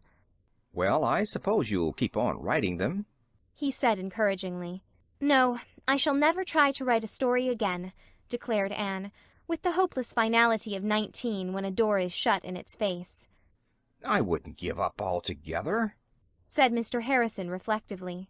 "I'd write a story once in a while, but I wouldn't pester editors with it. I'd write of people and places like I knew, and I'd make my characters talk everyday English. And I'd let the sun rise and set in the usual quiet way, without much fuss over the fact. If I had to have villains at all, I'd give them a chance, Anne. I'd give them a chance. There are some terrible bad men in the world, I suppose, but you'd have to go a long piece to find them, though Mrs. Lynde believes we're all bad. But most of us have got a little decency somewhere in us. Keep on writing, Anne." "No, it was very foolish of me to attempt it. When I'm through Redmond, I'll stick to teaching. I can teach. I can't write stories." "It'll be time for you to be getting a husband when you're through Redmond," said Mr. Harrison. "I don't believe in putting marrying off too long, like I did." Anne got up and marched home. There were times when Mr. Harrison was really intolerable. Pitching, mooning, and getting a husband. Ow! End of chapter 12.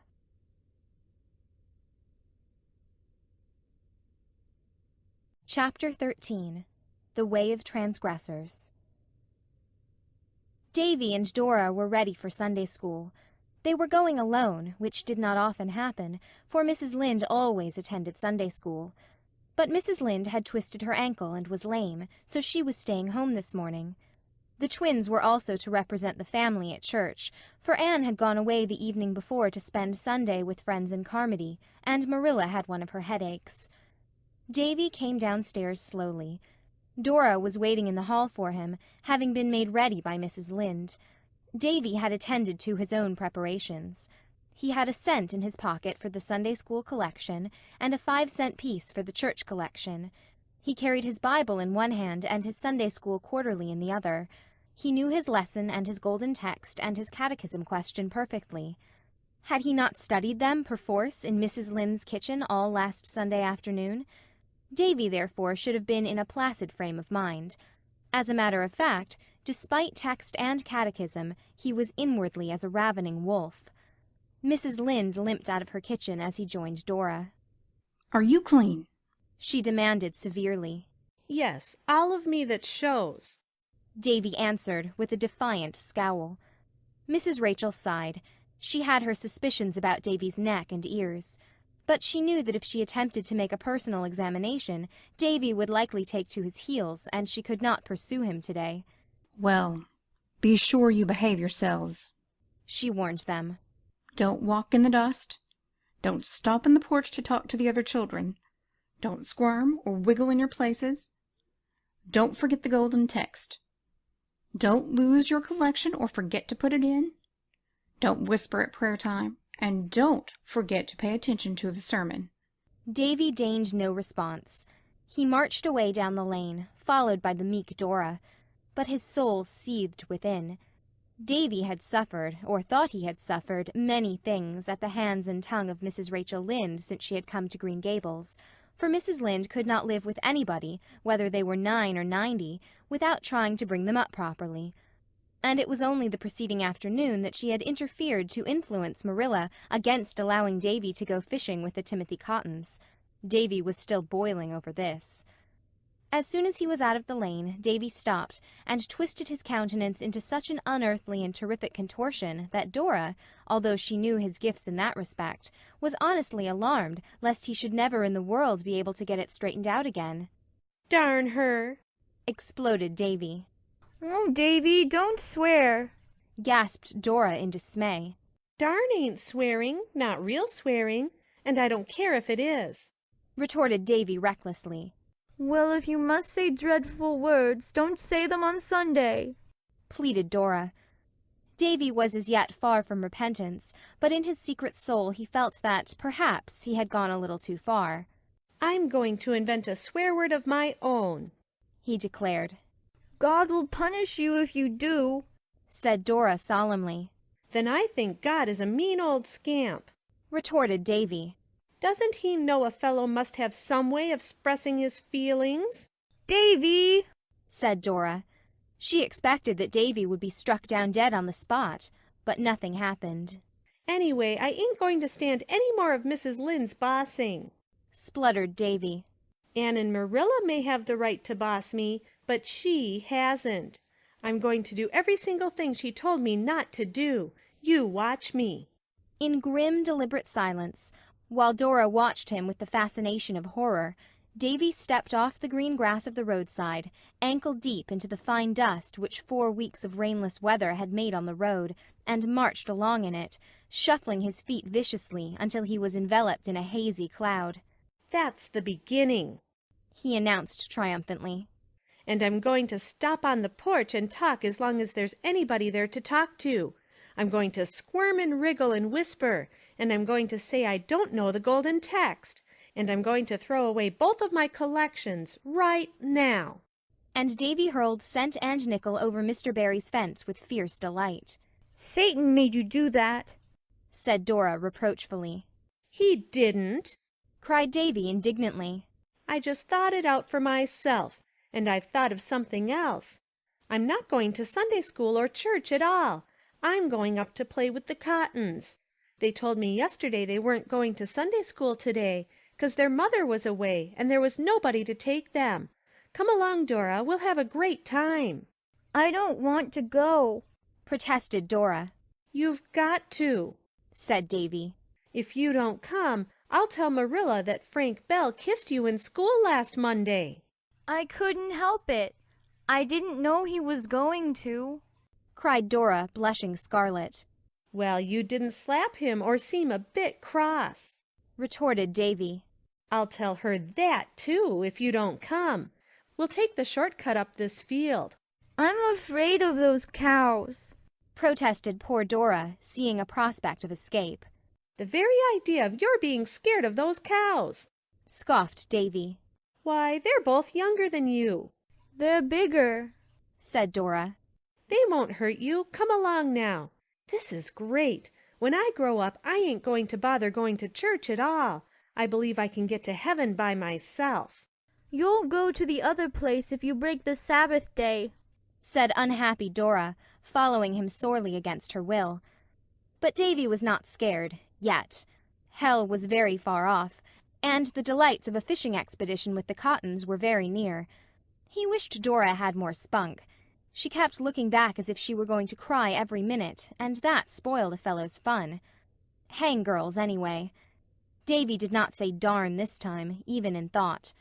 He was not sorry, yet, that he had said it once, but it might be as well not to tempt the unknown powers too far on one day. The small Cottons were playing in their backyard, and hailed Davy's appearance with whoops of delight. Pete, Tommy, Adolphus, and Mirabel Cotton were all alone. Their mother and older sisters were away. Dora was thankful Mirabel was there at least. She had been afraid she would be alone in a crowd of boys. Mirabel was almost as bad as a boy. She was so noisy and sunburned and reckless, but at least she wore dresses. We've come to go fishing, announced Davy. Whoop! Yelled the Cottons. They rushed away to dig worms at once, Mirabel leading the van with a tin can. Dora could have sat down and cried. Oh, if only that hateful Frank Bell had never kissed her! Then she could have defied Davy and gone to her beloved Sunday school. They dared not, of course, go fishing on the pond, where they would be seen by people going to church. They had to resort to the brook in the woods behind the cotton house. But it was full of trout, and they had a glorious time that morning. At least the Cottons certainly had, and Davy seemed to have it. Not being entirely bereft of prudence, he had discarded boots and stockings, and borrowed Tommy Cotton's overalls. Thus accoutred, bog and marsh and undergrowth had no terrors for him. Dora was frankly and manifestly miserable. She followed the others in their peregrinations from pool to pool, clasping her Bible and quarterly tightly, and thinking with bitterness of soul of her beloved class, where she should be sitting that very moment, before a teacher she adored. Instead, here she was roaming the woods with those half-wild Cottons, trying to keep her boots clean and her pretty white dress free from rents and stains. Mirabel had offered the loan of an apron, but Dora had scornfully refused. The trout bit as they always do on Sundays. In an hour the transgressors had all the fish they wanted, so they returned to the house, much to Dora's relief. She sat primly on a hen-coop in the yard, while the others played an uproarious game of tag, and then they all climbed to the top of the pig-house roof and cut their initials on the saddle-board. The flat-roofed hen-house and a pile of straw beneath gave Davy another inspiration. They spent a splendid half-hour climbing on the roof and diving off into the straw with whoops and yells. But even unlawful pleasures must come to an end. When the rumble of wheels over the pond bridge told that people were going home from church, Davy knew they must go. He discarded Tommy's overalls, resumed his own rightful attire, and turned away from his string of trout with a sigh. No use to think of taking them home. "Well, hadn't we a splendid time?"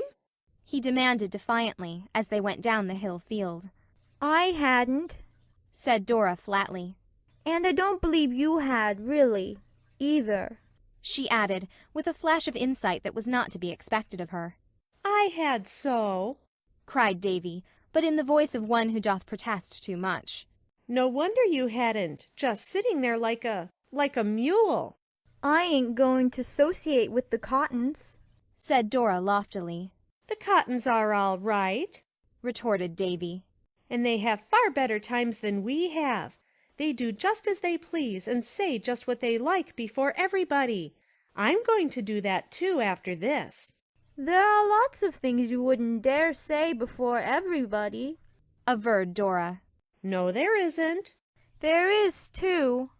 Would you?" demanded Dora gravely. "Would you say tomcat before the minister?" This was a staggerer. Davy was not prepared for such a concrete example of the freedom of speech, but one did not have to be consistent with Dora. "Of course not," he admitted sulkily. "Tomcat isn't a holy word. I wouldn't mention such an animal before a minister at all." "But if you had to," persisted Dora.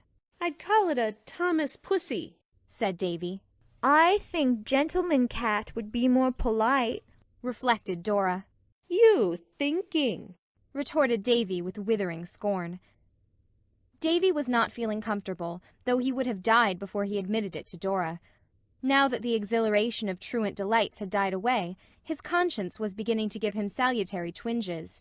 After all, perhaps it would have been better to have gone to Sunday school and church. Mrs. Lynde might be bossy, but there was always a box of cookies in her kitchen cupboard, and she was not stingy. At this inconvenient moment, Davy remembered that when he had torn his new school pants the week before, Mrs. Lynde had mended them beautifully and never said a word to Marilla about them. But Davy's cup of iniquity was not yet full. He was to discover that one sin demands another to cover it. They had dinner with Mrs. Lynde that day, and the first thing she asked Davy was, "Were all your class in Sunday school today?" "Yes'm," said Davy with a gulp. "All were there, 'cept one." "Did you say your golden text and catechism?" "Yes'm." "Did you put your collection in?" "Yes'm." "Was Mrs. Malcolm Macpherson in church?" "I don't know." This at least was the truth, thought wretched Davy. "Was the Ladies' Aid announced for next week?" "Yes'm." Quakingly. "Was prayer meeting?" I don't know." "You should know. You should listen more attentively to the announcements. What was Mr. Harvey's text?" Davy took a frantic gulp of water, and swallowed it and the last protest of conscience together. He glibly recited an old golden text learned several weeks ago. Fortunately, Mrs. Lynde now stopped questioning him, but Davy did not enjoy his dinner. He could only eat one helping of pudding. "What's the matter with you?" demanded justly astonished Mrs. Lynde. "Are you sick?" "No," muttered Davy. "You look pale. You better keep out of the sun this afternoon," admonished Mrs. Lynde. Do you know how many lies you told Mrs. Lynde? asked Dora reproachfully, as soon as they were alone after dinner. Davy, goaded to desperation, turned fiercely. I don't know and I don't care, he said. You just shut up, Dora Keith. Then poor Davy betook himself to a secluded retreat behind the woodpile to think over the way of transgressors. Green Gables was wrapped in darkness and silence when Anne reached home. She lost no time going to bed, for she was very tired and sleepy. There had been several Avonlea jollifications the preceding week, involving rather late hours. Anne's head was hardly on her pillow before she was half asleep, but just then her door was softly opened, and a pleading voice said, Anne? Anne sat up drowsily. Davy, is that you? What is the matter? A white-clad figure flung itself across the floor and onto the bed. Anne, sobbed Davy, getting his arms about her neck. I'm awful glad you're home. I couldn't go to sleep till I told somebody. Told somebody what? How miserable I am. Why are you miserable, dear? 'Cause I was so bad today, Anne. Oh, I was awful bad, badder'n I've ever been yet. What did you do? Oh, I'm afraid to tell you. You'll never like me again, Anne. I couldn't say my prayers tonight. I couldn't tell God what I'd done. I was shamed to have him know. But he knew anyway, Davy. That's what Dora said, but I thought perhaps he mightn't have noticed just at the time. Anyway, I'd rather tell you first. What is it you did? Out it all came in a rush. I ran away from Sunday school and went fishing with the Cottons, and I told ever so many whoppers to Mrs. Lynde. Oh, most half a dozen. And I said a swear word, Anne, a pretty near swear word anyhow, and I called God names. There was silence. Davy didn't know what to make of it. Was Anne so shocked that she never would speak to him again? Anne, what are you going to do to me? He whispered. Nothing, dear. You've been punished already, I think. No, I haven't. Nothing's been done to me. You've been very unhappy ever since you did wrong, haven't you? You bet, said Davy emphatically. That was your conscience punishing you, Davy. What's my conscience? I want to know. It's something in you, Davy, that always tells you when you are doing wrong and makes you unhappy if you persist in doing it. Haven't you noticed that? Yes, but I didn't know what it was. I wish I didn't have it. I'd have lots more fun. Where is my conscience, Anne? I want to know. Is it in my stomach? No, it's in your soul, answered Anne, thankful for the darkness, since gravity must be preserved in serious matters. I suppose I can't get clear of it then, said Davy with a sigh. Are you going to tell Marilla and Mrs. Lynde on me, Anne? No, dear, I'm not going to tell anyone. You are sorry you were naughty, aren't you? You bet. And you'll never be bad like that again? No, but, added Davy cautiously, I might be bad some other way. You won't say naughty words, or run away on Sundays, or tell falsehoods to cover up your sins? No, it doesn't pay, said Davy. Well, Davy, just tell God you are sorry and ask him to forgive you. Have you forgiven me, Anne? Yes, dear. Then, said Davy joyously, I don't care much whether God does or not. Davy! Oh, I'll ask him, said Davy quickly, scrambling off the bed, convinced by Anne's tone that he must have said something dreadful. I don't mind asking him, Anne. Please, God, I'm awful sorry I behaved bad today, and I'll try to be good on Sundays always, and please forgive me. There now, Anne.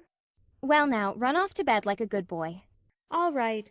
Say, I don't feel miserable any more. I feel fine. Good night. Good night. Anne slipped down on her pillows with a sigh of relief. Oh, how sleepy she was. In another second. Anne. Davy was back again by her bed. Anne dragged her eyes open. What is it now, dear? She asked, trying to keep a note of impatience out of her voice. Anne, have you ever noticed how Mr. Harrison spits? Do you suppose if I practice hard, I can learn to spit just like him? Anne sat up. Davy Keith, she said, go straight to your bed, and don't let me catch you out of it again tonight. Go, now. Davy went and stood not upon the order of his going. End of chapter 13.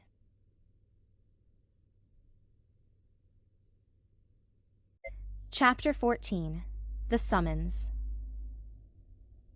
Anne was sitting with Ruby Gillis in the Gillises' garden after the day had crept lingeringly through it and was gone. It had been a warm, smoky summer afternoon. The world was in a splendor of outflowering. The idle valleys were full of hazes. The woodways were pranked with shadows, and the fields with the purple of the asters. Anne had given up a moonlight drive to the White Sands beach that she might spend the evening with Ruby. She had so spent many evenings that summer, although she often wondered what good it did anyone, and sometimes went home deciding that she could not go again. Ruby grew paler as the summer waned. The White Sands school was given up. Her father thought it better that she shouldn't teach till New Year's, and the fancy work she loved oftener and oftener fell from hands grown too weary for it. But she was always gay, always hopeful, always chattering and whispering of her beaux, and their rivalries and despairs. It was this that made Anne's visits hard for her. What had once been silly or amusing was gruesome now. It was death peering through a wilful mask of life. Yet Ruby seemed to cling to her, and never let her go until she had promised to come again soon. Mrs. Lynde grumbled about Anne's frequent visits, and declared she would catch consumption. Even Marilla was dubious. "Every time you go to see Ruby, you come home looking tired out," she said. "It's so very sad and dreadful," said Anne in a low tone. "Ruby doesn't seem to realize her condition in the least, and yet I somehow feel she needs help, craves it, and I want to give it to her and can't. All the time I'm with her I feel as if I were watching her struggle with an invisible foe, trying to push it back with such feeble resistance as she has. That is why I come home tired." But tonight Anne did not feel this so keenly. Ruby was strangely quiet. She said not a word about parties and drives and dresses and fellows. She lay in the hammock, with her untouched work beside her, and a white shawl wrapped about her thin shoulders. Her long yellow braids of hair, how Anne had envied those beautiful braids in old school days, lay on either side of her.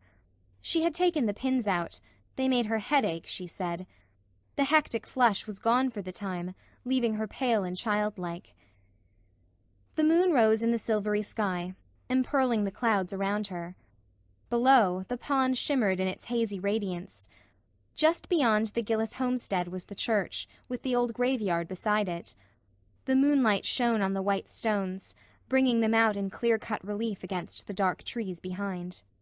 "How strange the graveyard looks by moonlight," said Ruby suddenly. "How ghostly." She shuddered. "And it won't be long now before we'll be lying over there. He and Diana and all the rest will be going out, full life. And I'll be there, in the old graveyard, dead." The surprise of it bewildered Anne. For a few moments she could not speak. "You know it's so, don't you?" said Ruby insistently. "Yes, I know," answered Anne in a low tone. "Dear Ruby, I know." "Everybody knows it," said Ruby bitterly. "I know it. I've known it all summer. They wouldn't give in. And now, Anne." She reached out and caught Anne's hand pleadingly, impulsively. "I don't want to die. I'm afraid to die." "Why should you be afraid, Ruby?" asked Anne quietly. Because, I'm not afraid, but that I'll go to heaven, Anne. I'm a church member, but it'll be all so different. I think, and I get so frightened and homesick. Heaven must be very beautiful, of course, and Bible says so, but, Anne, it won't be what I've been used to." Through Anne's mind drifted an intrusive recollection of a funny story she had heard Philippa Gordon tell, the story of some old man who had said very much the same thing about the world to come. It had sounded funny then. She remembered how she and Priscilla had laughed over it. But it did not seem in the least humorous now, coming from Ruby's pale, trembling lips. It was sad, tragic, and true. Heaven could not be what Ruby had been used to. There had been nothing in her gay, frivolous life, her shallow ideals and aspirations, to fit her for that great change, or make the life to come seem to her anything but alien and unreal and undesirable. Anne wondered helplessly what she could say that would help her. Could she say anything? "I think, Ruby," she began hesitatingly, for it was difficult for Anne to speak to any one of the deepest thoughts of her heart, or the new ideas that had vaguely begun to shape themselves in her mind, concerning the great mysteries of life here and hereafter, superseding her old childish conceptions, and it was hardest of all to speak of them to such as Ruby Gillis. "I think, perhaps, we have very mistaken ideas about heaven, what it is and what it holds for us. I don't think it can be so very different from life here as most people seem to think. I believe we'll just go on living, a good deal as we live here, and be ourselves just the same, only it will be easier to be good and to follow the highest.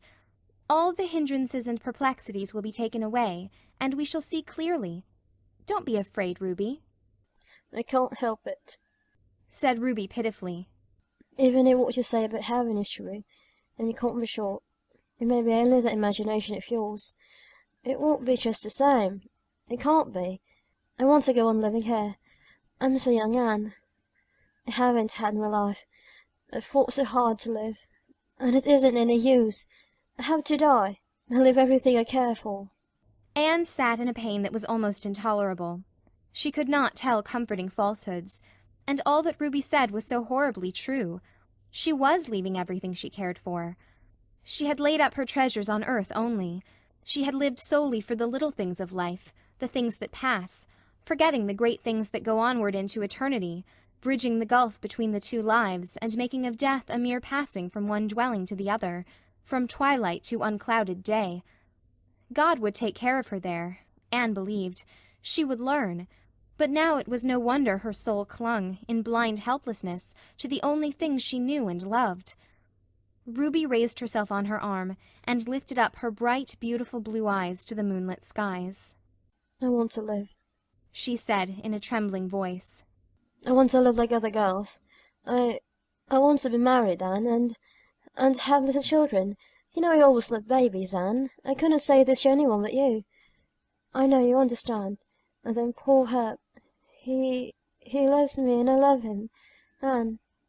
The others meant nothing to me, but he does, and if I could live I would be his wife and be so happy. Oh, Anne, it's hard." Ruby sank back on her pillows and sobbed convulsively. Anne pressed her hand in an agony of sympathy, silent sympathy, which perhaps helped Ruby more than broken, imperfect words could have done, for presently she grew calmer, and her sobs ceased. "I'm glad I've told you this, Anne," she whispered. "It has helped me just to say it all out. I wanted to all summer. Every time you came, I wanted to talk it over with you, but I couldn't. It seemed as if it would make death so sure if I said I was going to die, or if anyone else said it, or hinted it. I wouldn't say it, or even think it. In the daytime, when people were around me and everything was cheerful, it wasn't so hard to keep thinking from it. But in the night, when I couldn't sleep, it was so dreadful, Anne. I couldn't get away from it then. Death just came and stared me in the face until I got so frightened I couldn't have screamed." "But you won't be frightened any more, Ruby, will you? You'll be brave, and believe that all is going to be well with you." "I'll try. I'll think over what you have said, and try to believe it. And you'll come up as often as you can, won't you, Anne?" "Yes, dear." It won't be very long now, Anne. I feel sure of that. I'd rather have you than anyone else. I always liked you best of all the girls I went to school with. You were never jealous. I mean, like some of them were. Paul and Watt was up to see me yesterday. You remember Em and I were such chums for 3 years when you went to school. And then we quarrelled at the time of the school concert. We've never spoken to each other since. Wasn't it silly? Anything like that seems silly now. But Ada mine made out the old quarrel yesterday. She said she'd have spoken years ago, only she thought I wouldn't. And I never spoke to her, because I was sure she would speak to me. Isn't it strange how people misunderstand each other, Anne? "Most of the trouble in life comes from misunderstanding, I think," said Anne. "I must go now, Ruby. It's getting late, and you shouldn't be out in the damp." "You'll come up soon again?" "Yes, very soon. And if there's anything I can do to help you, I'll be so glad." "I know. You have helped me already. Nothing seems quite so dreadful now. Good night, Anne." "Good night, dear." Anne walked home very slowly in the moonlight. The evening had changed something for her. Life held a different meaning, a deeper purpose. On the surface it would go on just the same, but the deeps had been stirred. It must not be with her as with poor butterfly Ruby. When she came to the end of one life, it must not be to face the next with the shrinking terror of something wholly different, something for which accustomed thought and ideal and aspiration had unfitted her. The little things of life, sweet and excellent in their place, must not be the things lived for. The highest must be sought and followed. The life of heaven must be begun here on earth. That good night in the garden was for all time. Anne never saw Ruby in life again.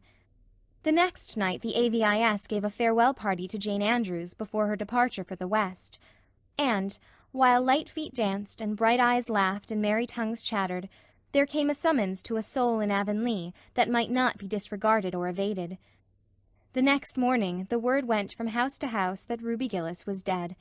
She had died in her sleep, painlessly and calmly, and on her face was a smile, as if, after all, death had come as a kindly friend to lead her over the threshold, instead of the grisly phantom she had dreaded. Mrs. Rachel Lynde said emphatically after the funeral that Ruby Gillis was the handsomest corpse she ever laid eyes on. Her loveliness, as she lay, white-clad, among the delicate flowers that Anne had placed about her, was remembered and talked of for years in Avonlea. Ruby had always been beautiful, but her beauty had been of the earth, earthy. It had had a certain insolent quality in it, as if it flaunted itself in the beholder's eye. Spirit had never shone through it, intellect had never refined it. But death had touched it and consecrated it, bringing out delicate modellings and purity of outline never seen before, doing what life and love and great sorrow and deep womanhood joys might have done for Ruby. Anne, looking down through a mist of tears at her old playfellow, thought she saw the face God had meant Ruby to have, and remembered it so always. Mrs. Gillis called Anne aside into a vacant room before the funeral procession left the house, and gave her a small packet. "I want you to have this," she sobbed. "Ruby would have liked you to have it. It's the embroidered centerpiece she was working at. It isn't quite finished. The needle is sticking in it just where her poor little fingers put it the last time she laid it down, the afternoon before she died." There's always a piece of unfinished work left, said Mrs. Lynde, with tears in her eyes. But I suppose there's always someone to finish it.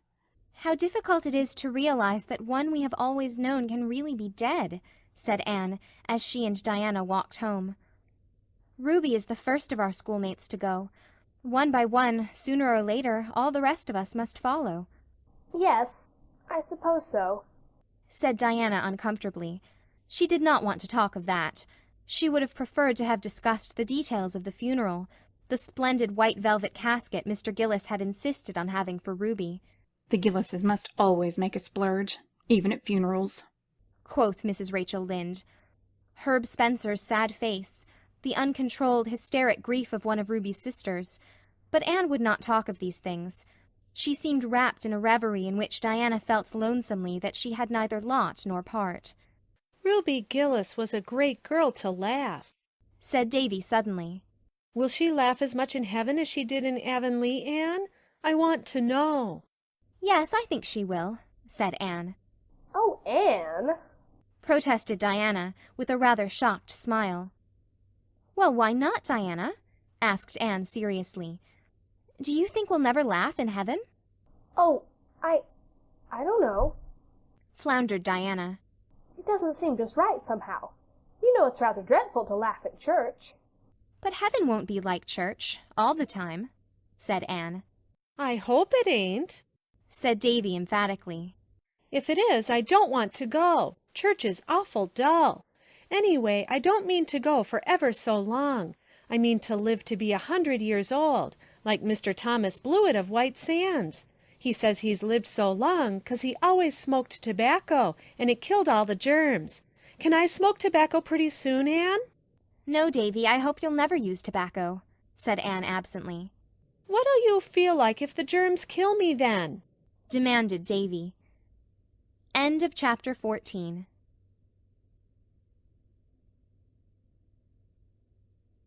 Chapter 15.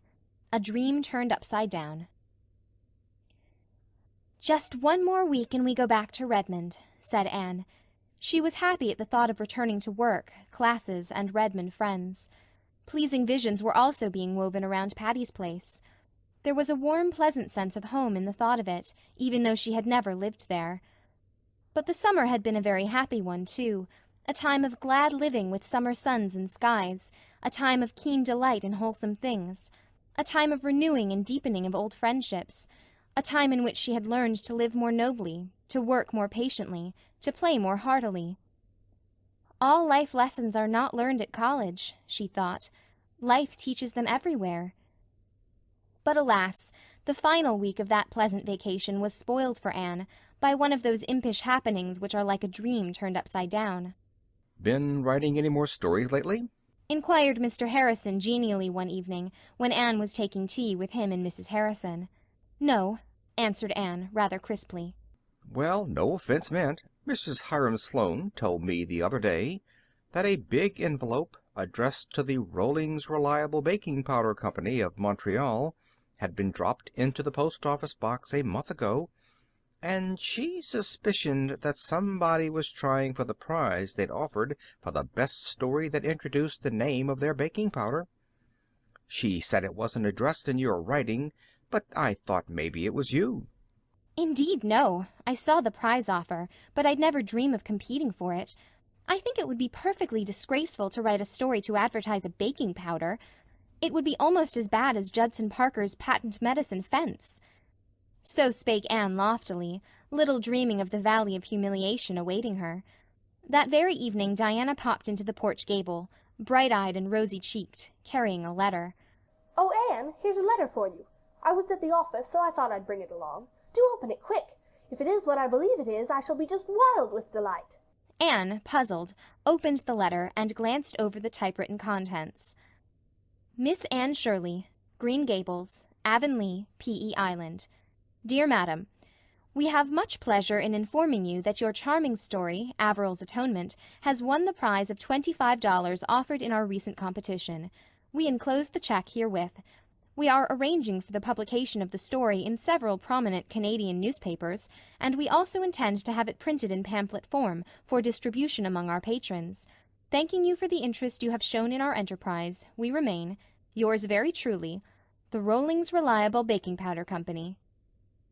I don't understand, said Anne blankly. Diana clapped her hands. "Oh, I knew it would win the prize. I was sure of it. I sent your story into the competition, Anne." Diana Barry! "Yes, I did," said Diana gleefully, perching herself on the bed. "When I saw the offer, I thought of your story in a minute, and at first I thought I'd ask you to send it in. But then I was afraid you wouldn't. You had so little faith left in it. So I just decided I'd send the copy you gave me and say nothing about it. Then, if it didn't win the prize, you'd never know, and you wouldn't feel badly over it, because the stories that failed were not to be returned, and if it did, you'd have such a delightful surprise." Diana was not the most discerning of mortals, but just at this moment it struck her that Anne was not looking exactly overjoyed. The surprise was there, beyond doubt, but where was the delight? "Why, Anne, you don't seem a bit pleased," she exclaimed. Anne instantly manufactured a smile and put it on. "Of course I couldn't be anything but pleased over your unselfish wish to give me pleasure," she said slowly. "But you know, I'm so amazed. I can't realize it. And I don't understand. There wasn't a word in my story about... Anne choked a little over the word. "Baking powder." "Oh, I put that in," said Diana, reassured. "It was as easy as a wink, and of course my experience in our old story club helped me. You know the scene where Averil makes the cake? Well, I just stated that she used the Rollings Reliable in it, and that was why it turned out so well. And then, in the last paragraph, where Percival clasps Averil in his arms and says, 'Sweetheart, the beautiful coming years will bring us the fulfillment of our home of dreams,' I added, 'in which we will never use any baking powder except Rollings Reliable.'" "Oh!" gasped poor Anne, as if someone had dashed cold water on her. "And you've won the $25, continued Diana jubilantly. "Why, I heard Priscilla say once that the Canadian woman only pays $5 for a story." Anne held out the hateful pink slip in shaking fingers. "I can't take it. It's yours by right, Diana. You sent the story in and made the alterations. I would certainly never have sent it, so you must take the check." "I'd like to see myself," said Diana scornfully. Why, what I did wasn't any trouble. The honor of being a friend of the prize winner is enough for me. Well, I must go. I should have gone straight home from the post office, for we have company, but I simply had to come and hear the news. I'm so glad for your sake, Anne. Anne suddenly bent forward, put her arms about Diana, and kissed her cheek. I think you are the sweetest and truest friend in the world, Diana, she said, with a little tremble in her voice. And I assure you I appreciate the motive of what you've done. Diana, pleased and embarrassed, got herself away, and poor Anne, after flinging the innocent cheque into her bureau drawer as if it were blood money, cast herself on her bed and wept tears of shame and outraged sensibility. Oh, she could never live this down, never. Gilbert arrived at dusk, brimming over with congratulations, for he had called at Orchard Slope and heard the news. But his congratulations died on his lips at sight of Anne's face. Why, Anne, what's the matter? I expected to find you radiant over winning Rawlings' reliable prize. Good for you. Oh, Gilbert, not you, implored Anne, in an et tu, Brute tone. I thought you would understand. Can't you see how awful it is? I must confess I can't. What is wrong? Everything, moaned Anne. I feel as if I were disgraced forever. What do you think a mother would feel like if she found her child tattooed over with a baking powder advertisement? I feel just the same. I loved my poor little story, and I wrote it out of the best that was in me. And it is sacrilege to have it degraded to the level of a baking powder advertisement. Don't you remember what Professor Hamilton used to tell us in the literature class at Queen's? He said we were never to write a word for a low or unworthy motive, but always to cling to the very highest ideals. What will he think when he hears I've written a story to advertise Rawlings Reliable? And oh, when it gets out at Redmond! Think how I'll be teased and laughed at. That you won't, said Gilbert, wondering uneasily if it were that confounded junior's opinion in particular over which Anne was worried. The Reds will think just as I thought, that you, being like 9 out of 10 of us, not overburdened with worldly wealth, had taken this way of earning an honest penny to help yourself through the year. I don't see that there's anything low or unworthy about that, or anything ridiculous either. One would rather write masterpieces of literature, no doubt, but meanwhile board and tuition fees have to be paid. This common-sense, matter-of-fact view of the case cheered Anne a little. At least it removed her dread of being laughed at, though the deeper hurt of an outraged ideal remained. End of chapter 15.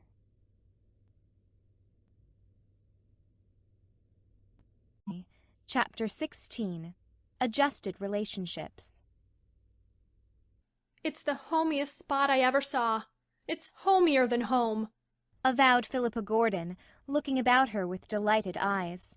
They were all assembled at twilight in the big living room at Patty's Place.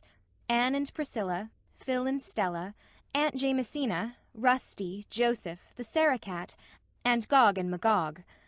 The firelight shadows were dancing over the walls, the cats were purring, and a huge bowl of hothouse chrysanthemums, sent to Phil by one of the victims, shone through the golden gloom like creamy moons. It was 3 weeks since they had considered themselves settled, and already all believed the experiment would be a success. The first fortnight after their return had been a pleasantly exciting one. They had been busy setting up their household goods, organizing their little establishment, and adjusting different opinions. Anne was not over sorry to leave Avonlea when the time came to return to college. The last few days of her vacation had not been pleasant. Her prize story had been published in the island papers, and Mr. William Blair had, upon the counter of his store, a huge pile of pink, green, and yellow pamphlets containing it, one of which he gave to every customer. He sent a complimentary bundle to Anne, who promptly dropped them all in the kitchen stove. Her humiliation was the consequence of her own ideals only, for Avonlea folks thought it quite splendid that she should have won the prize. Her many friends regarded her with honest admiration, her few foes with scornful envy. Josie Pye said she believed Anne Shirley had just copied the story. She was sure she remembered reading it in a paper years before. The Sloanes, who had found out or guessed that Charlie had been turned down, said they didn't think it was much to be proud of. Almost anyone could have done it, if she tried. Aunt Atossa told Anne she was very sorry to hear she had taken to writing novels. Nobody born and bred in Avonlea would do it. That was what came of adopting orphans from goodness knows where, with goodness knew what kind of parents. Even Mrs. Rachel Lynde was darkly dubious about the propriety of writing fiction, though she was almost reconciled to it by that $25 check. "It is perfectly amazing the price they pay for such lies, that's what," she said, half proudly, half severely. All things considered, it was a relief when going-away time came. And it was very jolly to be back at Redmond, a wise, experienced soph, with hosts of friends to greet on the merry opening day. Pris and Stella and Gilbert were there, Charlie Sloane, looking more important than ever a sophomore looked before, Phil, with the Alec and Alonzo question still unsettled, and Moody Spurgeon Macpherson. Moody Spurgeon had been teaching school ever since leaving Queen's, but his mother had concluded it was high time he gave it up and turned his attention to learning how to be a minister. Poor Moody Spurgeon fell on hard luck at the very beginning of his college career. Half a dozen ruthless sophs, who were among his fellow boarders, swooped down upon him one night and shaved half of his head. In this guise the luckless Moody Spurgeon had to go about until his hair grew again. He told Anne bitterly that there were times when he had his doubts as to whether he was really called to be a minister. Aunt Jamesina did not come until the girls had Patty's Place ready for her. Miss Patty had sent the key to Anne, with a letter in which she said Gog and Magog were packed in a box under the spare-room bed, but might be taken out when wanted. In a postscript, she added that she hoped the girls would be careful about putting up pictures. The living-room had been newly papered 5 years before, and she and Miss Maria did not want any more holes made in that new paper than was absolutely necessary. For the rest, she trusted everything to Anne. How those girls enjoyed putting their nest in order! As Phil said, it was almost as good as getting married. You had the fun of homemaking without the bother of a husband. All brought something with them to adorn or make comfortable the little house.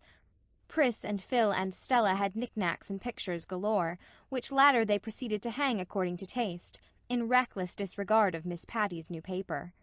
"We'll putty the holes up when we leave, dear. She'll never know," they said to protesting Anne. Diana had given Anne a pine-needle cushion, and Miss Ada had given both her and Priscilla a fearfully and wonderfully embroidered one. Marilla had sent a big box of preserves, and darkly hinted at a hamper for Thanksgiving, and Mrs. Lynde gave Anne a patchwork quilt and loaned her 5 more. "You take them," she said authoritatively. "They might as well be in use as packed away in that trunk, in the garret for moths to gnaw." No moths would ever have ventured near those quilts, for they reeked of mothballs to such an extent that they had to be hung in the orchard of Patty's Place for a full fortnight before they could be endured indoors. Verily, aristocratic Spofford Avenue had rarely beheld such a display. The gruff old millionaire who lived next door came over, and wanted to buy the gorgeous red and yellow tulip pattern one, which Mrs. Rachel had given Anne. He said his mother used to make quilts like that, and by Jove, he wanted one to remind him of her. Anne would not sell it, much to his disappointment, but she wrote all about it to Mrs. Lynde. That highly gratified lady sent word back that she had one just like it to spare, so the Tobacco King got his quilt after all, and insisted on having it spread on his bed, to the disgust of his fashionable wife. Mrs. Lynde's quilts served a very useful purpose that winter. Patty's Place, for all its many virtues, had its faults also. It was really a rather cold house, and when the frosty nights came, the girls were very glad to snuggle down under Mrs. Lynde's quilts, and hoped that the loan of them might be accounted unto her for righteousness. Anne had the blue room she had coveted at sight. Priscilla and Stella had the large one. Phil was blissfully content with the little one over the kitchen, and Aunt Jamesina was to have the downstairs one off the living room. Rusty at first slept on the doorstep. Anne, walking home from Redmond a few days after her return, became aware that the people that she met surveyed her with a covert, indulgent smile. Anne wondered uneasily what was the matter with her. Was her hat crooked? Was her belt loose? Craning her head to investigate, Anne, for the first time, saw Rusty. Trotting along behind her, close to her heels, was quite the most forlorn specimen of the cat tribe she had ever beheld. The animal was well past kittenhood, lank, thin, disreputable-looking. Pieces of both ears were lacking, one eye was temporarily out of repair, and one jowl ludicrously swollen. As for color, if a once black cat had been well and thoroughly singed, the result would have resembled the hue of this waif's thin, draggled, unsightly fur. Anne shooed, but the cat would not shoo. As long as she stood, he sat back on his haunches and gazed at her reproachfully out of his one good eye. When she resumed her walk, he followed. Anne resigned herself to his company until she reached the gate of Patty's Place, which she coldly shut in his face, fondly supposing she had seen the last of him. But when, 15 minutes later, Phil opened the door, there sat the rusty brown cat on the step. More, he promptly darted in and sprang upon Anne's lap, with a half-pleading, half-triumphant meow. "Anne," said Stella severely, "do you own that animal?" "No, I do not," protested disgusted Anne. "The creature followed me home from somewhere. I couldn't get rid of him. Ah, get down. I like decent cats reasonably well, but I don't like beasties of your complexion." Pussy, however, refused to get down. He coolly curled up in Anne's lap and began to purr. "He has evidently adopted you," laughed Priscilla. "I won't be adopted," said Anne stubbornly. "The poor creature is starving," said Phil pityingly. "Why, his bones are almost coming through his skin." "Well, I'll give him a square meal, and then he must return to whence he came," said Anne resolutely. The cat was fed and put out. In the morning he was still on the doorstep. On the doorstep he continued to sit, bolting in whenever the door was opened. No coolness of welcome had the least effect on him. Of nobody save Anne did he take the least notice. Out of compassion the girls fed him, but when a week had passed they decided that something must be done. The cat's appearance had improved. His eye and cheek had resumed their normal appearance. He was not quite so thin, and he had been seen washing his face. "But for all that, we can't keep him," said Stella. "Aunt Jimsy is coming next week, and she will bring the Sarah-cat with her. We can't keep 2 cats, and if we did, this rusty coat would fight all the time with the Sarah-cat. He's a fighter by nature. He had a pitched battle last evening with the Tobacco King's cat, and routed him horse, foot, and artillery." "We must get rid of him," agreed Anne, looking darkly at the subject of their discussion, who was purring on the hearth-rug with an air of lamb-like meekness. "But the question is, how? How can 4 unprotected females get rid of a cat who won't be got rid of?" "We must chloroform him," said Phil briskly. "That is the most humane way."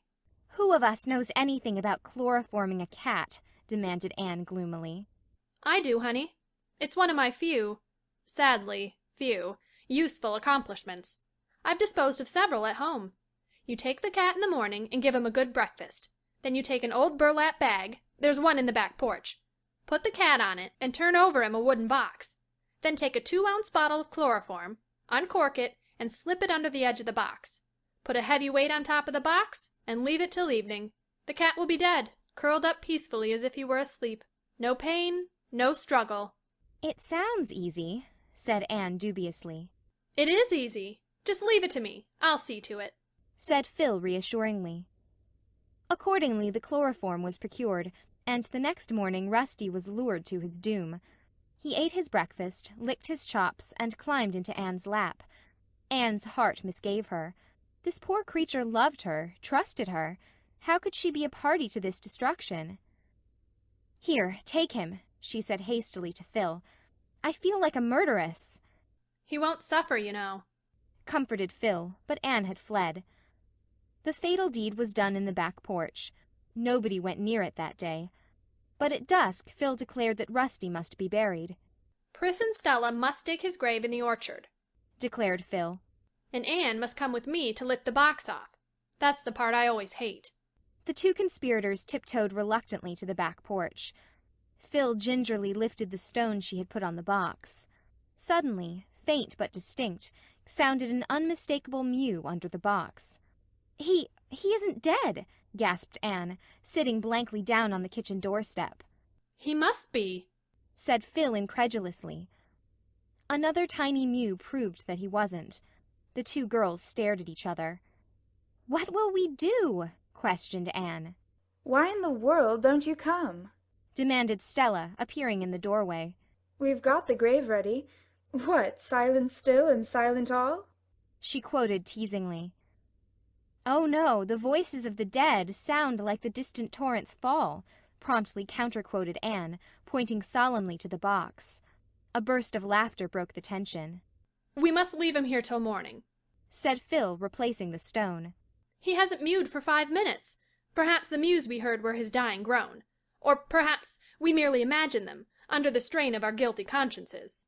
But when the box was lifted in the morning, Rusty bounded at one gay leap to Anne's shoulder, where he began to lick her face affectionately. Never was there a cat more decidedly alive. "Here's a knot-hole in the box," groaned Phil. "I never saw it. That's why he didn't die. Now we've got to do it all over again." "No, we haven't," declared Anne suddenly.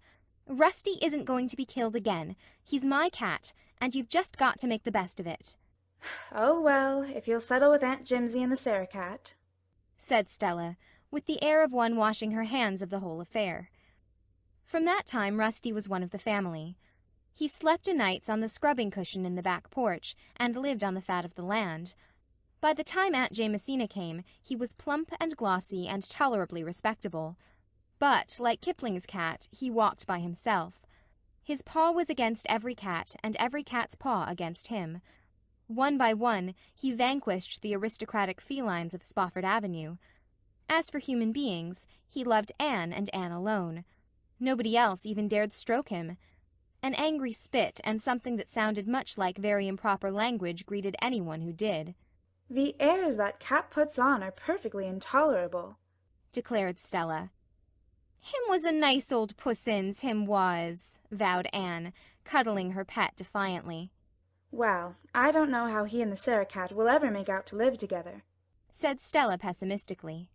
"Cat-fights in the orchard o' nights are bad enough, but cat-fights here in the living-room are unthinkable." In due time Aunt Jamesina arrived. Anne and Priscilla and Phil had awaited her advent rather dubiously, but when Aunt Jamesina was enthroned in the rocking-chair before the open fire, they figuratively bowed down and worshipped her.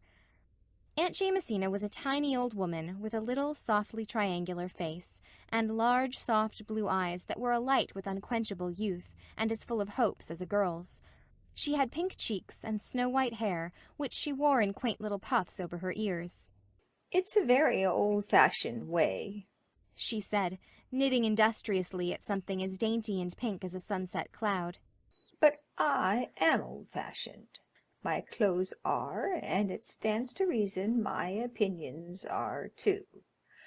I don't say they're any the better of that, mind you. In fact, I dare say they're a good deal the worse. But they've worn nice and easy. New shoes are smarter than old ones, but the old ones are more comfortable. I'm old enough to indulge myself in the matter of shoes and opinions. I mean to take it real easy here. I know you expect me to look after you and keep you proper, but I'm not going to do it. You're old enough to know how to behave, if you're ever going to be.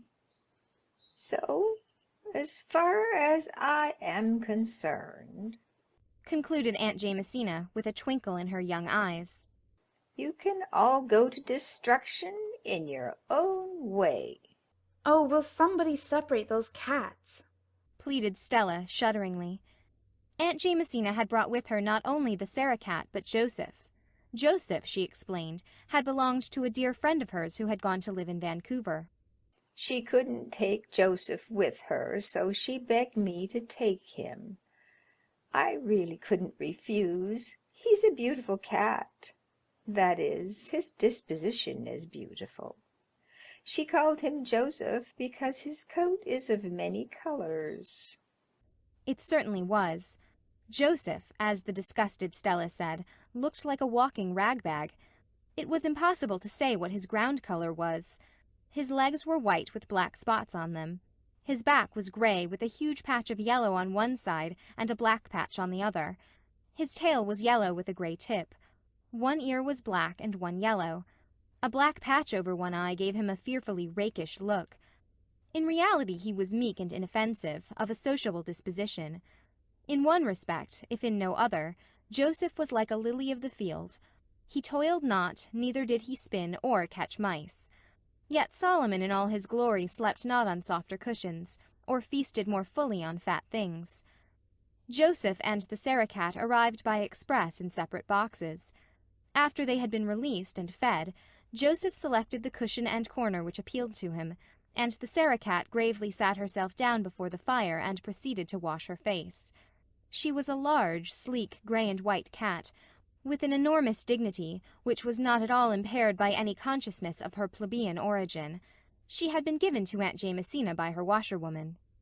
Her name was Sarah, so my husband always called Puss the Sarah-cat, explained Aunt Jamesina.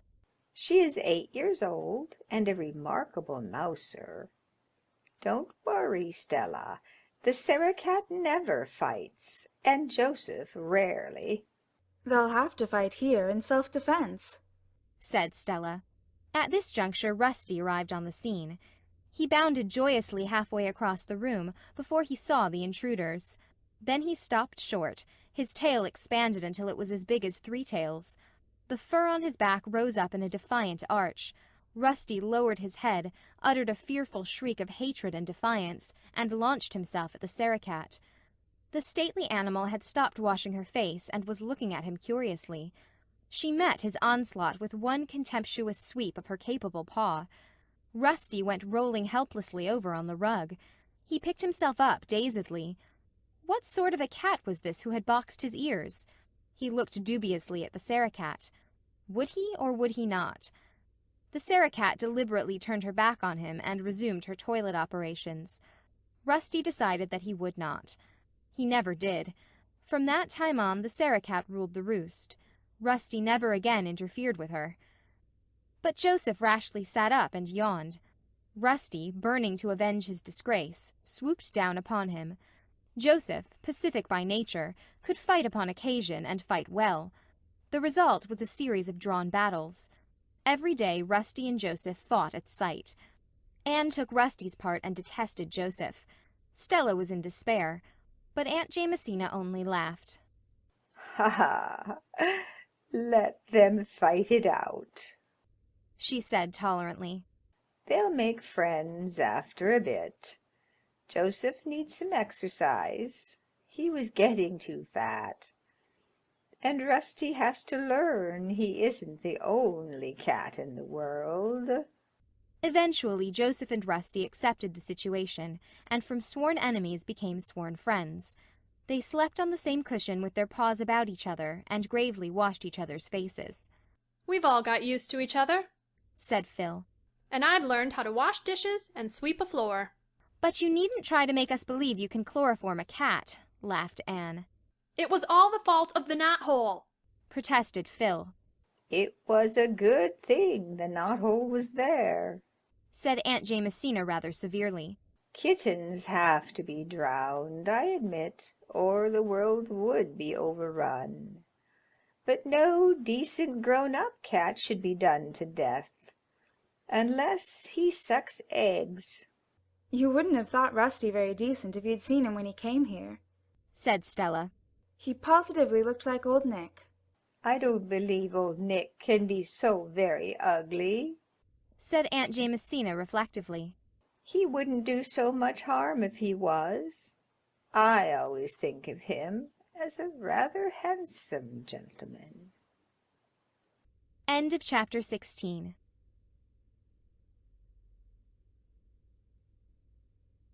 Chapter 17. A Letter from Davy. It's beginning to snow, girls, said Phil, coming in one November evening. And there are the loveliest little stars and crosses all over the garden walk. I never noticed before what exquisite things snowflakes really are. One has time to notice things like that in the simple life. Bless you all for permitting me to live it. It's really delightful to feel worried because butter has gone up 5 cents a pound. Has it? Demanded Stella, who kept the household accounts. It has, and here's your butter. I'm getting quite expert at marketing. It's better fun than flirting, concluded Phil gravely. Everything is going up scandalously, sighed Stella. Never mind. Thank goodness air and salvation are still free, said Aunt Jamesina. "And so is laughter," added Anne. "There's no tax on it yet, and that is well, because you're all going to laugh presently. I'm going to read you Davy's letter. His spelling has improved immensely this past year, though he is not strong on apostrophes, and he certainly possesses the gift of writing an interesting letter. Listen and laugh before we settle down to the evening study grind." Dear Anne, ran Davy's letter. I take my pen to tell you that we are all pretty well, and hope this will find you the same. It's snowing some today, and Marilla says the old woman in the sky is shaking her feather beds. Is the old woman in the sky God's wife, Anne? I want to know. Mrs. Lynde has been real sick, but she is better now. She fell down the cellar stairs last week. When she fell, she grabbed hold of the shelf with all the milk pails and stew pans on it, and it gave way and went down with her and made a splendid crash. Marilla thought it was an earthquake at first. One of the stew pans was all dinged up, and Mrs. Lynde strained her ribs. The doctor came and gave her medicine to rub on her ribs, but she didn't understand him and took it all inside instead. The doctor said it was a wonder it didn't kill her, but it didn't, and it cured her ribs, and Mrs. Lynde says doctors don't know much anyhow. But we couldn't fix up the stew pan. Marilla had to throw it out. Thanksgiving was last week. There was no school, and we had a great dinner. I ate mince pie and roast turkey and fruit cake and doughnuts and cheese and jam and chocolate cake. Marilla said I'd die, but I didn't. Dora had earache after it, only it wasn't in her ears, it was in her stomach. I didn't have earache anywhere. Our new teacher is a man. He does things for jokes. Last week he made all us third-class boys write a composition on what kind of a wife we'd like to have, and the girls on what kind of a husband. He laughed fit to kill when he read them. This was mine. I thought you'd like to see it. The kind of wife I'd like to have. She must have good manners and get my meals on time and do what I tell her and always be very polite to me. She must be 15 years old. She must be good to the poor and keep her house tidy and be good-tempered and go to church regularly. She must be very handsome and have curly hair. If I get a wife that is just what I like, I'll be an awful good husband to her. I think a woman ought to be awful good to her husband. Some poor women haven't any husbands. The end. I was at Mrs. Isaac Wright's funeral at White Sands last week. The husband of the corpse felt real sorry. Mrs. Lynde says Mrs. Wright's grandfather stole a sheep, but Marilla says we mustn't speak ill of the dead. Why mustn't we, Anne? I want to know. It's pretty safe, ain't it? Mrs. Lynde was awful mad the other day because I asked her if she was alive in Noah's time. I didn't mean to hurt her feelings. I just wanted to know. Was she, Anne? Mr. Harrison wanted to get rid of his dog. So he hunged him once, but he come to life and scooted for the barn while Mr. Harrison was digging the grave. So he hunged him again, and he stayed dead that time. Mr. Harrison has a new man working for him. He's awful awkward. Mr. Harrison says he is left-handed in both his feet. Mr. Barry's hired man is lazy. Mrs. Barry says that, but Mr. Barry says he ain't lazy exactly, only he thinks it easier to pray for things than to work for them. Mrs. Harmon Andrews' prize pig that she talked of so much died in a fit. Mrs. Lynde says it was a judgment on her for pride, but I think it was hard on the pig. Milty Boulter has been sick. The doctor gave him medicine and it tasted horrid. I offered to take it for him for a quarter, but the Boulters are so mean. Milty says he'd rather take it himself and save his money. I asked Mrs. Boulter how a person would go about catching a man, and she got awful mad and said she didn't know. She'd never chased men.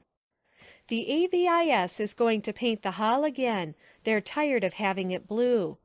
The new minister was here to tea last night. He took 3 pieces of pie. If I did that, Mrs. Lynde would call me Piggy. And he ate fast and took big bites, and Marilla is always telling me not to do that. Why can ministers do what boys can't? I want to know. I haven't any more news. Here are 6 kisses. XXXXXX. Dora sends one. Here's hers. X. Your loving friend, David Keith. P.S.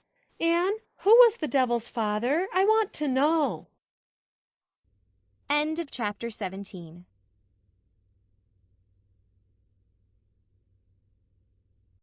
Chapter 18.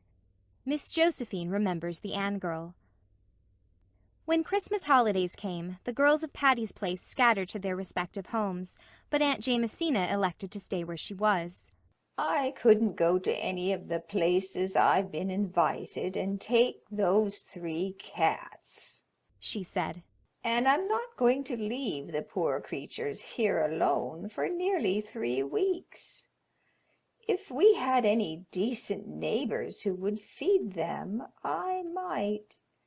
But there's nothing except millionaires on this street. So I'll stay here and keep Patty's Place warm for you. Anne went home with the usual joyous anticipations, which were not wholly fulfilled. She found Avonlea in the grip of such an early, cold, and stormy winter as even the oldest inhabitant could not recall. Green Gables was literally hemmed in by huge drifts. Almost every day of that ill-starred vacation it stormed fiercely, and even on fine days it drifted unceasingly. No sooner were the roads broken than they filled in again. It was almost impossible to stir out. The AVIS tried, on 3 evenings, to have a party in honor of the college students, and on each evening the storm was so wild that nobody could go, so they gave up the attempt in despair. Anne, despite her love of and loyalty to Green Gables, could not help thinking longingly of Patty's Place, its cozy open fire, Aunt Jamesina's mirthful eyes, the 3 cats, the merry chatter of the girls, the pleasantness of Friday evenings when college friends dropped in to talk of grave and gay. Anne was lonely. Diana, during the whole of the holidays, was imprisoned at home with a bad attack of bronchitis. She could not come to Green Gables, and it was rarely Anne could get to Orchard Slope, for the old way through the haunted wood was impassable with drifts, and the long way over the frozen Lake of Shining Waters was almost as bad. Ruby Gillis was sleeping in the white-heaped graveyard. Jane Andrews was teaching a school on western prairies. Gilbert, to be sure, was still faithful, and waded up to Green Gables every possible evening. But Gilbert's visits were not what they once were. Anne almost dreaded them.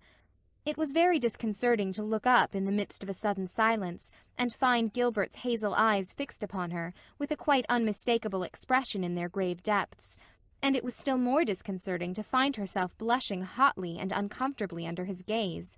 Just as if, well, it was very embarrassing. Anne wished herself back at Patty's Place, where there was always somebody else about to take the edge off a delicate situation. At Green Gables, Marilla went promptly to Mrs. Lynde's domain when Gilbert came, and insisted on taking the twins with her. The significance of this was unmistakable, and Anne was in a helpless fury over it. Davy, however, was perfectly happy. He revelled in getting out in the morning and shoveling out the paths to the well and henhouse. He gloried in the Christmas-tide delicacies, which Marilla and Mrs. Lynde vied with each other in preparing for Anne, and he was reading an enthralling tale, in a school library book, of a wonderful hero who seemed blessed with a miraculous faculty for getting into scrapes, from which he was usually delivered by an earthquake or a volcanic explosion, which blew him high and dry out of his troubles, landed him in a fortune, and closed the story with proper éclat. I tell you, it's a bully story, Anne, he said ecstatically. I'd ever so much rather read it than the Bible. Would you? Smiled Anne. Davy peered curiously at her. You don't seem a bit shocked, Anne. Mrs. Lynde was awful shocked when I said that to her. No, I'm not shocked, Davy. I think it's quite natural that a 9-year-old boy would sooner read an adventure story than the Bible. But when you are older, I hope and think that you will realize what a wonderful book the Bible is. Oh, I think some parts of it are fine, conceded Davy. That story about Joseph now, it's bully. But if I'd been Joseph, I wouldn't have forgive the brothers. No, sirree, Anne, I'd have cut all their heads off. Mrs. Lynde was awful mad when I said that, and shut the Bible up, and said she'd never read me any more of it if I talked like that. so I don't talk now when she reads it Sunday afternoons. I just think things and say them to Milty Boulter next day in school. I told Milty the story about Elisha and the bears, and it scared him so he's never made fun of Mr. Harrison's bald head since. Are there any bears on P.E. Island, Anne? I want to know. Not nowadays, said Anne absently, as the wind blew a scud of snow against the window. Oh dear, will it ever stop storming? God knows, said Davy airily, preparing to resume his reading. Anne was shocked this time. Davy! She exclaimed reproachfully. Mrs. Lynde says that, protested Davy. One night last week Marilla said, "Will Ludovic Speed and Theodora Dix ever get married?" And Mrs. Lynde said, "God knows," just like that. Well, it wasn't right for her to say it, said Anne, promptly deciding upon which horn of this dilemma to impale herself. It isn't right for anybody to take that name in vain or speak it lightly, Davy. Don't ever do it again. Not if I say it slow and solemn, like the minister? Queried Davy gravely. No, not even then. Well, I won't. Ludovic Speed and Theodora Dix live in Middle Grafton, and Mrs. Rachel says he has been courting her for 100 years. Won't they soon be too old to get married, Anne? I hope Gilbert won't court you that long. When are you going to be married, Anne? Mrs. Lynde says it's a sure thing. Mrs. Lynde is a... began Anne hotly, then stopped. Awful old gossip, completed Davy calmly. That's what everyone calls her. But is it a sure thing, Anne? I want to know. You're a very silly little boy, Davy, said Anne, stalking haughtily out of the room. The kitchen was deserted, and she sat down by the window in the fast-falling wintry twilight. The sun had set, and the wind had died down. A pale, chilly moon looked out behind a bank of purple clouds in the west. The sky faded out, but the strip of yellow along the western horizon grew brighter and fiercer, as if all the stray gleams of light were concentrating in one spot. The distant hills, rimmed with priest-like firs, stood out in dark distinctness against it. Anne looked across the still white fields, cold and lifeless in the harsh light of that grim sunset, and sighed. She was very lonely, and she was sad at heart, for she was wondering if she would be able to return to Redmond next year. It did not seem likely. The only scholarship possible in the sophomore year was a very small affair. She would not take Marilla's money, and there seemed little prospect of being able to earn enough in the summer vacation. I suppose I'll just have to drop out next year, she thought drearily, and teach a district school again until I earn enough to finish my course. And by that time all my old class will have graduated, and Patty's place will be out of the question. But there, I'm not going to be a coward. I'm thankful I can earn my way through if necessary. Here's Mr. Harrison waiting up the lane, announced Davy, running out. I hope he's brought the mail. It's 3 days since we got it. I want to see what them pesky grits are doing. I'm a conservative, Anne, and I tell you, you have to keep your eye on them grits. Mr. Harrison had brought the mail, and merry letters from Stella and Priscilla and Phil soon dissipated Anne's blues. Aunt Jamesina, too, had written, saying that she was keeping the hearth fire alight, and that the cats were all well, and the houseplants doing fine. The weather has been real cold, she wrote. So I let the cats sleep in the house. Rusty and Joseph on the sofa in the living room, and the Sarah cat on the foot of my bed.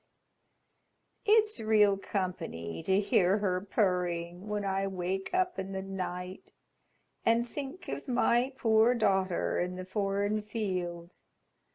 If it was anywhere but in India, I wouldn't worry. But they say the snakes out there are terrible. It takes all the Sarah cat's purring to drive away the thought of those snakes. I have enough faith for everything but the snakes. I can't think why Providence ever made them. Sometimes I don't think he did.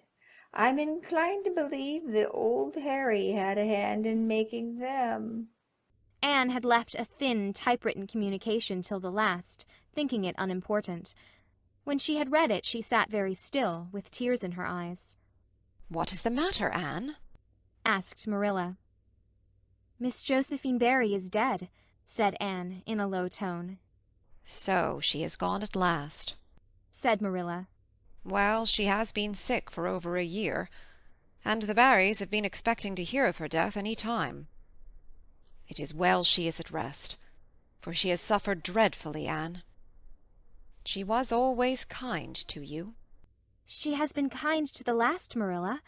This letter is from her lawyer. She has left me $1,000 in her will. Gracious, ain't that an awful lot of money? Exclaimed Davy. She's the woman you and Diana lit on when you jumped into the spare room bed, ain't she? Diana told me that story. Is that why she left you so much? Hush, Davy, said Anne gently. She slipped away to the porch gable with a full heart, leaving Marilla and Mrs. Lynde to talk over the news to their heart's content. Do you suppose Anne will ever get married now? Speculated Davy anxiously. When Dorcas Sloane got married last summer, she said if she'd had enough money to live on, she'd never have been bothered with a man. But even a widower with 8 children was better than living with a sister-in-law. Davy Keith, do hold your tongue, said Mrs. Rachel severely. The way you talk is scandalous for a small boy, that's what. End of chapter 18.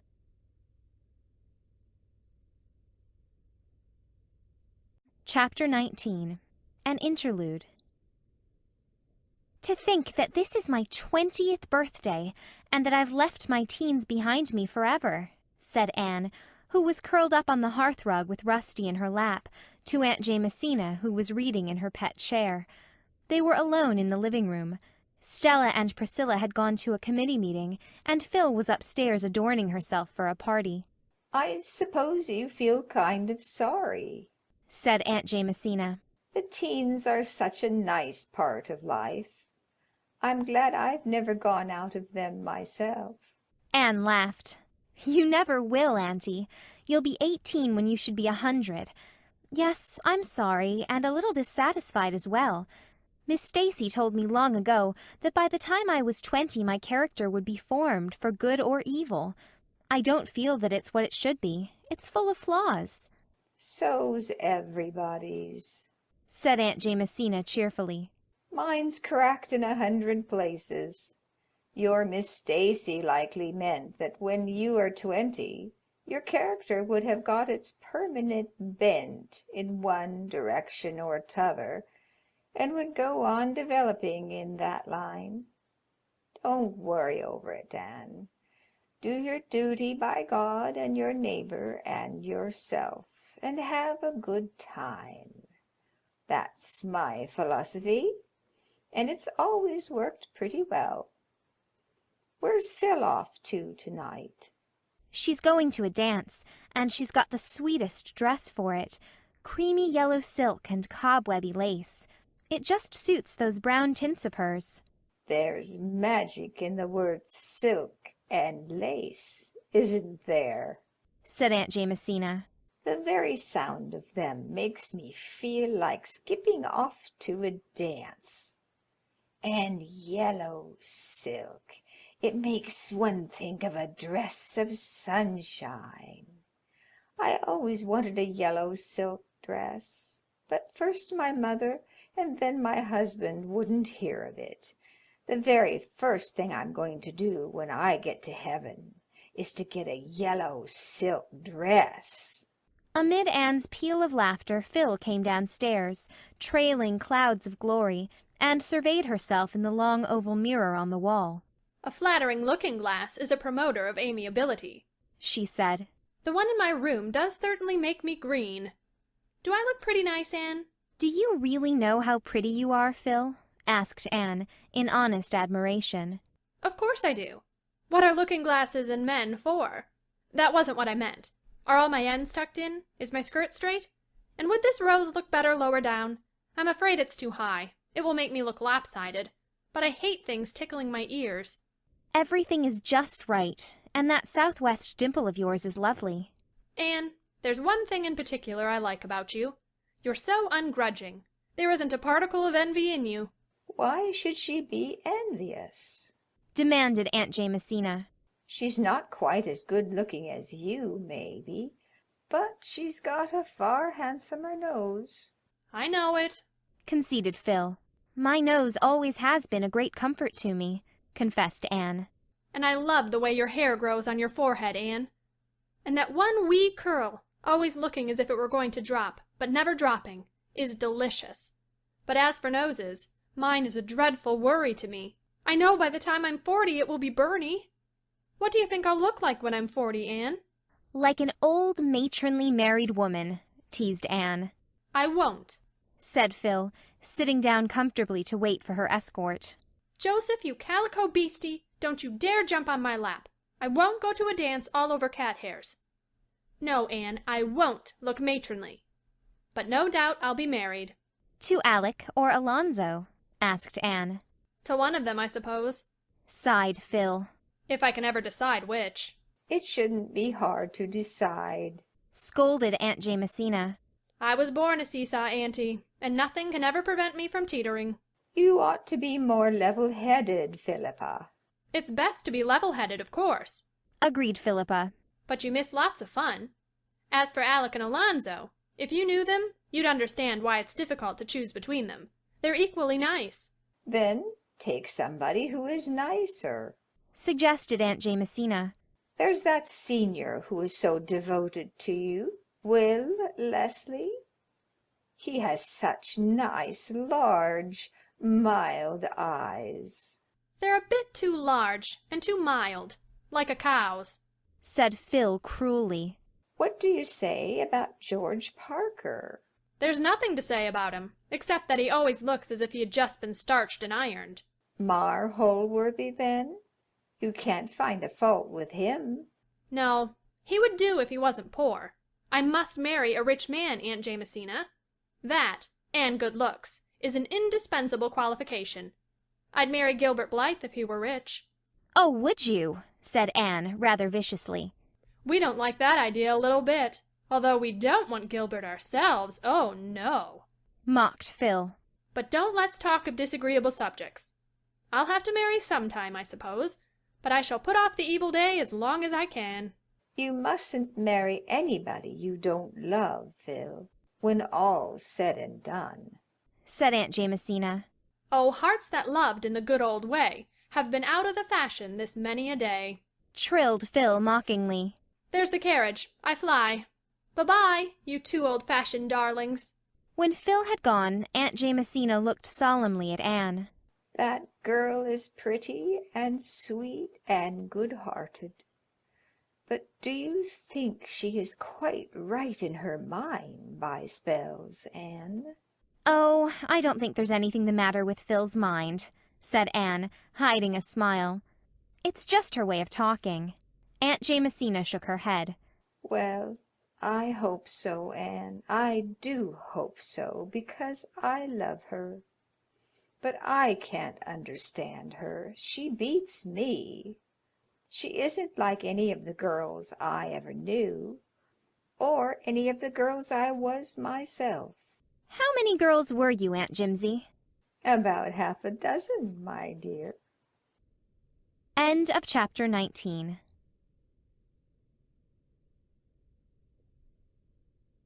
Chapter 20. Gilbert Speaks. This has been a dull, prosy day, yawned Phil, stretching herself idly on the sofa, having previously dispossessed 2 exceedingly indignant cats. Anne looked up from Pickwick Papers. Now that spring examinations were over, she was treating herself to Dickens.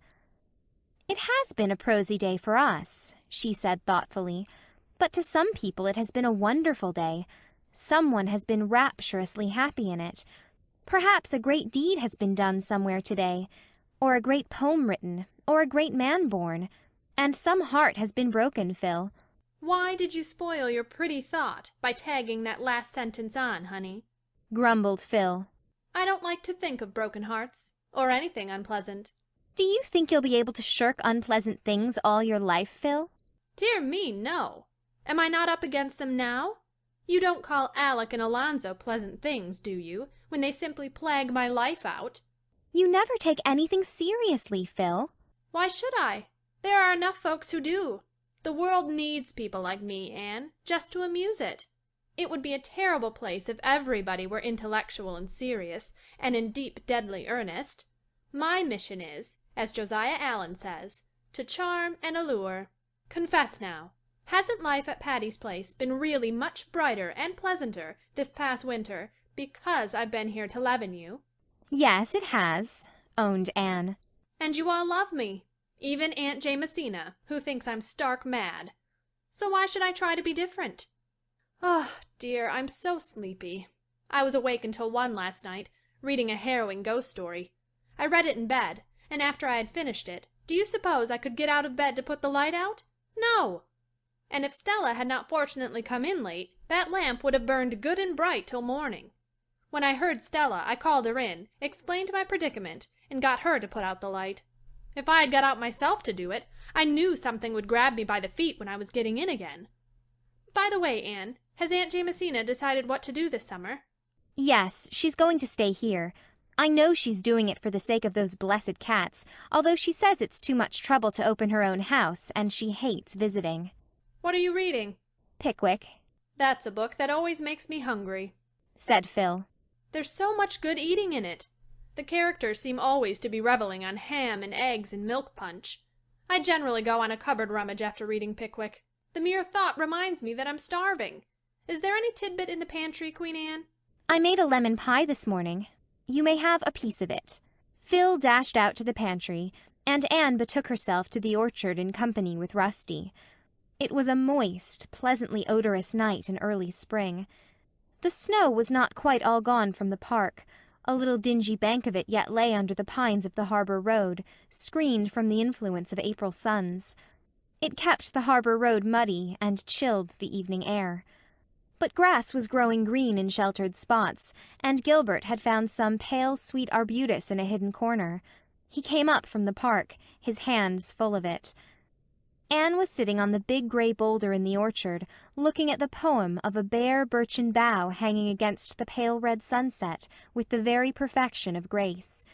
She was building a castle in air, a wondrous mansion whose sunlit courts and stately halls were steeped in Araby's perfume, and where she reigned queen and chatelaine.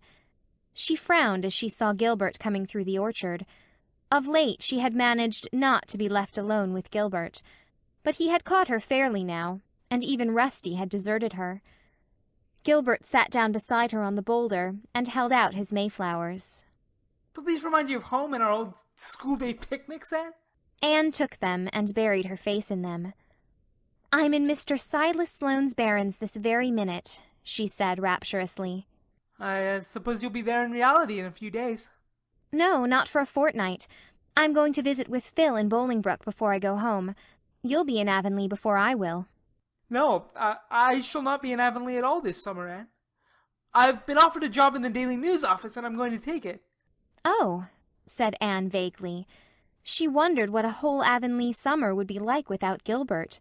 Somehow she did not like the prospect. Well, she concluded flatly, it is a good thing for you, of course. Well, yes, I've been hoping I would get it. It'll help me out next year. You mustn't work too hard, said Anne, without any very clear idea of what she was saying. She wished desperately that Phil would come out. You've studied very constantly this winter. Isn't this a delightful evening? Do you know I found a cluster of white violets under that old twisted tree over there today? I felt as if I had discovered a gold mine. You're always discovering gold mines, said Gilbert, also absently. Let us go and see if we can find some more, suggested Anne eagerly. I'll call Phil and... Never mind Phil and the violets just now, Anne, said Gilbert quietly, taking her hand in a clasp from which she could not free it. There's something I want to say to you. Oh, don't say it, cried Anne pleadingly. Don't. Please, Gilbert. I must. Things can't go on like this any longer, Anne. I love you. You know I do. I can't tell you how much. Will you promise me that someday you'll be my wife? I can't, said Anne miserably. Oh, Gilbert, you've spoiled everything. Don't you care for me at all? Gilbert asked after a very dreadful pause, during which Anne had not dared to look up. Not in that way. I do care a great deal for you as a friend, but I don't love you, Gilbert. But can't you give me some hope that you will? Yet? No, I can't, exclaimed Anne desperately. I never can love you in that way, Gilbert. You must never speak of this to me again. There was another pause, so long and so dreadful that Anne was driven at last to look up. Gilbert's face was white to the lips, and his eyes, but Anne shuddered and looked away. There was nothing romantic about this. Must proposals be either grotesque or horrible? Could she ever forget Gilbert's face? Is there anybody else? He asked at last in a low voice. No, said Anne eagerly. I don't care for anyone like that. And I like you better than anybody else in the world, Gilbert. And we must go on being friends, Gilbert. Gilbert gave a bitter little laugh. Friends! Your friendship can't satisfy me, Anne. I want your love. And you tell me I can never have that. I'm sorry. Forgive me, Gilbert, was all Anne could say. Where, oh where, were all the gracious and graceful speeches wherewith, in imagination, she had been wont to dismiss rejected suitors? Gilbert released her hand gently. There isn't anything to forgive. There have been times when I thought you did care. I've deceived myself, that's all. Goodbye, Anne. Anne got herself to her room, sat down on her window seat behind the pines, and cried bitterly. She felt as if something incalculably precious had gone out of her life. It was Gilbert's friendship, of course. Oh, why must she lose it after this fashion? What is the matter, honey? Asked Phil, coming in through the moonlit gloom. Anne did not answer. At that moment she wished Phil were 1,000 miles away. I suppose you've gone and refused Gilbert Blythe. You are an idiot, Anne Shirley. Do you call it idiotic to refuse to marry a man I don't love? Said Anne coldly, goaded to reply. You don't know love when you see it. You've tricked something out with your imagination that you think love, and you expect the real thing to look like that. There, that's the first sensible thing I've ever said in my life. I wonder how I managed it. Phil, pleaded Anne, please go away and leave me alone for a little while. My world has tumbled into pieces. I want to reconstruct it. Without any Gilbert in it? Said Phil, going. A world without any Gilbert in it. Anne repeated the words drearily. Would it not be a very lonely, forlorn place? Well, it was all Gilbert's fault. He had spoiled their beautiful comradeship.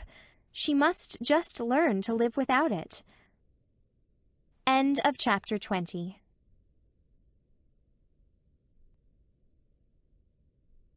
Chapter 21. Roses of Yesterday. The fortnight Anne spent in Bolingbroke was a very pleasant one, with a little undercurrent of vague pain and dissatisfaction running through it whenever she thought about Gilbert. There was not, however, much time to think about him. Mount Holly, the beautiful old Gordon homestead, was a very gay place, overrun by Phil's friends of both sexes. There was quite a bewildering succession of drives, dances, picnics, and boating parties, all expressively lumped together by Phil under the head of jamborees. Alec and Alonzo were so constantly on hand that Anne wondered if they ever did anything but dance attendance on that will-o'-the-wisp of a Phil. They were both nice, manly fellows, but Anne would not be drawn into any opinion as to which was the nicer. And I depended so on you to help me make up my mind which of them I should promise to marry, mourned Phil. You must do that for yourself. You are quite expert at making up your mind as to whom other people should marry, retorted Anne, rather caustically. Oh, that's a very different thing, said Phil truly. But the sweetest incident of Anne's sojourn in Bolingbroke was the visit to her birthplace, the little shabby yellow house in an out-of-the-way street she had so often dreamed about. She looked at it with delighted eyes as she and Phil turned in at the gate. It's almost exactly as I've pictured it, she said. There is no honeysuckle over the windows, but there is a lilac tree by the gate, and yes, there are the muslin curtains in the windows. How glad I am it is still painted yellow." A very tall, very thin woman opened the door. "Yes, the Shirleys lived here 20 years ago," she said, in answer to Anne's question. "They had it rented. I remember 'em. They both died of fever at once. It was terrible sad. They left a baby. I guess it's dead long ago. It was a sickly thing. Old Thomas and his wife took it, as if they hadn't enough of their own." "It didn't die," said Anne, smiling. "I was that baby." "You don't say so! Why, you have grown," exclaimed the woman, as if she were much surprised that Anne was not still a baby. "Come to look at you, I see the resemblance. You're complected like your pa. He had red hair. But you favor your ma in your eyes and mouth. She was a nice little thing. My darter went to school to her and was nigh crazy about her. They was buried in the one grave, and the school board put up a tombstone to them as a reward for faithful service. Will you come in?" "Will you let me go all over the house?" asked Anne eagerly. "Laws, yes, you can if you like. 'Twon't take you long. There ain't much of it. I'll keep in my mind to build a new kitchen, but he ain't one of your hustlers. The parlor's in there, and there's 2 rooms upstairs. Just prowl about yourselves. I've got to see the baby. The east room was the one you were born in. I remember your ma saying she loved to see the sun rise, and I mind hearing that you was born just as the sun was rising, and its light on your face was the first thing your ma saw." Anne went up the narrow stairs and into that little east room with a full heart. It was as a shrine to her. Here her mother had dreamed the exquisite happy dreams of anticipated motherhood. Here that red sunrise light had fallen over them both in the sacred hour of birth. Here her mother had died. Anne looked about her reverently, her eyes filled with tears. It was for her one of the jeweled hours of life that gleam out radiantly forever in memory.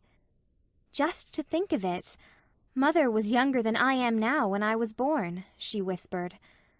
When Anne went downstairs, the lady of the house met her in the hall. She held out a dusty little packet tied with faded blue ribbon.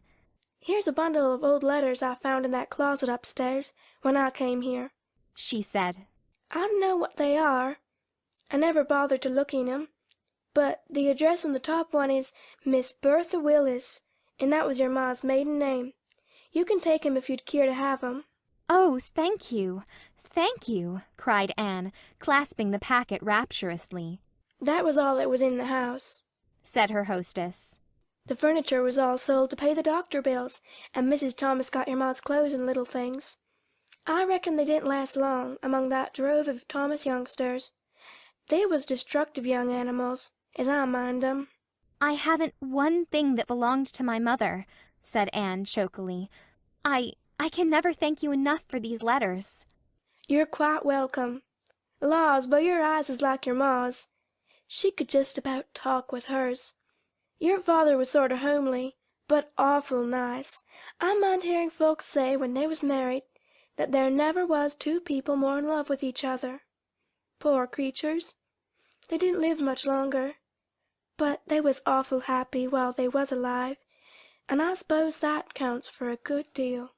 Anne longed to get home to read her precious letters, but she made one little pilgrimage first. She went alone to the green corner of the old Bolingbroke cemetery where her father and mother were buried, and left on their grave the white flowers she carried.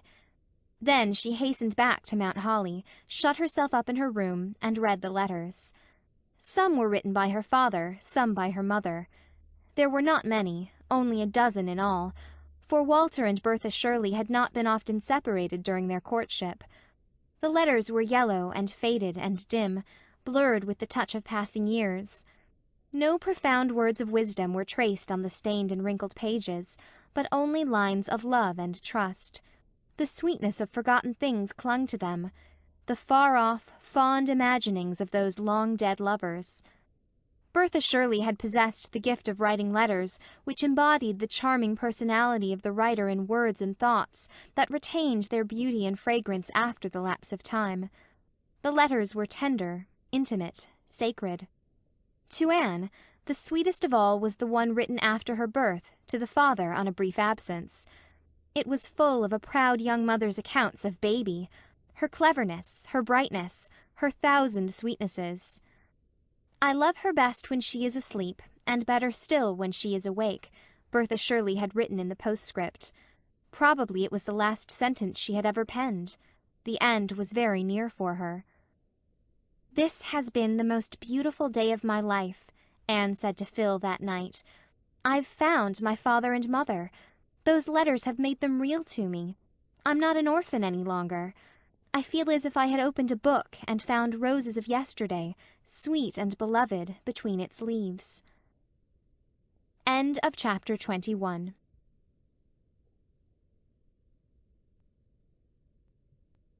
Chapter 22.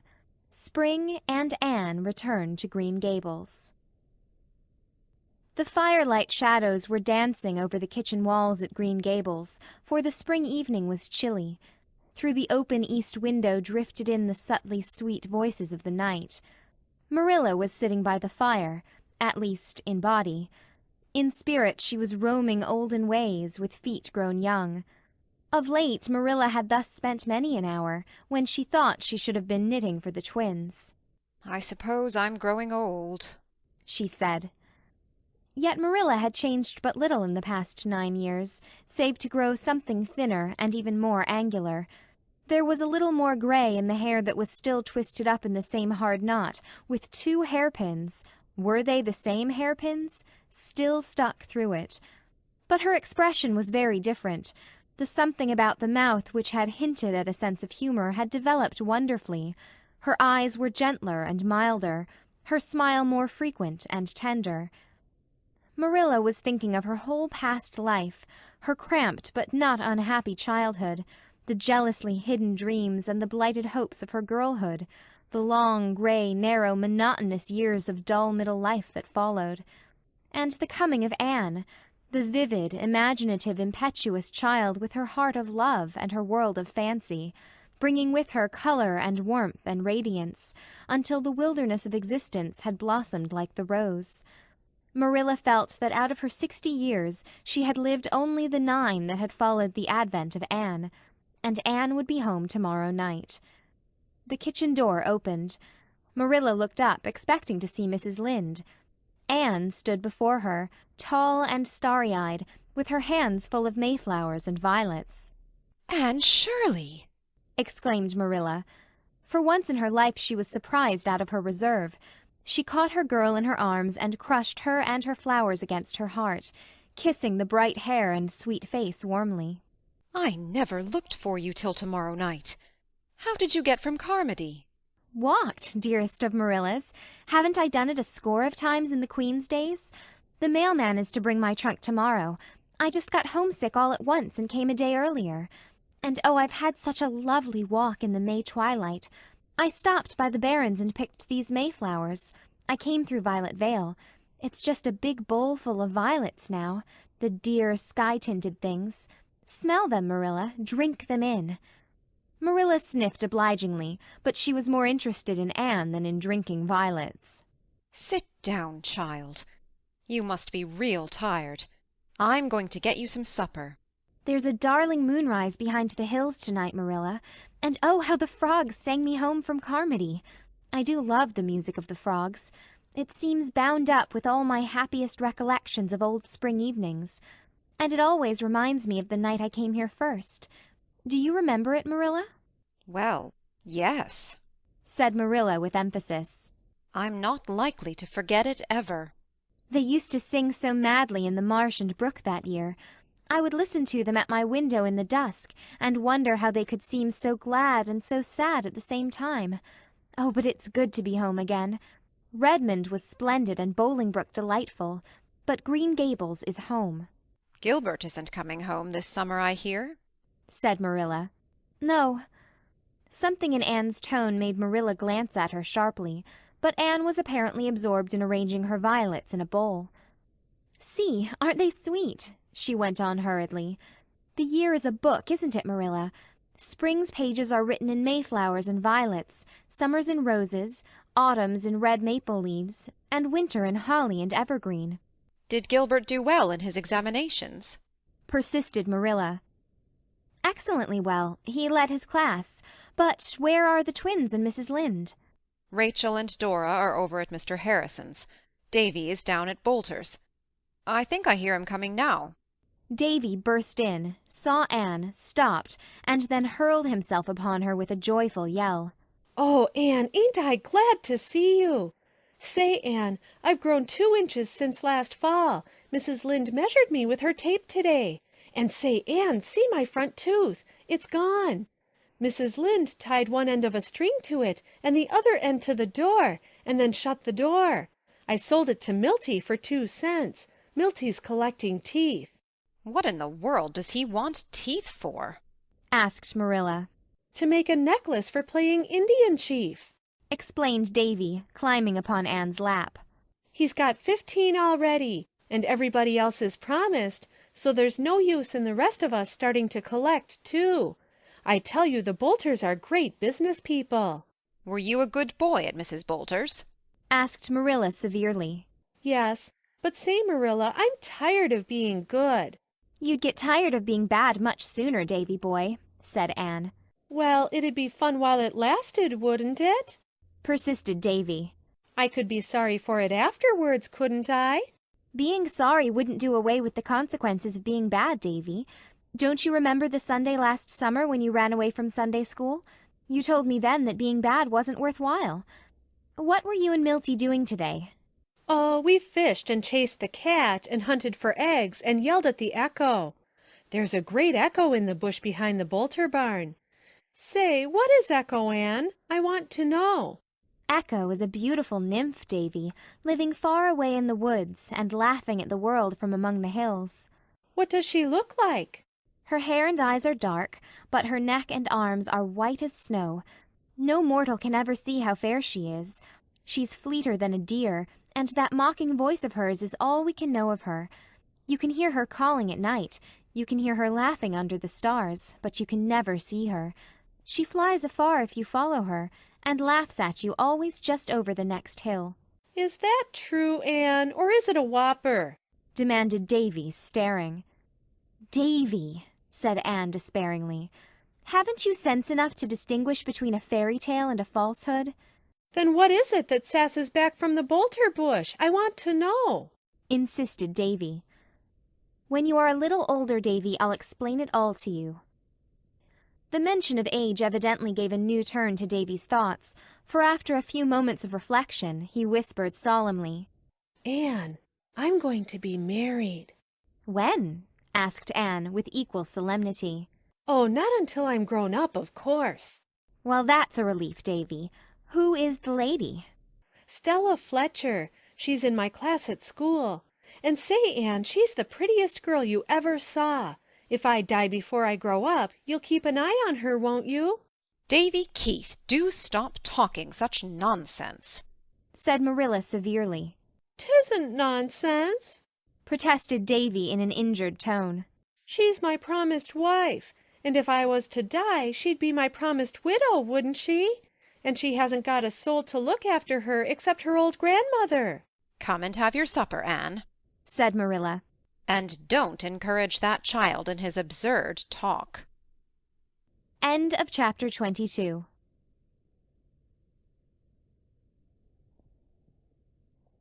Chapter 23. Paul Cannot Find the Rock People. Life was very pleasant in Avonlea that summer, although Anne, amid all her vacation joys, was haunted by a sense of something gone which should be there. She would not admit, even in her inmost reflections, that this was caused by Gilbert's absence. But when she had to walk home alone from prayer meetings and AVIS powwows, while Diana and Fred and many other gay couples loitered along the dusky, starlit country roads, there was a queer, lonely ache in her heart which she could not explain away. Gilbert did not even write to her, as she thought he might have done. She knew he wrote to Diana occasionally, but she would not inquire about him, and Diana, supposing that Anne heard from him, volunteered no information. Gilbert's mother, who was a gay, frank, light-hearted lady, but not overburdened with tact, had a very embarrassing habit of asking Anne, always in a painfully distinct voice, and always in the presence of a crowd, if she had heard from Gilbert lately. Poor Anne could only blush horribly and murmur, "Not very lately," which was taken by all, Mrs. Blythe included, to be merely a maidenly evasion. Apart from this, Anne enjoyed her summer. Priscilla came for a merry visit in June, and when she had gone, Mr. and Mrs. Irving, Paul, and Charlotta the Fourth came home for July and August. Echo Lodge was the scene of gaieties once more, and the echoes over the river were kept busy mimicking the laughter that rang in the old garden behind the spruces. Miss Lavendar had not changed, except to grow even sweeter and prettier. Paul adored her, and the companionship between them was beautiful to see. "But I don't call her mother just by itself," he explained to Anne.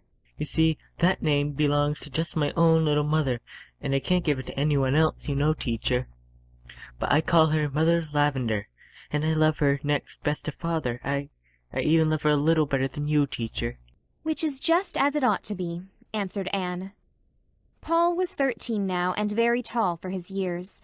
His face and eyes were as beautiful as ever, and his fancy was still like a prism, separating everything that fell upon it into rainbows. He and Anne had delightful rambles to wood and field and shore. Never were there two more thoroughly kindred spirits. Charlotta the Fourth had blossomed out into young ladyhood. She wore her hair now in an enormous pompadour, and had discarded the blue ribbon bows of Auld Lang Syne, but her face was as freckled, her nose as snubbed, and her mouth and smiles as wide as ever. "You don't think I talk with a Yankee accent, do you, Miss Shirley, ma'am?" she demanded anxiously. "I didn't notice it, Charlotta." "I'm real glad of that. They said I did at home, but I thought likely they just wanted to aggravate me. I don't want no Yankee accent. Not that I've a word to say against the Yankees, Miss Shirley, ma'am. They're real civilized, but give me old P.E. Island every time." Paul spent his first fortnight with his grandmother Irving in Avonlea. Anne was there to meet him when he came, and found him wild with eagerness to get to the shore. Nora and the Golden Lady and the twin sailors would be there. He could hardly wait to eat his supper. Could he not see Nora's elfin face peering around the point, watching for him wistfully? But it was a very sober Paul who came back from the shore in the twilight. "Didn't you find your rock people?" asked Anne. Paul shook his chestnut curls sorrowfully. "The twin sailors and the Golden Lady never came at all," he said. "Nora was there, but Nora is not the same, teacher. She's changed." "Oh, Paul, it is you who are changed," said Anne. "You have grown too old for the rock people. They like only children for playfellows. I am afraid the twin sailors will never again come to you in the pearly enchanted boat with the sail of moonshine, and the Golden Lady will play no more for you on her golden harp.